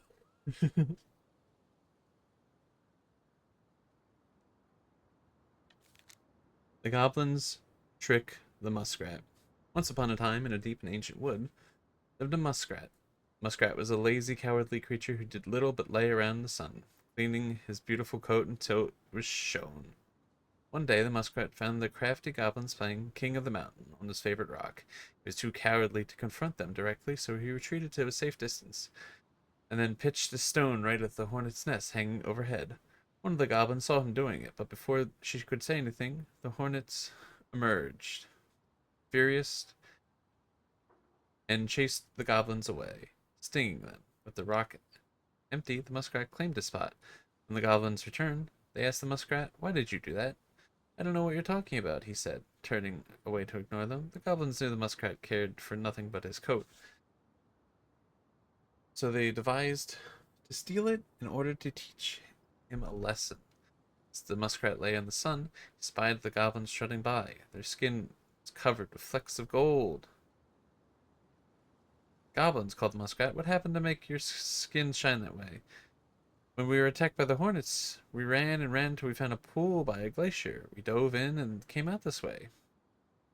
"Would you show me this pool?" asked the muskrat. Crafty goblins led the muskrat to a pool. Muskrat looked at the pool skeptically. "It looks like a pool," he said. The goblins chuckled and shrugged. "You don't have to jump in if you don't want to." "But what do you lose if you try? And if it works, why, you will be the most beautiful creature in the whole of the forest." With visions of his splendid coat in mind, the muskrat jumped in. When he emerged, he was disappointed to find that nothing had changed. Said one goblin. "Maybe you have to be stung by the hornets first, just like us." Muskrat hesitated because getting stung would be painful. Seeing his hesitation, the goblin added, "If it works, you'll be the most beautiful creature in the whole forest." The muskrat decided it was worth it, so he returned to the hornet's nest and pitched a stone right at it. The hornets emerged, and even more furious this time, they chased the muskrat, stinging him repeatedly until he jumped into the magic pool. The muskrat was disappointed to find that once again nothing had changed. "I wonder if the magic only works for us," said one of the goblins. "Would you like to jump in with your Would you like me to jump in with your coat?" The muskrat hesitated. "If it works, you will be the most beautiful creature in the whole of the forest." With visions of his splendid coat in mind, Muskrat agreed. He stripped it off and handed it over to the goblins. Without his coat, the muskrat was pale and covered in scabbing welts. Instead of jumping in the pool, one of the goblins ran away with the coat, laughing, and the other pushed the muskrat into the frigid pool. As the water splashed the goblin, the gold flecks ran, revealing that they had only ever been painted on. The muskrat cried so pitifully and made such a clamor that he awoke the Ice King, who came down to the forest to see what had happened. When the Ice King saw the muskrat, he laughed. "Only further infuriating creature. Tell me what had happened," said the Ice King. Both the muskrat and the goblins told their sides of the story, and the Ice Cream considered the case before him. "It is true that the muskrat is vain. He thinks nothing but himself," concluded the Ice King, "but he needs to somehow keep him warm in the water and the snow." So the Ice King decided the muskrat would get his coat back, but it would be patchy and unkept, and after that day he became known as Mangy Muskrat. And now that is how the goblins tricked the muskrat into giving up his coat, and how he got his name. A lot of stories about how people get their name in this book. The moose teaches the goblins. This one's edited too. Fuck. Once upon a time, in a deep and ancient forest, the crafty goblins were hungry. This wasn't unusual. The goblins were always hungry. But today, they were particularly hungry. They opened the wise princess's cupboards to look for a snack. But all she had was a small pile of nuts and berries, and just one strip of dried fish. The goblins grabbed it all and gobbled it up, but they were still hungry. They went into the woods. This checks out for the memories or people they meet. Yeah, it's checking out so far. They went into the woods to look for more to eat. First, they dropped by a small pond. The big frog was asleep, and beside the pond was a pile of insects she had caught for eating after she woke up. The goblins crept up to the pile, careful not to wake the big frog. As they got close, she riveted loudly, and they froze. The big frog kept sleeping. So they grabbed up the pile of insects and gobbled it up, but they were still hungry. As they crept back into the woods, they found the stalwart moose watching them. Did you just steal the big frog's food? The goblins tried not to look guilty, but failed. She said, "We could have them," they cried. "Oh, really?" asked the moose. "Let's ask her." So the moose woke up Big Frog and asked, "Did you say the goblins could have the food?" The big frog looked at the goblins, who she knew were always hungry, and nodded. "Yes, I did." "Really?" asked the big moose, surprised. The frog nodded, and the moose sighed. "Alrighty then," he said, and he let the goblins go. The next stop was the river. They watched as Old Bear swiped at leaping salmon, catching it deftly in his large paws. He would lay it upon the rock and left it out to dry, lumbering into the woods to seek out some berries. The crafty goblins crept up to the rock carefully in case the old bear returned. They reached the rocks, grabbed the salmon, and gobbled them up, but they were still hungry. As they crept back into the woods, the stalwart moose was once again waiting for them. "Are you going to tell the old bear that you could have them?" "Yes," replied the goblins. Old Bear ambled up the moment, and the moose asked, "Did you leave the fish for the goblins?" Old Bear looked at the goblins, who knew they were always hungry, and nodded. "I did, really," asked the moose. "Really," said the old bear. After Moose left, Old Bear said to the goblins, "Be sure to tell the princess I was kind to you, and don't steal my fish again." All this unsettled. Also, this is unsettling, seeing a moose with hands and standing on his hind legs. That's regular moose stuff. The goblins, still hungry, went out looking for one more meal. They crept up to the mangy muskrat's lodge and began to climb inside when they were dragged right back out. Sart Moose dangled them by the seats of their pants and said, "Now, I know Angry Muskrat didn't tell you could eat his food, because he blames you for his coat being ruined. Besides, he barely has enough for himself, and he doesn't share with anyone." The goblins began to protest, but he shook his head. He set the goblins down and said, "Come with me." The goblins followed the Stark Moose to part of the river where it ran slow enough for them to walk into it safely. He gave them each a fishing line and said, I'm going to teach you to fish, so that when you are hungry, you do not need to steal from the animals of the forest. It would be hard work, but it would be honest. The crafty goblins were not against working hard, they were just hungry, so they listened to the moose, and soon pulled wriggling fish out of the river. They ate them up, and finally, they were no longer hungry. And that is how the crafty moose came to teach how the moose came to teach the crafty goblins to fish. Alright, we have one more. The Mad Hunter gets his hand back. Once upon a time, in a deep and cold lake,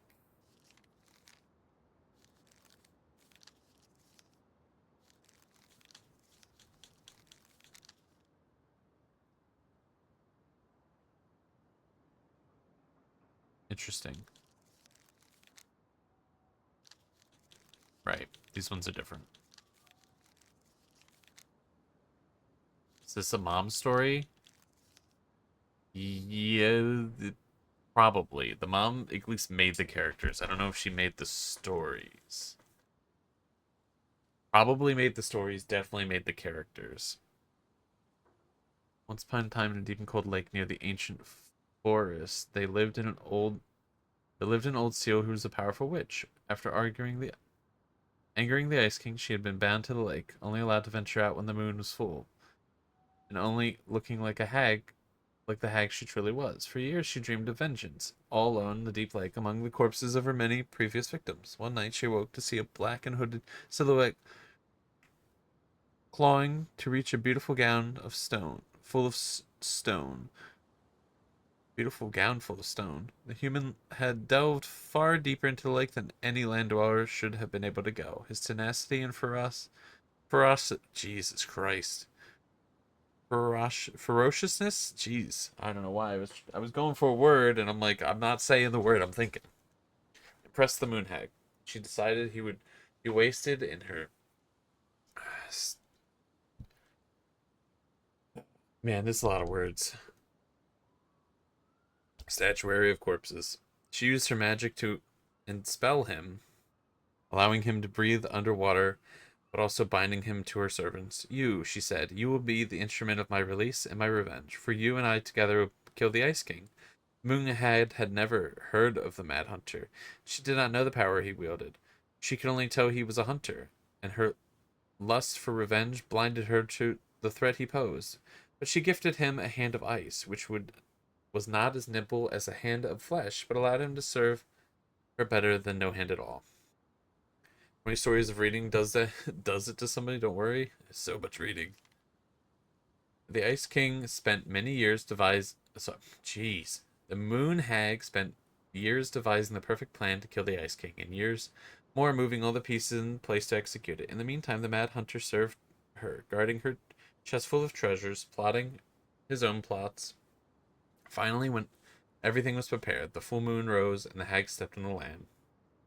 Giddy at the thought she would never have to leave again if it did not please her, she brought the Mad Hunter to his post, a jagged peak of ice and stone from which he would loose an arrow that would slay the Ice King. Before she could go, he put forward a proposal. Moon Hag, said the Mad Hunter, if you grow back my missing hand, I would be certain to hit the Ice King with my arrow.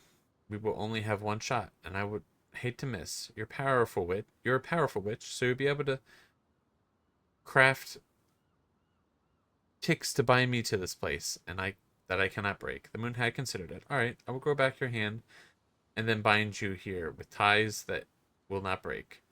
She cast a spell, and the Mad Hunter's hand of ice was replaced with a hand of flesh. As the witch left to complete the next part of the plan, the Mad Hunter grinned wickedly in the moonlight. After a short time, the moon hag returned, luring the Ice King into a Mad Hunter's line of sight. What is this about, Moon Hag? Asked the Ice King. Many a long year have you bound me to this lake, said the Moon Hag. Many a long year I have been alone in the dark. That ends tonight. She cast a powerful spell that made the Ice King slow to react, and then gave the signal. Mad Hunter, she cried, let your arrow fly. Nothing happened. She twitched nervously. Mad Hunter, she growled, let your arrow fly. Still nothing happened. The Ice King, meanwhile, was striding toward her, slow but furious. The Mad Hag fled. The Moon Hag fled.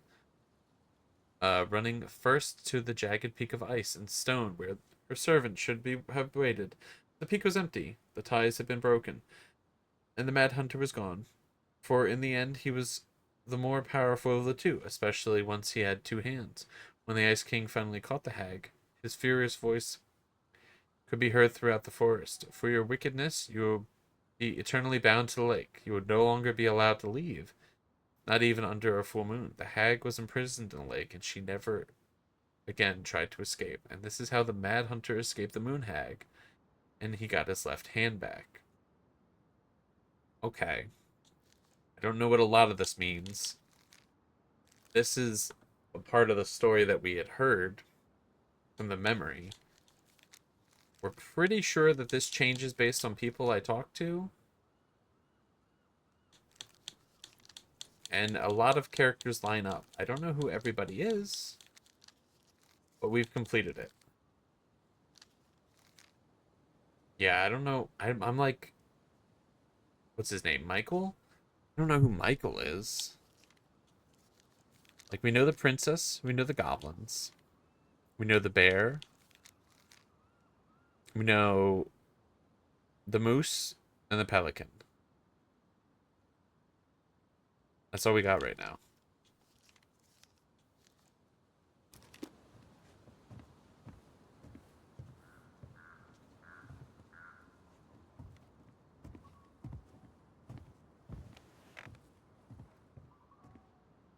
Hello there? Are you here for me or my cigarettes? Hey, you're more than just a pack of cigarettes to me. Is the princess the mom? Yes.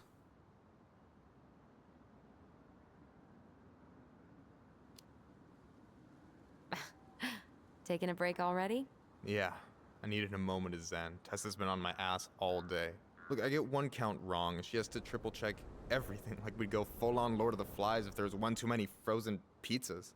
Kinda sounds like she has a good reason to doubt your commitment to the inventory process. Oof, Brutus.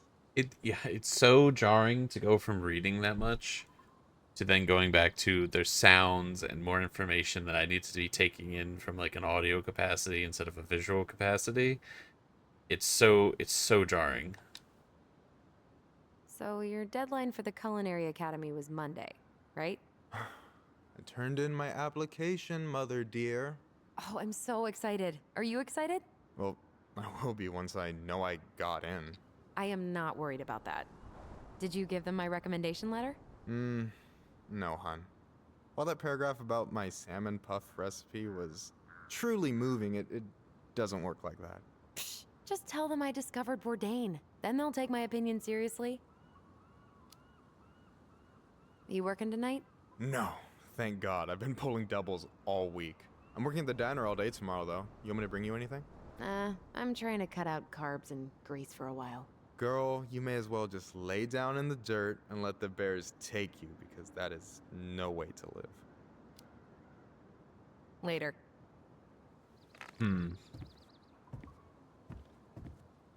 Okay. What are we doing? Ask Tom about the song playing in Memories.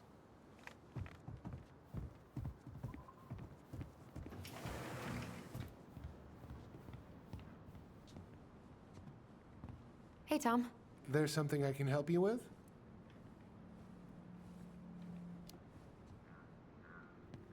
This might be a weird question, but do you remember the song that Tessa and Marianne used to love?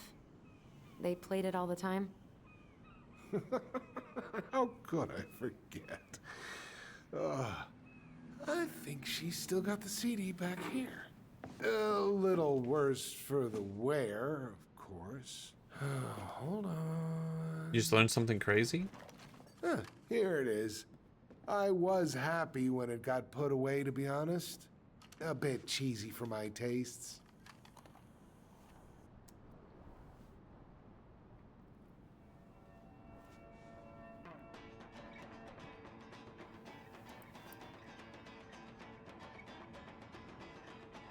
They're so serious listening to the song. This is it, right? Think so.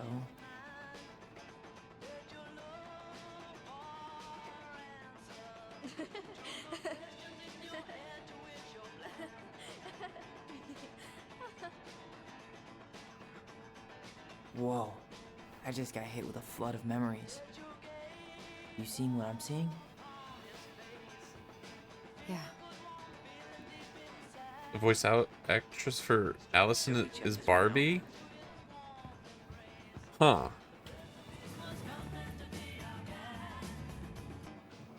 That is so interesting. When I press this button, the song becomes clearer. Mom, stop! That's so embarrassing! Oh, yeah? Tessa, come join me. I know you love this song. No, I couldn't possibly. Some of us are actually trying to get work done here. I forgot how carefree she could be. Yeah. What the hell happened? You think there's more memories lurking around? I don't know. Let's see.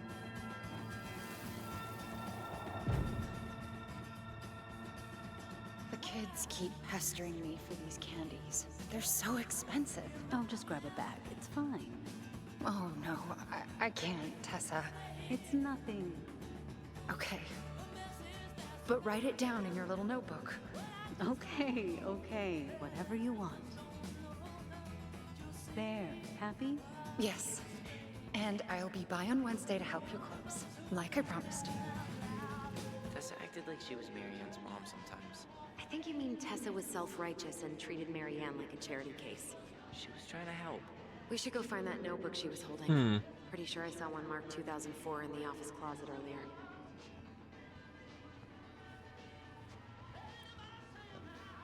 Hmm. We should see if we can find that notebook she was holding. Yeah. I think they're all piled up in Tessa's Interesting. office somewhere. So even though we've kind of like picked the determination of things, Allison's still interesting. It doesn't sway them. What are you doing here? I thought you needed help with the store. I needed help 2 hours ago. Have you been drinking? What? No, I just had a day, okay? I took a pill. I'm fine. Marianne. I said I'm fine. Kids, come on, let's go. Wait, please. I have something for you. Take a look at this when you get home, okay? They can handle this confusion. I've been working with these people for years. They can help. What do you think that pamphlet was Tessa gave to Mary Ann? I don't know. I saw it in Mary Ann's room. Hmm. It had a creepy vibe, but I didn't think much about it. It was bad, though. Like, maybe conversion therapy bad. I'm sorry. Whoa. If this is true, I want to know how Mary Ann felt about it. And we need to hit Tessa with some hard proof. Hmm.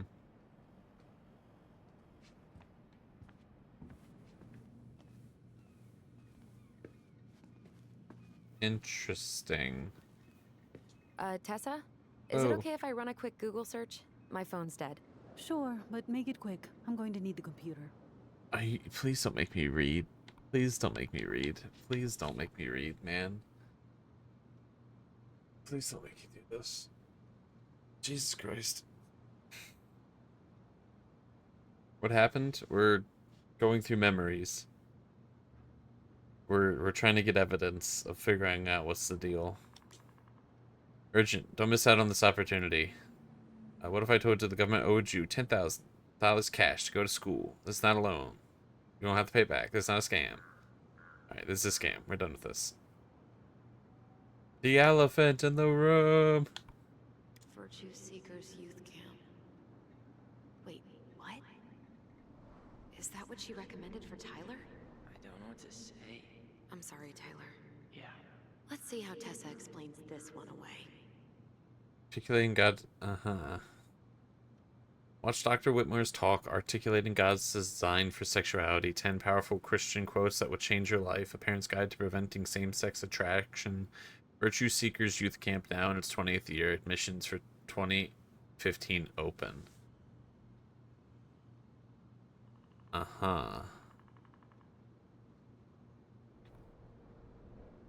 Order's been shipped. Hello, thank you for shopping with us. The garlic peeler kitchen tool has been shipped. Hey, Tessie. I just got back from my workathon and found the girls in bed sleeping like happy logs. Adrian said they were riding high when he picked them up from your place today. Apparently they got... Man, I'm losing my place all over the place. And apparently you got them both to eat kale. Wait a minute, eat care? Please let me know what saint you... Dude. Okay, let's start over. Please let me know what saint you prayed to pull that off. All morning they've been going on and on about how with their camping trip with Aunt Tessie and all the s'mores they ate and bugs they caught. I can't remember the last time they were both this happy and the same time. And usually it's one happy and the other crying. I know you're busy with the store and getting ready to be First Lady, so thanks for making time for them. And I'm sorry about the last minute drop off. You know how work has been. The girls say we love you, Aunt Tessie. P.S. You and Tom should come over to dinner sometime. Agent's dying to show him the new media room, which will keep them busy while we drink wine in the kitchen. Your favorite little sister, Notorious NIC. The elephant in the room. I know y'all don't want to have this conversation, but Lisa has flaked on rehearsals again. She hasn't shown up in weeks. I know we were all moved beyond words by performance of Danny Boy at Carl's funeral, but what good is a beautiful voice if you can't show up on time? Show up on time every week like everyone else. I think we should start planning the winter gala without our thoughts. Barb, seize the day. Robin Williams.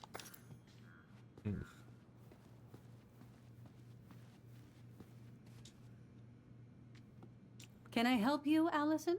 Oh, no thanks. I'm good. I'm just looking for something that... 2004. Anything interesting?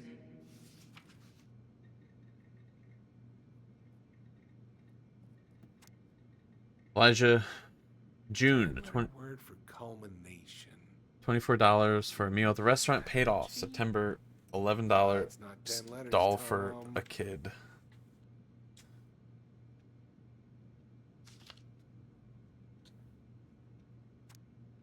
Eric, February $50. March paid off February's debt. September $20 for gas paid in full.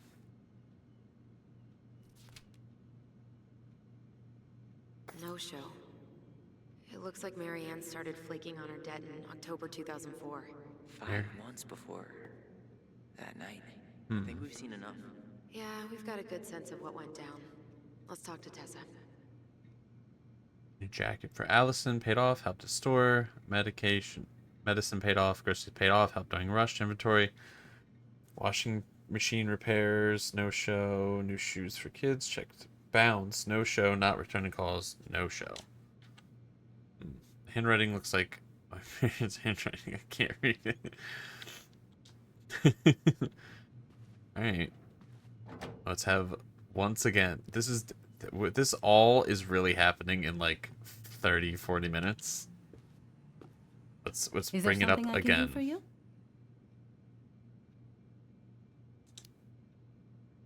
We're back with details that should help your memory. Oh, really? Yes, really. Marianne was having one of her days. You were trying to talk, but she wasn't cooperating. The two of you started arguing, and you went in the office and cranked up that song you both loved. And when was that? Well, our memories don't exactly have timestamps. Oh, shit.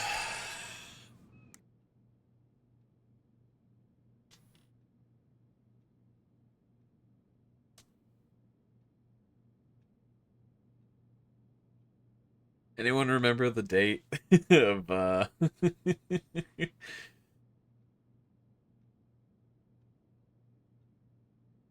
It was October, right? No. It was April.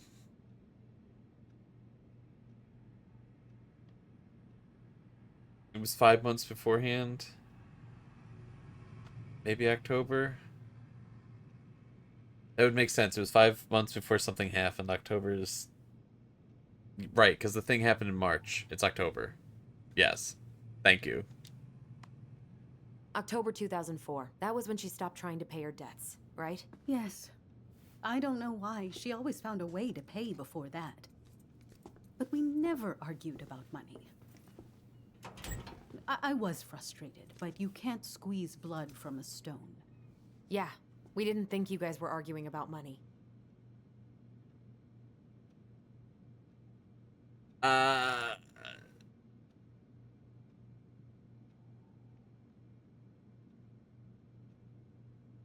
Was it the now this one I'm not actually sure. Was it the I think we go with the camp, right?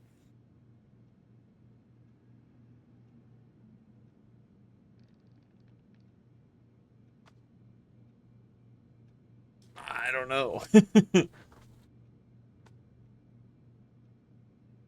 Surely the camp? We'll go with the camp. We know you support the Alliance for Traditional Families, and that you gave her the pamphlet about their camp. What camp?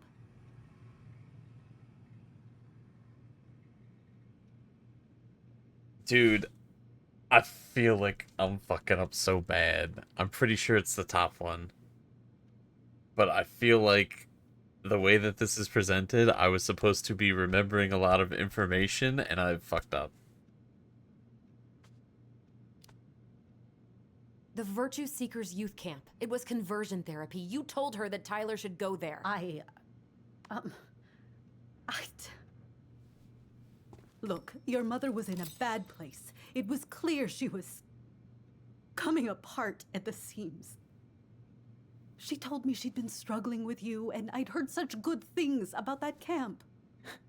Your answer to my mother's bad moods was to send me to conversion therapy? It's what I thought would help. Both of you, at the time.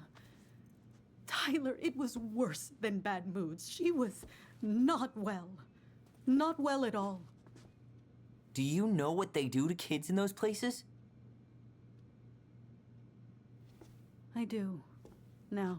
And how did Marianne take your helpful suggestion? Badly. She wanted to let you be whatever perfect little butterfly was in that cocoon. And yes, we argued about it. So she was cool with who I was? She was more than that. She loved you. Listen, I don't mean to be rude, but I really do have a lot on my plate today. Okay. We'll get out of your way then. Thanks, Tessa.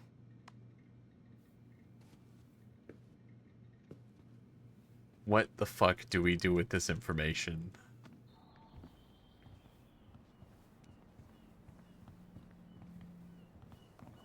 Can we grab our groceries? Michael already put them in your trunk. Okay, thanks. Bye, Tom. See you later. What the fuck do we do with this information? What are you thinking? Just trying to wrap my brain around all that. I can't believe you got Tessa Vecchi to talk about the past. Bravo. Yeah. And Marianne, she had my back. It really doesn't change much, right? She was still fucking crazy. She still tried to kill me. But knowing she was trying to protect me before whatever the hell happened that pushed her over the edge, it feels good, Allison. Hey, look at me. You are allowed to feel however you are feeling about this. God, I could use a smoke. You're speaking my language.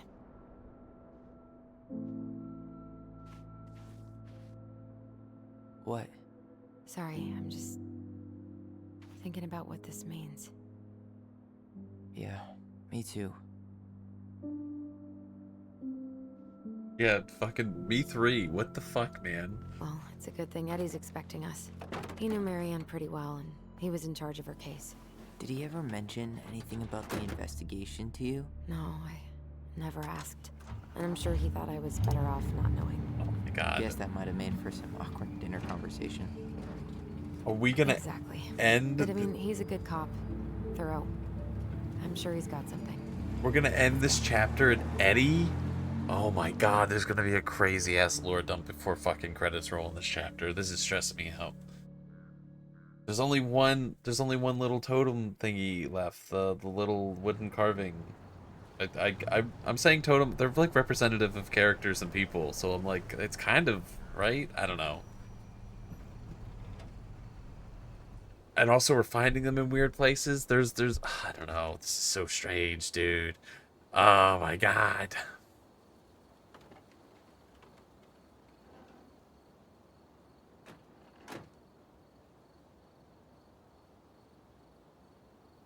This is kind of bleak. What was happening? It's usually more crowded, but the other officers punch out at 6 o'clock sharp.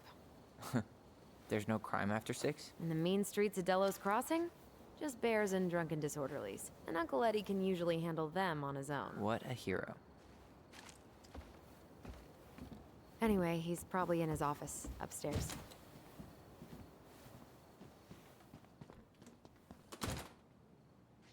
Okay, well, it makes sense we're staying as Allison. They still got this creepy mascot, huh? What? Officer Justin Beaver is not creepy. He's Delos Crossing's longest serving officer.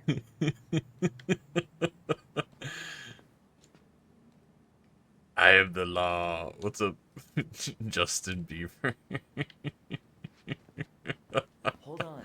I want to catch up on all the Delos Crossing gossip.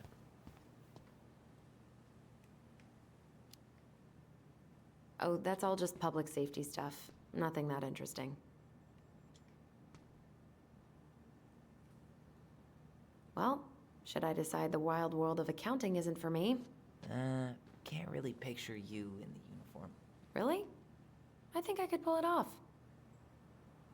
100% college tuition paid? Damn.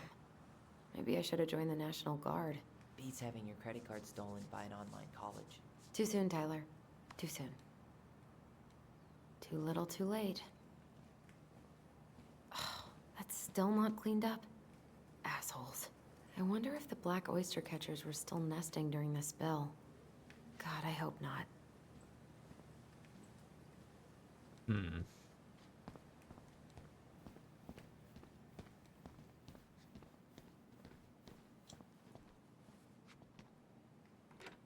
I mean, Of course, it's locked. if something wild and crazy happens, like there's some magical Home sweet home. shenanigans, Hmm. it Spent a happened lot of time here. here growing up? Yeah, whenever Eddie was working. The whole precinct's basically family. It's freezing in here. Memo to all police personnel from Pleasant Bay Mental Health Institute. October 16th, 2015.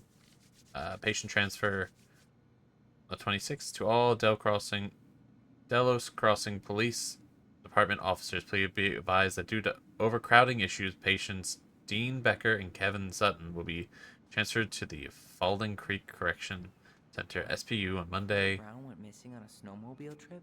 Yeah, I thought you were still here when it happened. I don't remember it.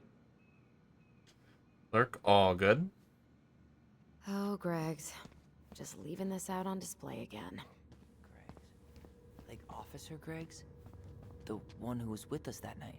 Yeah, he's still here. He became a bit of a local celebrity after nabbing a murderer from Juneau. The guy was hiding out on a fishing boat and got really, really sick after eating out of the chum bucket. So it was actually a pretty chum easy bucket? takedown. Where is it?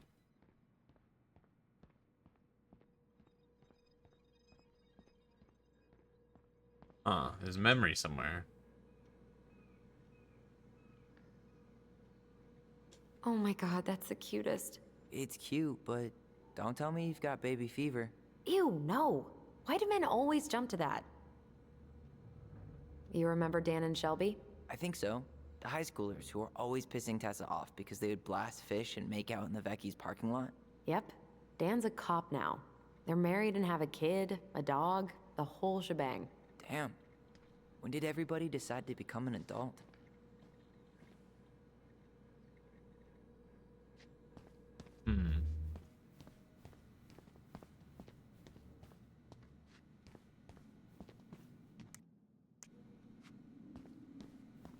Whew. That is going to smell lovely tomorrow. It's from Tessa's restaurant, right? Uh-huh. Everyone eats there all the time. It's as exciting as food gets in Delos Crossing. Not in here, right? Okay. I want to check out what that memory is, but reception.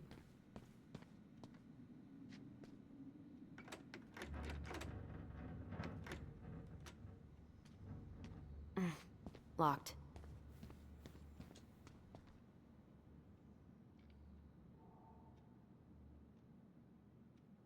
This kind of has like a creepy vibe, doesn't it?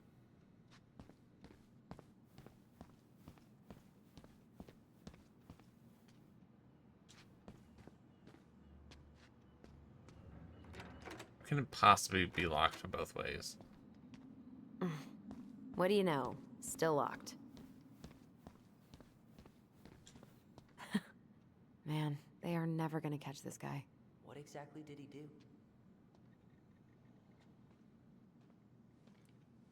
Is this the mailbox bandit?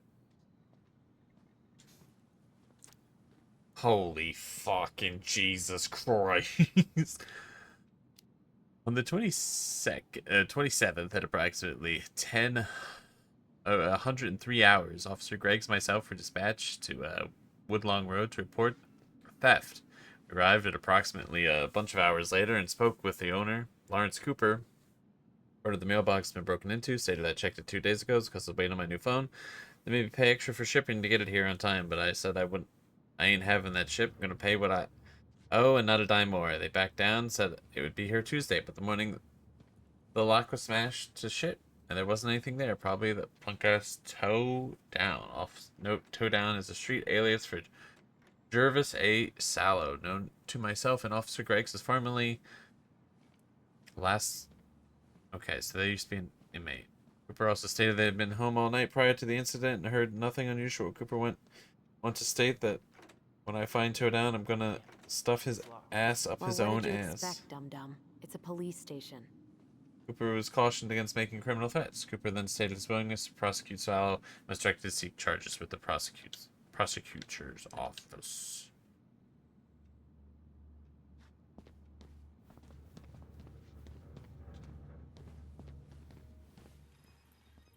Okay, so it just has to be upstairs, right? Tyler, you coming?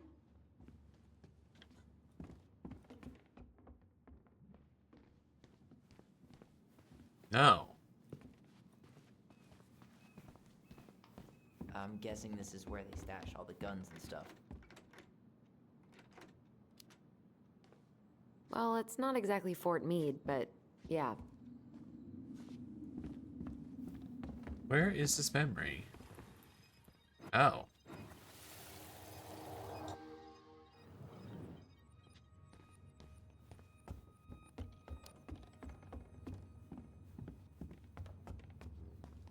Damn.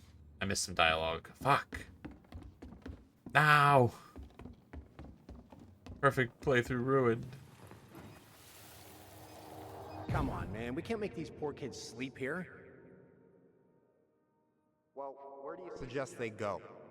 Social services will be here in a few hours, and this is the only room with a bed. Anywhere but a cell. We'll find some other place. Here we go again. God, not here too. I'm not ready. Me neither.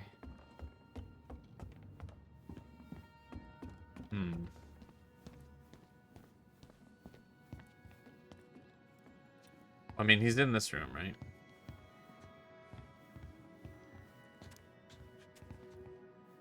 It's the only room with lights on. Okay.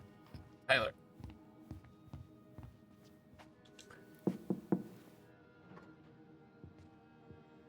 Allison, hey. Just finishing up a call. Trying to convince Melinda the Ravens and her garbage aren't police business. Give me a few minutes. Sure. Make yourselves a cup of coffee. Here's the key to the break room. Thanks. Come back upstairs when you're done, okay? Coffee sound good?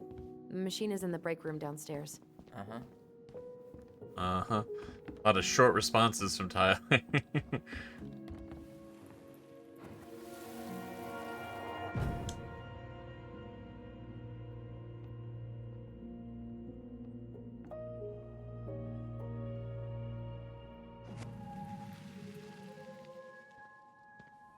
You know, I really thought I'd locked those memories in some deep, deep part of my brain.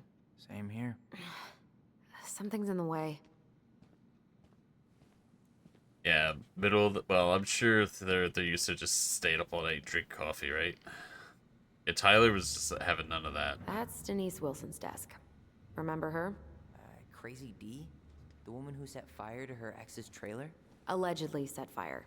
She was acquitted. And that's Officer Wilson to you.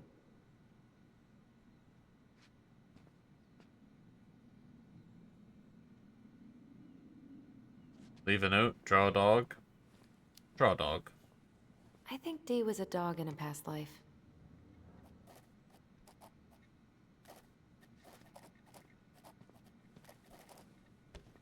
I should have wrote the note. Wolf. Remember this fella? No way. Is that Jet? Yep.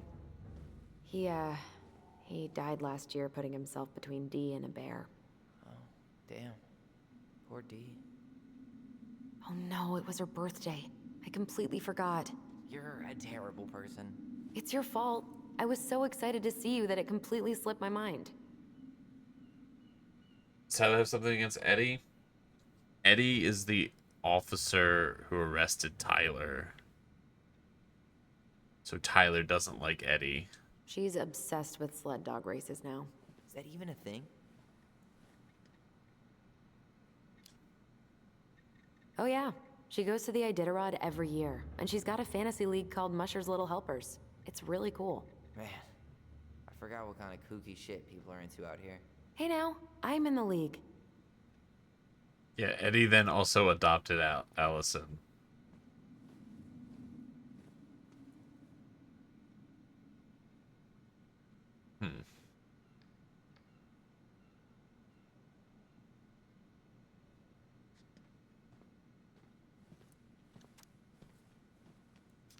And let me memorize every winner of the Iditarod because, like, you know, I might need that for a puzzle later, I guess.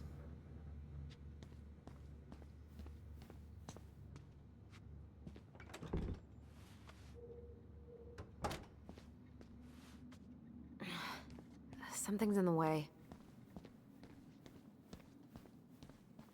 Did Brown just flat out ignore me? I didn't notice. But I mean, he's probably feeling awkward since, you know, you didn't take his gift. Great. He's making it weird.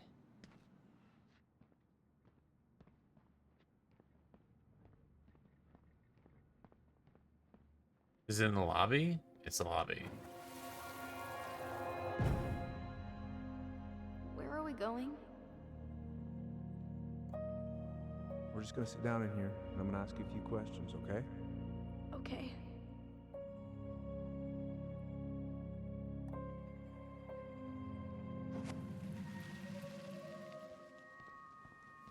You okay? Yeah.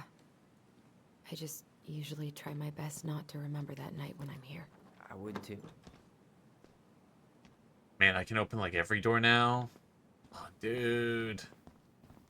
We gotta go exploring.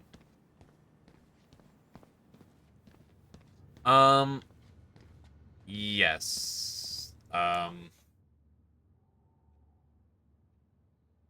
gift was a ring that matches Allison's, and there's a phone call on the boat very early on that you can listen to. Can't miss that collectible? Am I missing it? Did I pass by one? I gotta get the collectibles. I need it. I need the last one. Oh, and it's right here. Rose never lets me back here. That's a phone. Never mind. Huh. Rose left the computer on. Well, this is Rose Jackson, new administration software. Please reset your password with the introduction of our new administration software. Our employees must reset their password. Please note that the reception desk computer can now be accessed using any officer's ID and password. Talk to Sally or me if you have any questions. Rosie.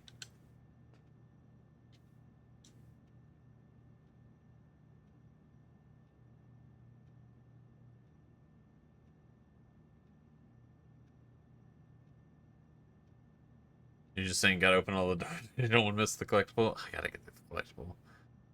Okay. Okay, so I need to find somebody's password.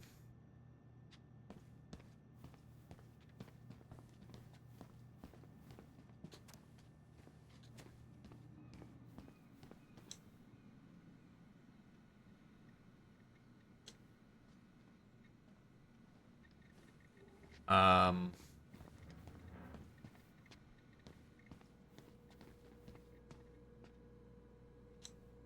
Alright.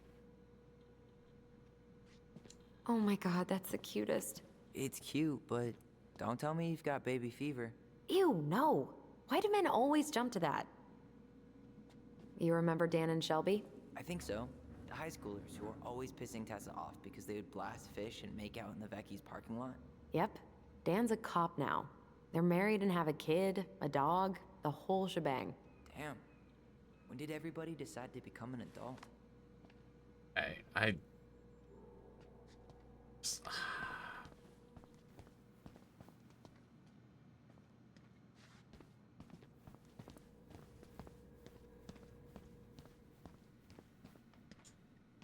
there anything that, like, would be password related? This might be helpful. Huh. Looks like she forgot her locker key here. Huh. Can I take Looks like she the forgot her locker key here. No. She's gonna give me so much crap for forgetting her birthday.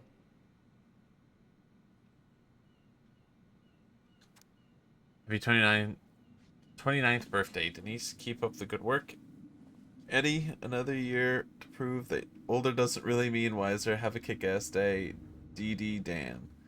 Enjoy your last year of youth before joining the bitter 30-year-old lady club. Don't waste it. Rosie, hope you enjoy the spicy chocolates. Happy birthday, D. Joshua, happy birthday. You don't look a day over 100. Maria. Okay. Okay. Okay, let me just double check. That was 29th birthday. This is such a fucking insane shot in the dark. 29. Okay. Okay. It's 2015, right? So they were born in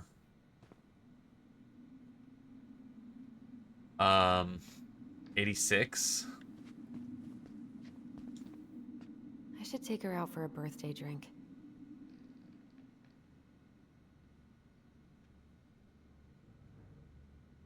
Susan Butcher Granite.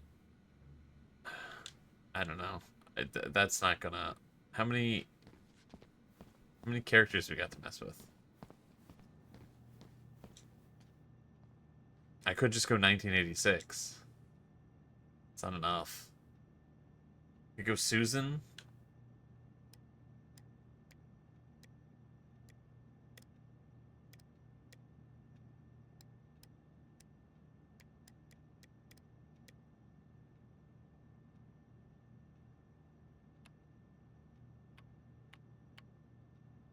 Damn it. Okay. No numbers.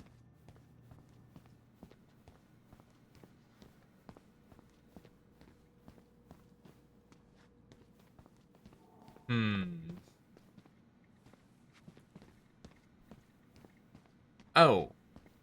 Right. What's... I should take her out for a birthday drink. Remember this fella? No way. Is that Jet? Yep. It's only 3 letters. He died last year putting himself between D and a bear. Oh, damn. Poor D. I don't know. We gotta break into this computer.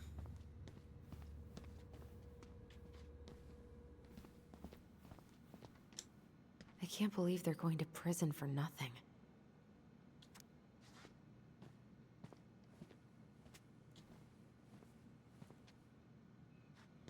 I don't know.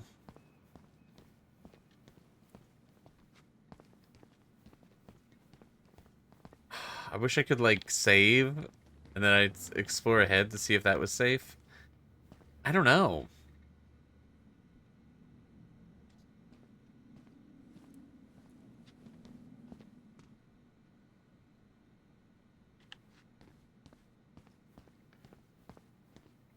Like, numbers would be so much better.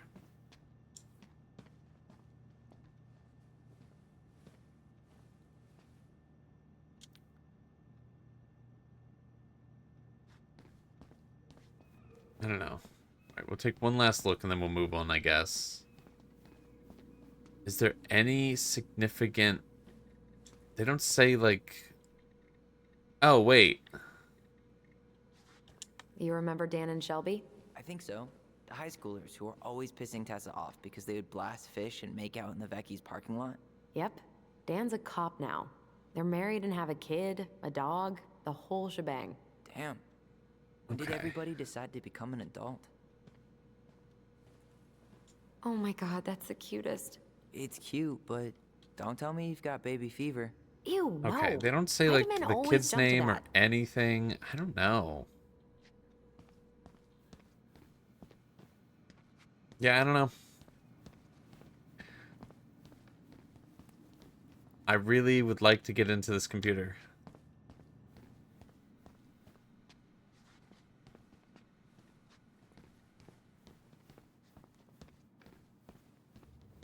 Huh.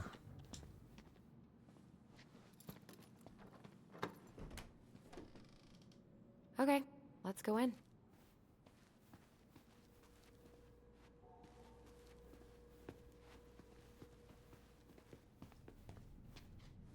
I can't take that key.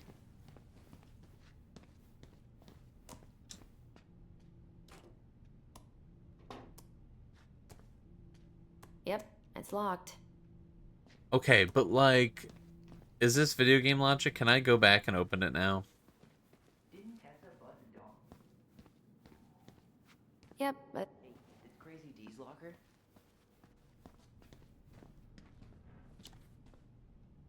hey, she's Delos Crossing's best cop. Other than Eddie, of course. My bad. I wonder what Delos Crossing's best cop stashes in her locker. Maybe she keeps a spare key somewhere?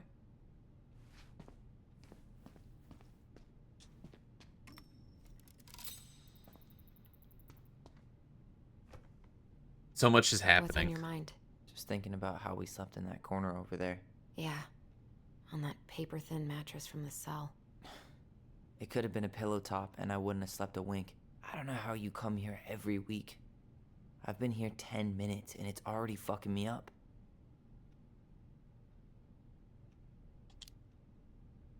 It never really stopped hurting. Hey, do you have any reoccurring nightmares about that night? Yeah. Why? Well, remember that nice lady from social services who picked us up? Oh, what was her name? Sandy, I think? Yeah. I used to dream about her a lot. Sorry, what? Yeah. It would always start out pretty normal, like we'd be sitting in the living room with Marianne doing a sewing lesson, and then suddenly she would turn into Sandy, and she would hold us in her arms, pulling us in tighter and tighter until I would wake up practically choking. Jesus. So, are things gonna be weird at all between you and Eddie? Only if he makes it weird. Good. Because he's more likely to tell us about Marianne if you don't antagonize him. I know. Don't worry. I just want answers. Let's go? Yep. Alright. I want to know what's in this locker. Yeah, I feel like more so than was happening like earlier, I feel like, I don't know if I'm like approaching this more video gamey and I just keep like moving ahead and I was like taking it a lot slower at the beginning. But like, damn. She won't Now notice if we borrow this, Now right? I can take As this. long as we put it back right where we found it, we're good.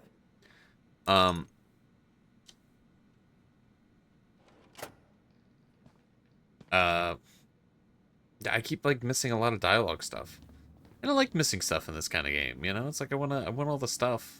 I'm already missing like huge chunks of dialogue because of just how that works, you know, with dialogue trees and everything.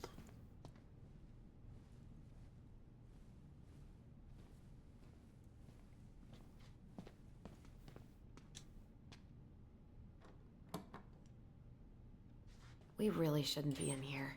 Yes, but you never know where we might find information about that night. I guess so. Like how the reaction is seeing the key isn't, oh hey, let's see what this unlocks, and said, oh hey, a completely random lock, let's find the key. Balto came through. Balto? Balto came through. Alright, we've got Balto, that's one guess. So Wilson leaves her locker key in her desk and her password reminder in her locker?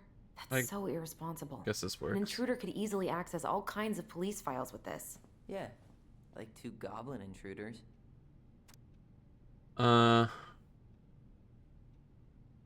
Okay. Winner of 20th birthday.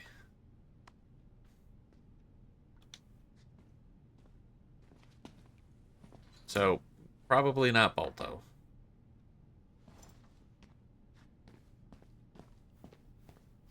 Okay. Put key back, get on computer, finish exploring coffee room, go to Eddie.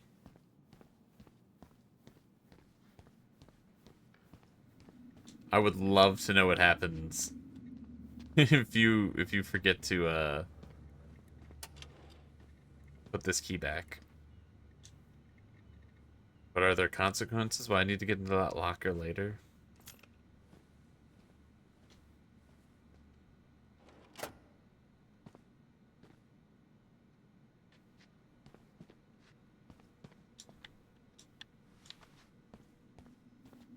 I should take her out for a birthday drink.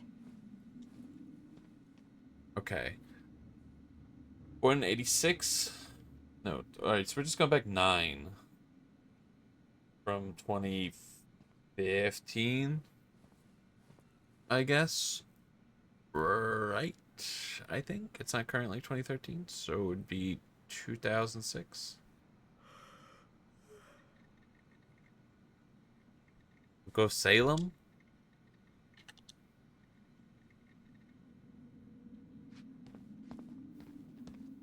If that doesn't work, we'll try Balto, and if that doesn't work, we will...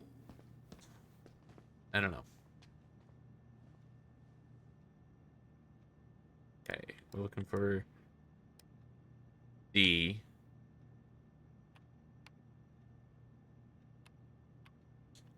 Bingo. We're in. Okay. Anything juicy? Hey D, just a heads up since Oh, Sam. you're What about him? picking up the relief shift He got tomorrow. arrested for public intoxication last week, and I'm trying to read. that was not his first offense. He's on a bit of a downward spiral. Let me read, damn it. Just a heads up since you're picking up the relief shift tomorrow morning. Sam spent the night in the drunk tank again. Maria picked him up outside Bernie's last night, drunk out of his mind, terrorizing customers. He dozed off pretty quickly once he got to the station. You'd be better by the time you get there. He might have a huge hangover, though, so I'd bring him a big-ass coffee and donuts if I were you. Miss Reynolds brought a set of keys that she found lying on the ground outside of Betsy's this morning. 3 small keys, bottle opener. If anyone comes looking for them, they're in the lost and found cupboard. I would have filed this properly, but the new administration software bullshit was down all day. Seriously, whose idea was to change it? I'd like to invite them to this new 2-way rifle range I found. Greg's.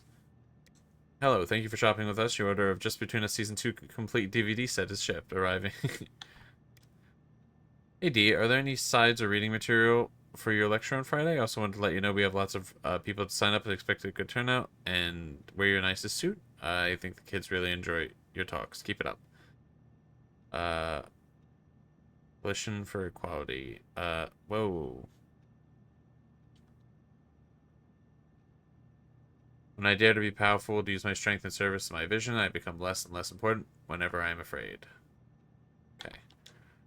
Hey, Kayla. Yep, I'll send you my slides as soon as I get home. I'm glad to hear the secret. Here's my secret for keeping the kids' attention. Tales from the detox tank. Last time I told them about how I got into a high-speed chase with a drunk guy on the snowmobile. I might have embellished some details, but it was a spiritually true. Lol. Whatever it takes to get your point across, right? Scared straight. Girl, you're preaching to the choir. Looking forward to Friday. Okay. Okay. So nothing really too crazy. Aside from Sam has been drinking. Okay.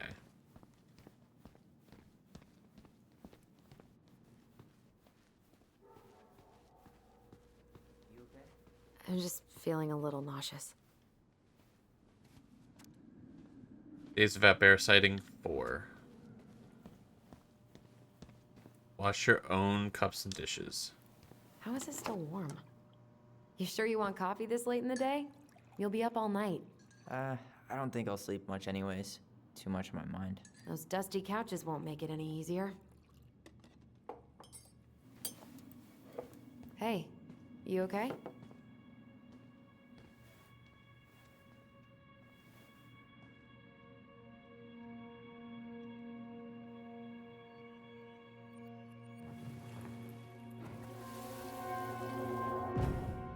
I can't do this. Calm down, Allison. Stick to the plan. Come on, don't freak out on me now. I can't. Please, I can't lie. We already lied.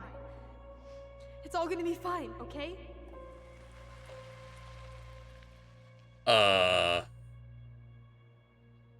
You okay?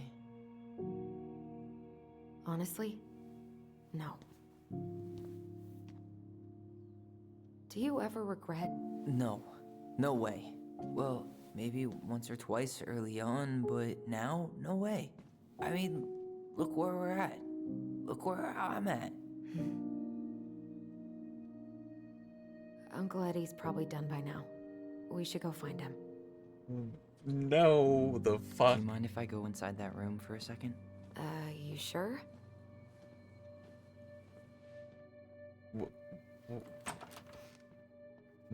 Explain.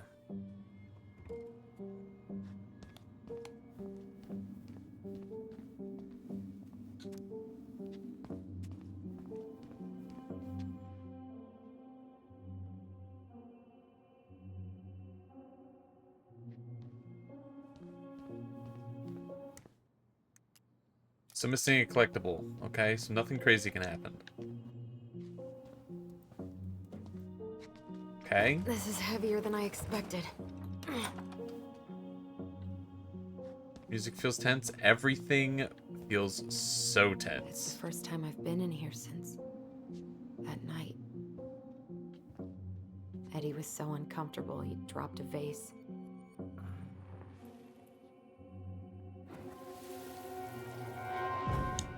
Here. Have a seat. All right.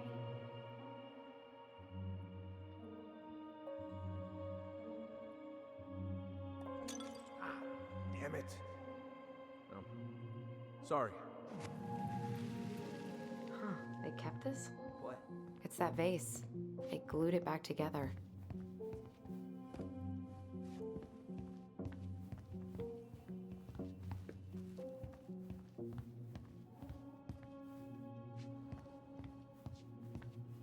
What? What is happening? Oh. What's that back there? No way. Have you been hiding back here all this time? This is the ice troll.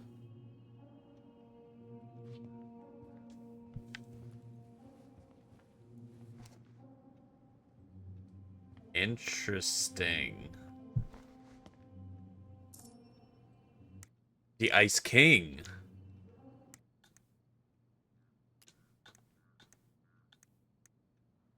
Uh-huh. The Ice King is the lord of the whole forest. He is so powerful that no one dares to challenge his commands.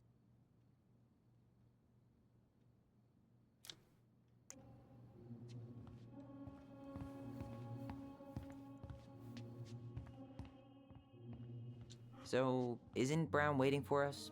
We should head back to his office. Nah, you two need to finish your fucking conversation. What the fuck was that about? What the fuck, dude? What do you mean you guys lied?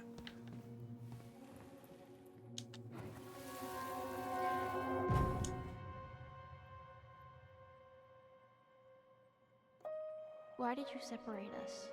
Is Ollie okay? Ollie's just fine, honey. They're all in the other room having cocoa. Everything's gonna be okay. I need to ask you a few questions now. Come with me?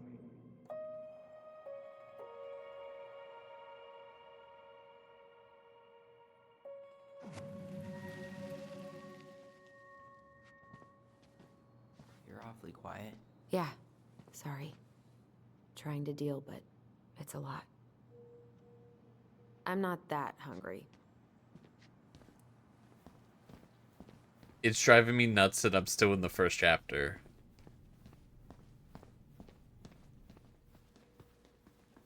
I'm like, there's just not going to be any answers here. I feel like I'm taking forever in this chapter, and I'm just like, there's just nothing. There's not. I can't find anything. There's not going to be anything to find.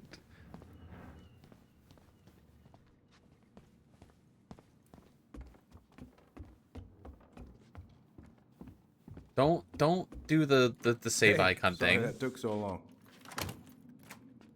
Sometimes these old folks want us to come out just because they're lonely. No worries, Uncle. Hey, you remember this guy? Of course. Tyler Ronan. The prodigal son returns. Yep. Look at you.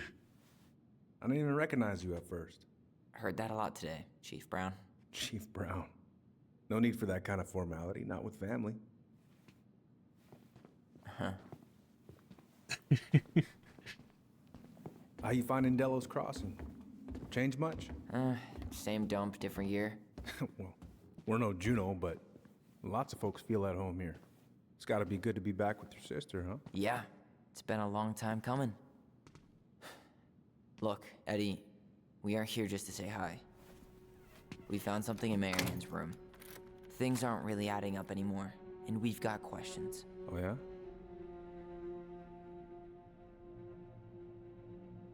Oof.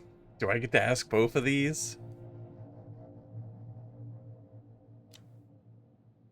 Did she mention anything about us that might have been worrying her? About Tyler in particular? No. She dealt with those kind of worries all on her own. Kept the rest of us at arm's length. I see. I will tell you one thing, though. Your mom. Never knew her to hate anyone for being unconventional. Usually, it's the other way around.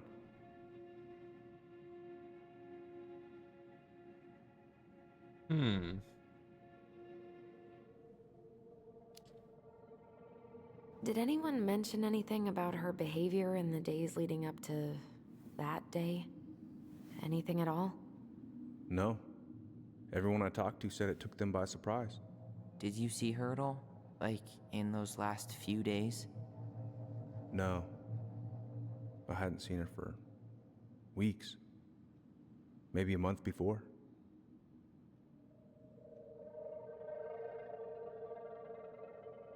That's it? Okay. Thanks, Uncle Eddie. If you want my advice, nothing good comes from stirring up old memories. We don't really have a choice about that. There's always a choice, son. I know sometimes it doesn't seem like it, but there is. Can we take a look at her file? Maybe we'd see something you didn't. Her file? Her case file, or police file, whatever you call it. You keep those pretty much forever, right? We do, but I can't just pull it out right here, right now. There are procedures. But you're the chief. Which makes it even more important that I follow procedures. Look, Chief Brown, are you gonna help us? Or are you gonna be a cop about Tyler! this? No, it's fine. Tyler, I know you resent me, but fireweed was the best deal I could get you.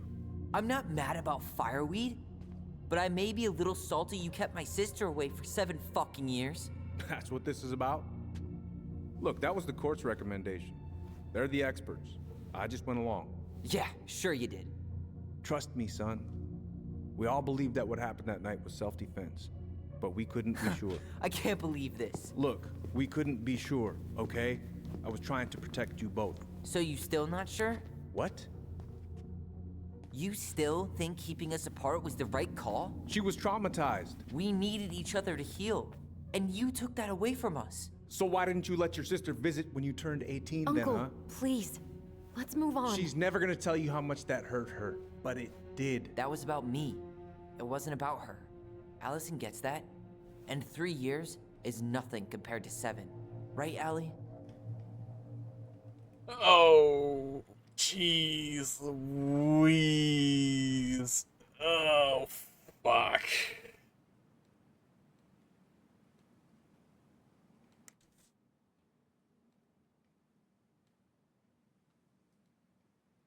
Okay, so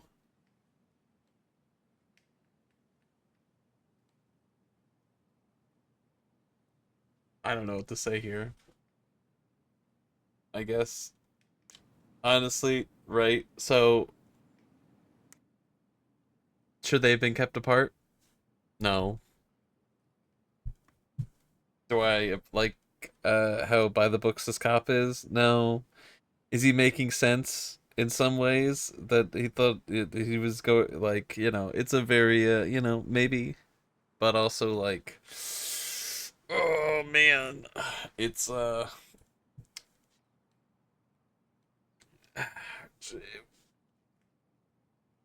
don't know, it's gonna be a big remember that subwoofer's choice. Allison definitely sounded like she understood Eddie.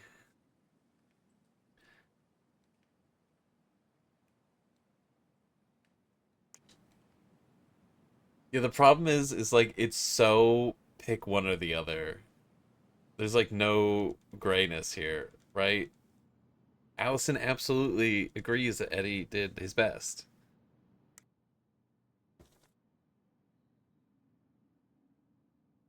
But like, how could you like it's like with what Allison said, it's like even if she understands where Tyler's coming from for not being around each other for 3 years. I don't know. I don't know what to say here. Every option I've picked has been out of curiosity mostly. This feels like I literally have to make a decision for Allison.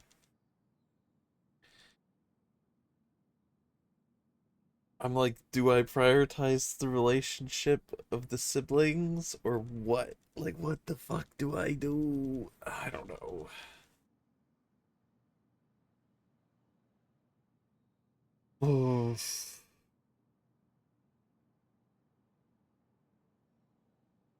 I think oh man, they shouldn't have been kept apart. I don't know. I don't know, man. I don't know what the fuck to do. How am I supposed to? I can't. I can't beat this game. This is impossible. This is an impossible decision. I think I need to side against Eddie. I think I need to side with Tyler on this one. I think for the sheer basis of it's probably beneficial to have a good relationship between the two main characters who have magical bond powers. This game's unbeatable. You have to make decisions. I'm not good with that. I think God, man.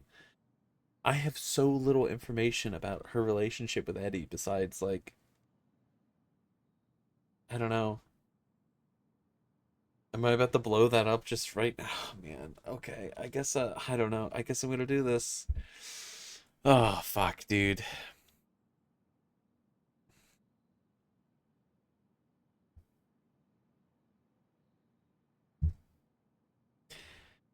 I don't see if this was like a linear story. I don't think Allison would side with Tyler. But I just gotta. I just have to go with it. That's what we're doing. That's what we're doing. Both of these statements are true. Look, Uncle, separating us like that did not help me heal. If anything, it was the opposite.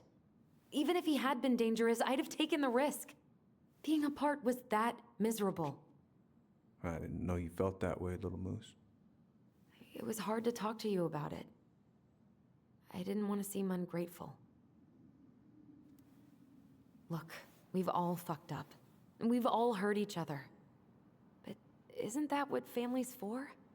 Can't we just move on? Sounds like the right call. Times like this, I wonder who raised who. We're gonna stay the night at the old house. We better get going. You want to grab a bite first? It's on me. Don't want to send you out there with empty stomachs. I would not turn that down. Okay, let's go. Is he Moose?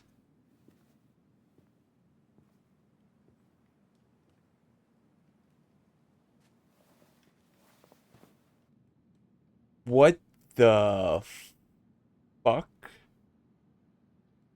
What the fuck was that? Tyler, turn the fuck around. What the fuck? Who the fuck was that? What are we doing? What are we doing? What the fuck are we doing, man?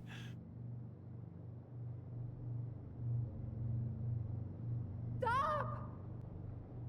It's that night again. Allison! Allison!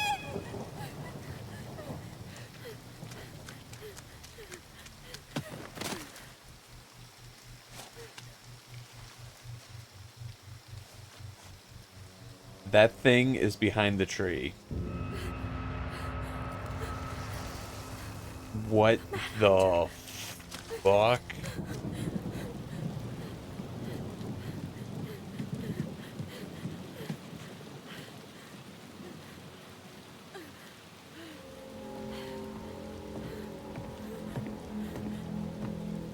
Please, Mom. I'm sorry I cut my hair. I won't do it again. I'm going to kill you! No. Please. Please. Mom.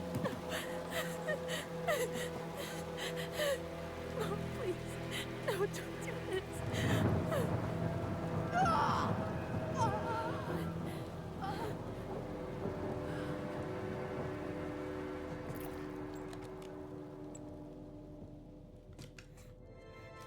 Allison.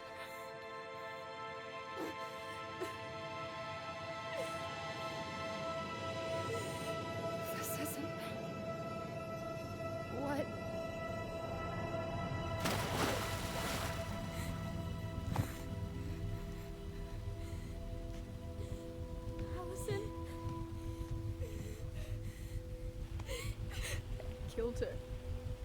killed her. Allison, we need to call for help. Oh. I killed her. No, you didn't. I killed her. And when they come, that's what we're gonna tell them. No, no. Yes. We look out for each other. That's what goblins do. And brothers and sisters. It's gonna be okay. We're gonna be okay. Holy shit. This is why she wants to keep moving on.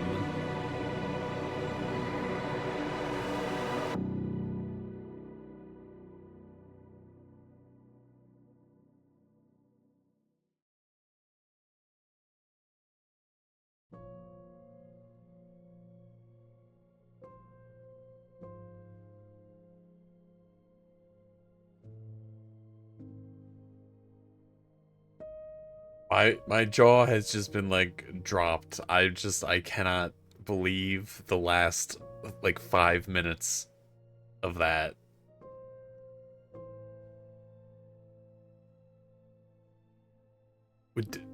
The Mad Hunter is not only just a person, he's a magical evil monster. And we get actual clarity of how the night went.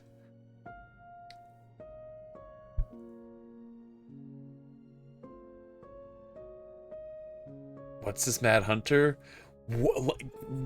Literally, what is anything? Like, what does how literal is anything else? Are the other monsters? Is everything the mom came up with just real?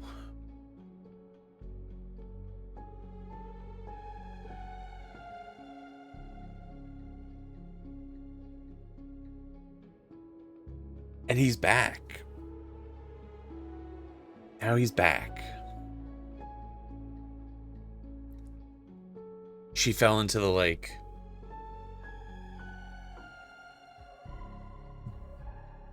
The only people that fall into the lake is the hunter and the witch is in the lake.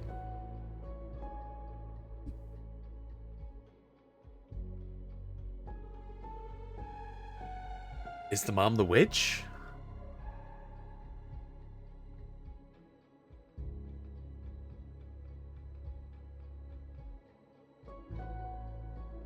I don't know.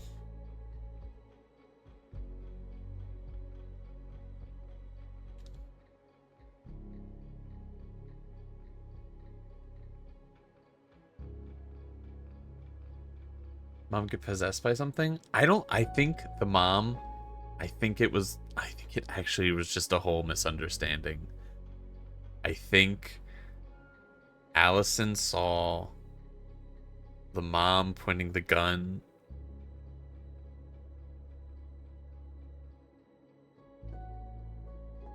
at her brother, and then she was like,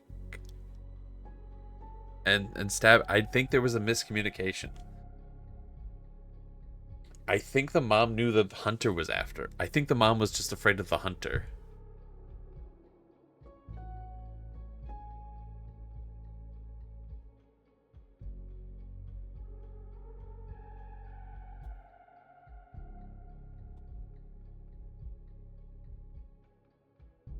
Just say I'm gonna kill you. I think she was I don't know. I think it was a misunderstanding. I think she was gonna try and kill the hunter.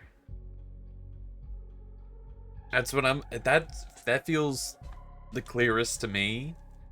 Is that the case? I don't know, but I'm like, that feels like that would explain like almost everything.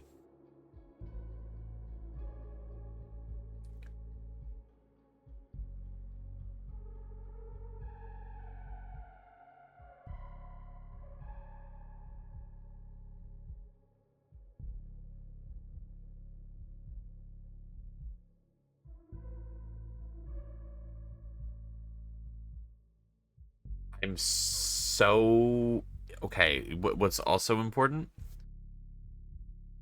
Um, only only one character. I don't know. I guess the mom technically, but like,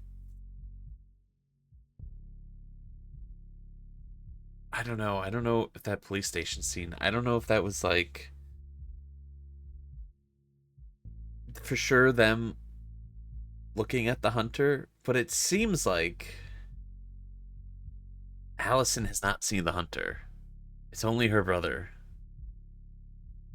And it's like, what's up with that?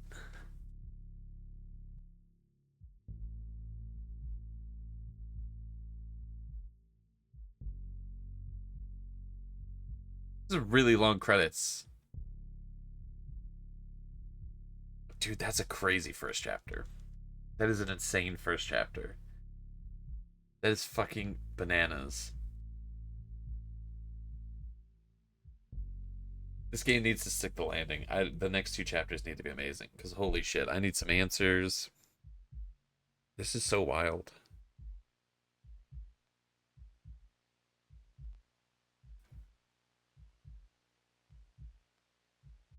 Yeah, we'll be streaming this more soon. I definitely, I did not mean to stream this long today. Whoops. Whoa, whoa, whoa, whoa, whoa, whoa. Allison, Tyler and Allison. Allison was disappointed that Tyler didn't accept Eddie's peace offering. 74% of people accepted the ring? Fuck off. Really?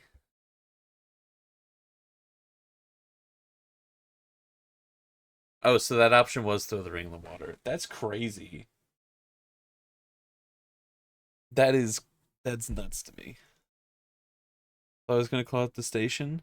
I gotta finish the chapter. It's a chapter-based game.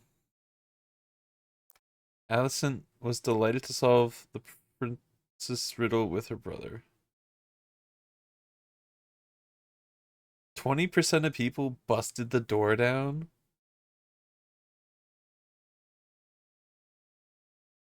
Are you for real? What the fuck?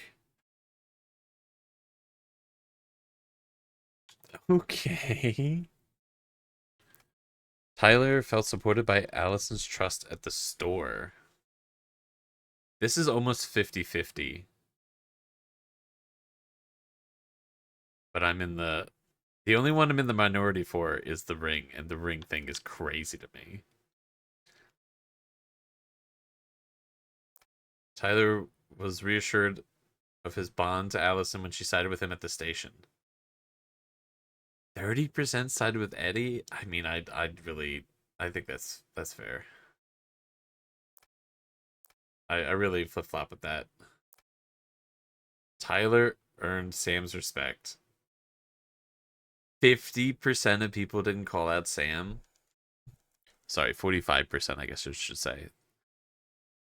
Heck, those 45% of people. That's crazy. Tessa opened up about the twins about Marianne. 47% of people learned the truth, 24% didn't get an answer, and 29% antagonized Tess.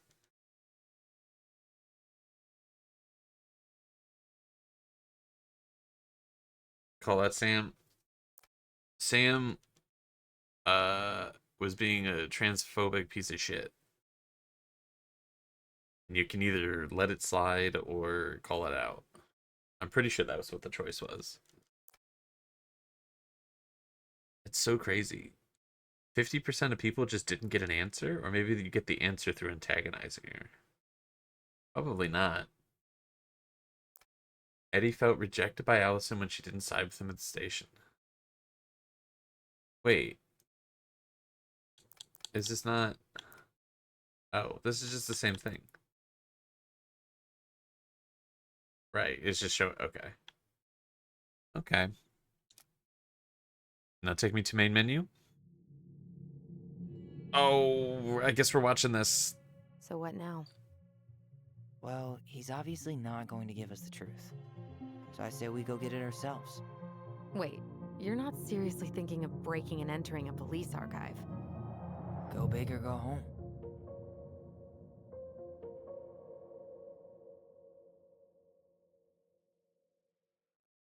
Is that just a hint for the next chapter? Breaking into the police archive? It is. Crazy. Crazy game. Insane game. I'm drawn in. I want to know more.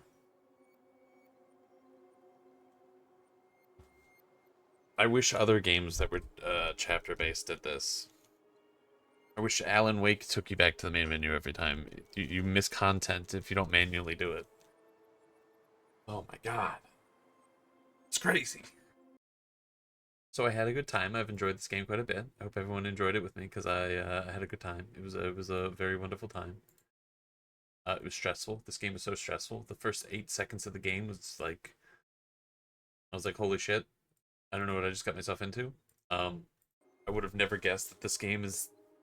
There's an evil smiling monster man after us. I want to play this, but never got to it.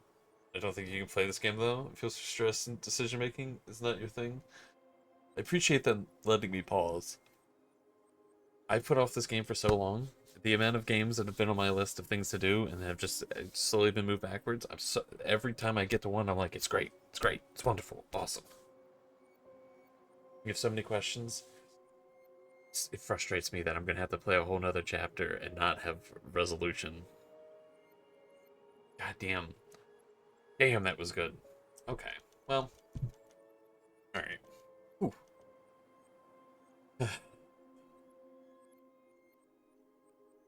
The game was like, this game's about this. And then it's like, actually, it's about all of this other stuff. It's so crazy. Alright. Alright, well, we gotta call it there. Ooh, thank you everyone for joining me. I appreciate it. Hope everyone has a good morning, evening, or night. Remember to drink water, take care of yourself, be kind to yourself and others. Try not to stress out about this game. I'm behind on putting up VODs on YouTube. I'll try and pick up the pace with that, so that way everyone can watch all the things if they miss things. You want to play choice-based games? You've been putting off Dispatch? I gotta get to Dispatch. Oh, so many games to get to. Yeah, thank you. Thank you, thank you. Thank you. Thank you, thank you. Yeah. I'm gonna head out. Bye, everybody. See you around. Have a good one. Have a good night. All the nice things, all the good things. Bye, everybody.